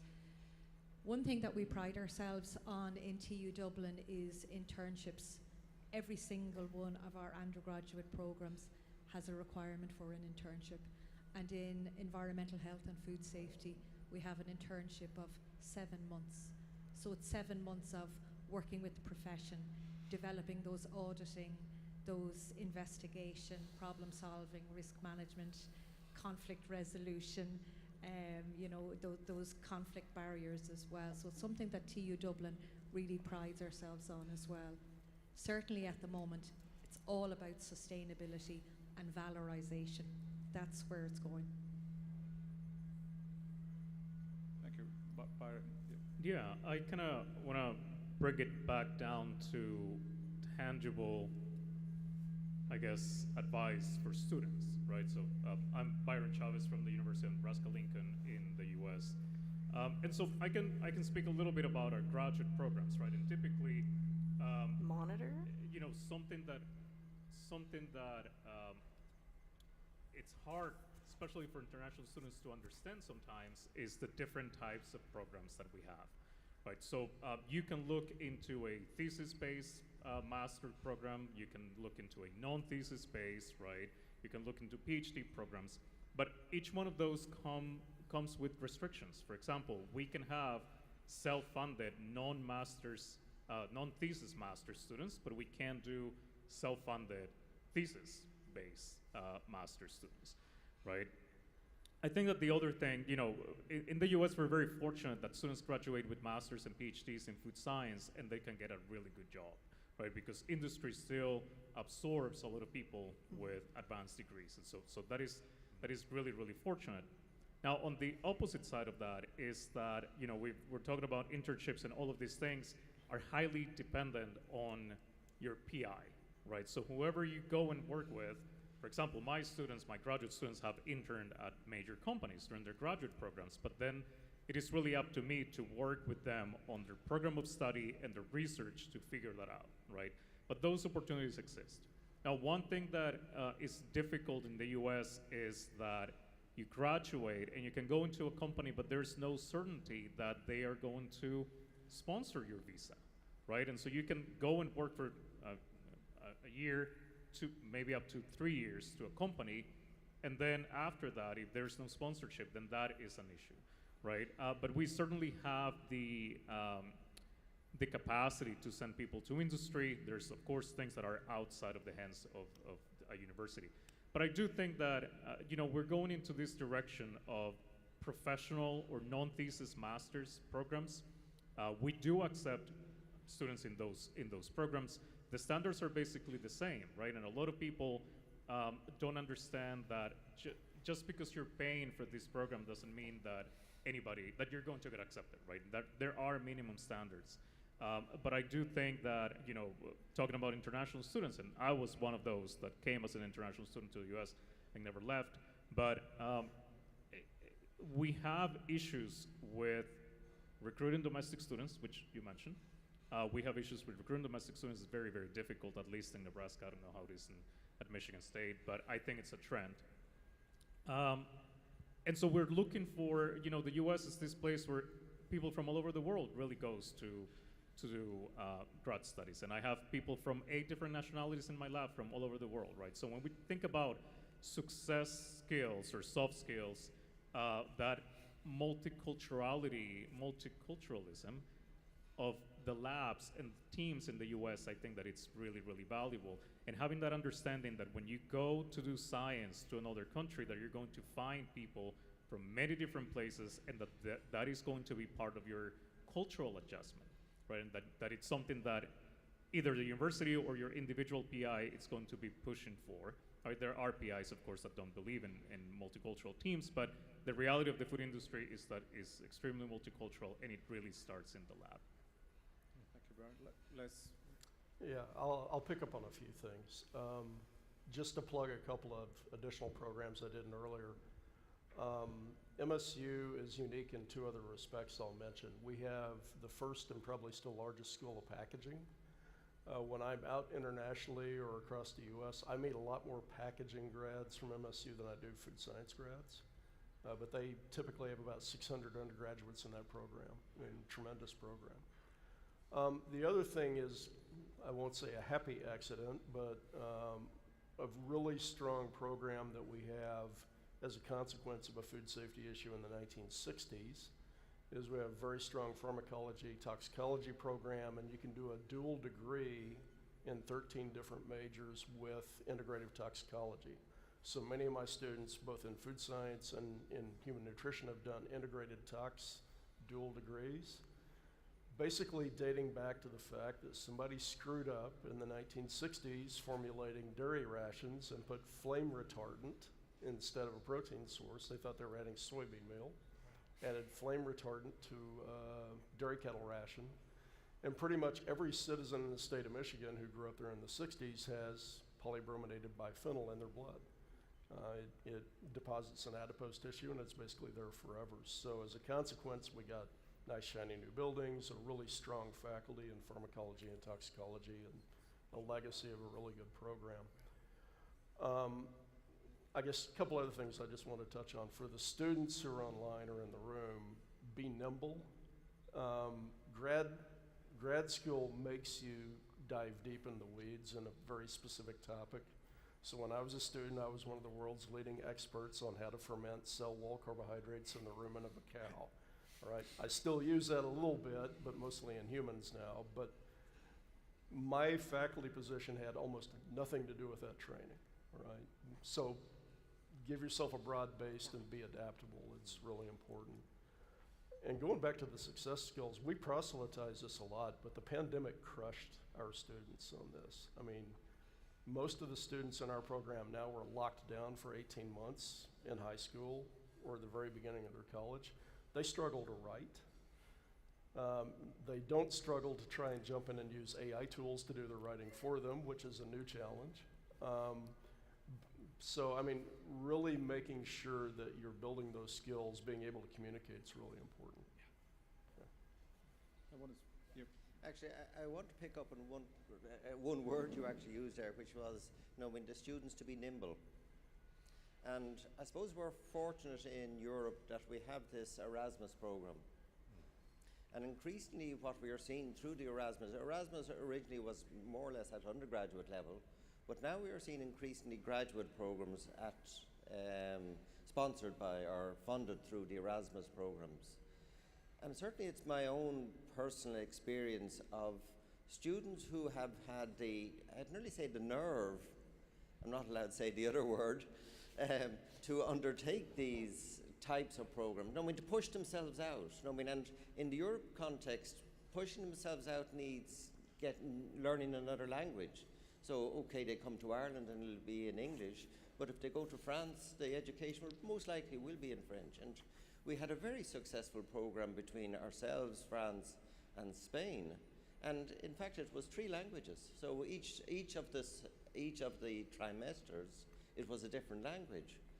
But you could see it in the quality of the students, the graduates that came out of that. They were really head and shoulders above your conventional. So, to the students out there, I think this idea of mobility, and there's There's endless possibility nowadays for mobility.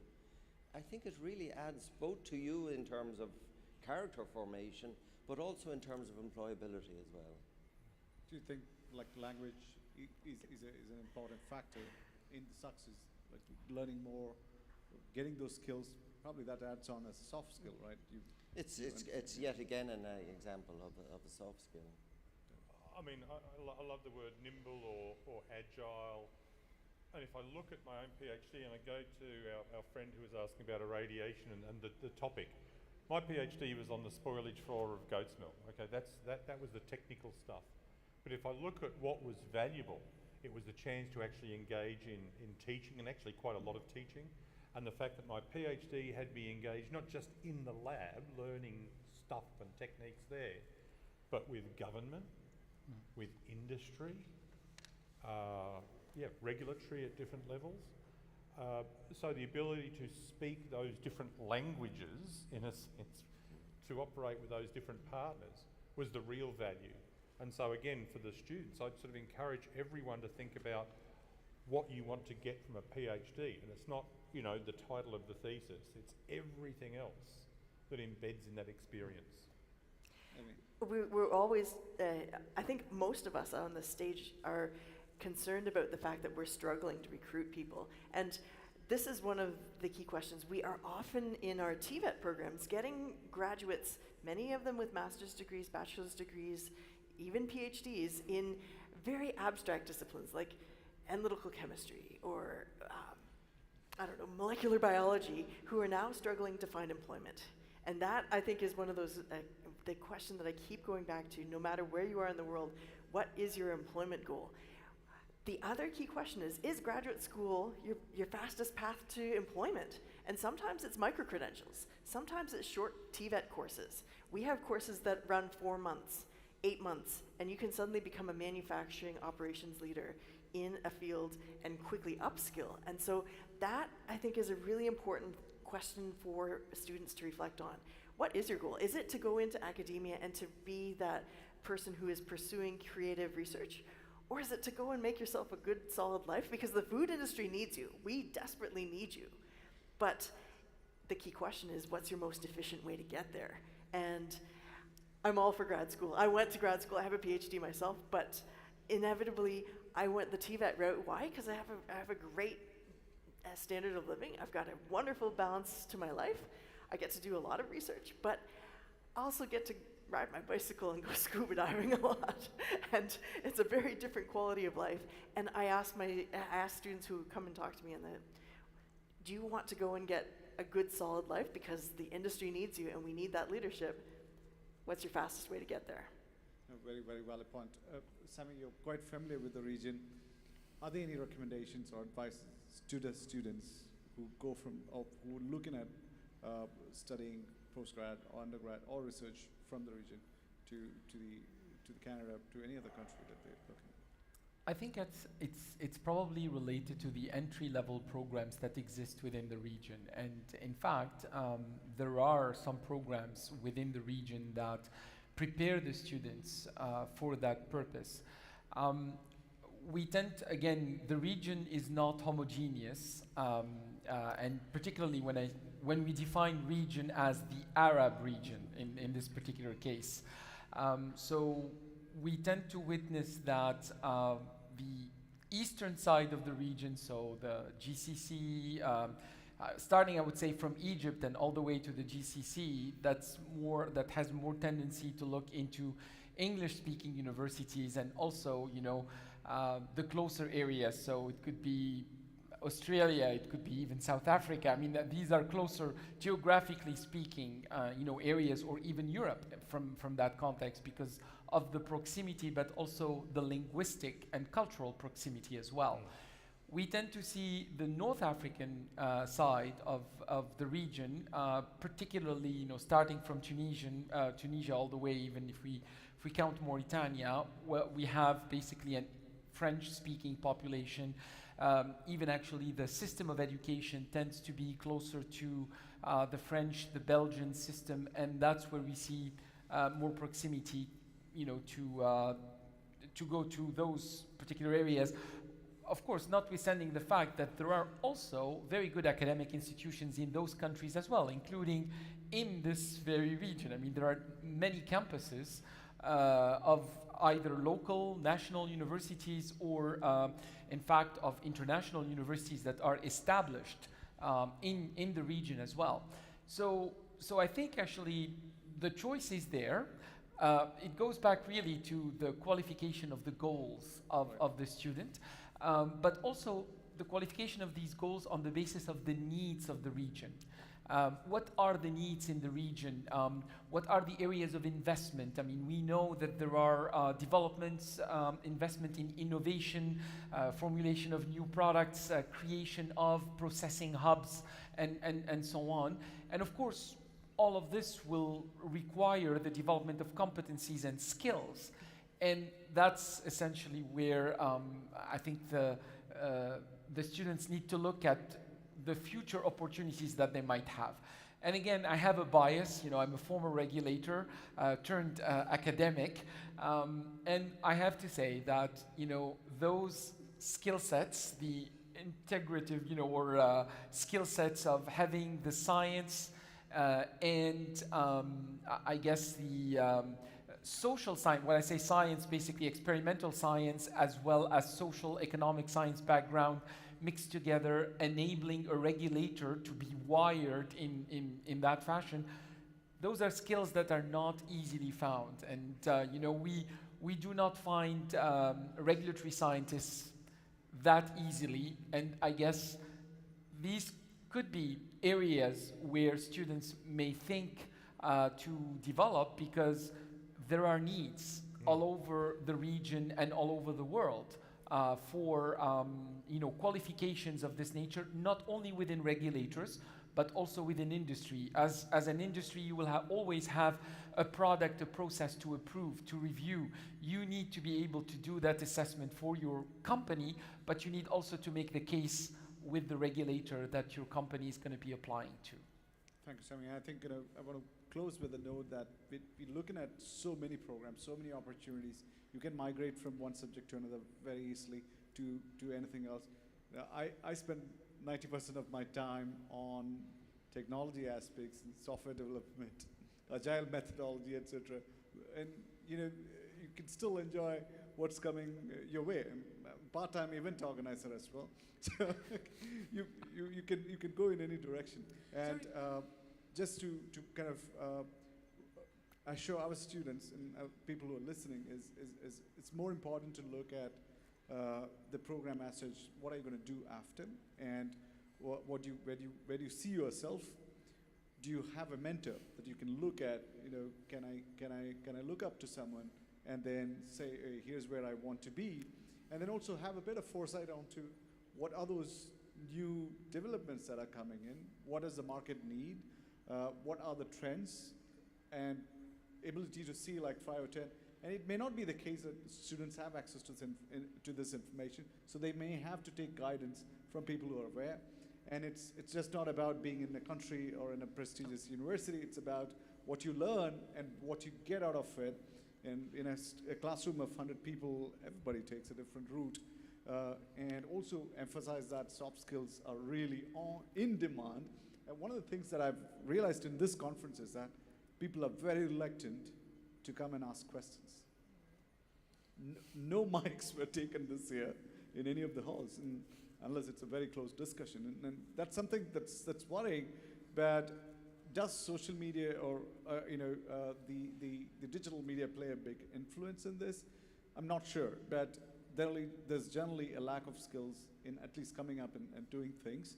I think that would also mean that those skills will be in demand as we go, because we're still interacting. We still have conferences where we like to meet face to face, and we see a lot of people in the coffee break area talking in smaller groups, you know, but very, very few coming up onto the stage and talking. So students who are listening, Lucia, you want to add? If I may, I just want to come back to what Julian said about his PhD and what he learned, etc. And it's so true, because if you really think about it, the best we can do is to teach people lifelong learning, because that's the mobility, that's the agility that we are speaking of. You might have a PhD in microbiology or whatever it may be, but it's that sideways movement that is so very, very important, and that's that lifelong learning, that willingness to learn something new. You don't have to be an expert in digital technology, but at least get into it, understand it, so that you can connect with the right people and build the team that you need to strengthen whatever it is that you want to strengthen. And I think that lifelong learning is key for me. And I remember doing this, especially when I was at university myself, is remembering this is what I'm here for, is to teach that individual lifelong learning. That's actually ultimately what I want to do. Any messages to add on before we close? It's been a long day. Thank you so much, folks, for staying back. Please pass on the messages to the others who were not able to join. There were a lot of students who came in, and in fact, today morning, students were saying, oh, we wish this was in the morning. And I didn't know.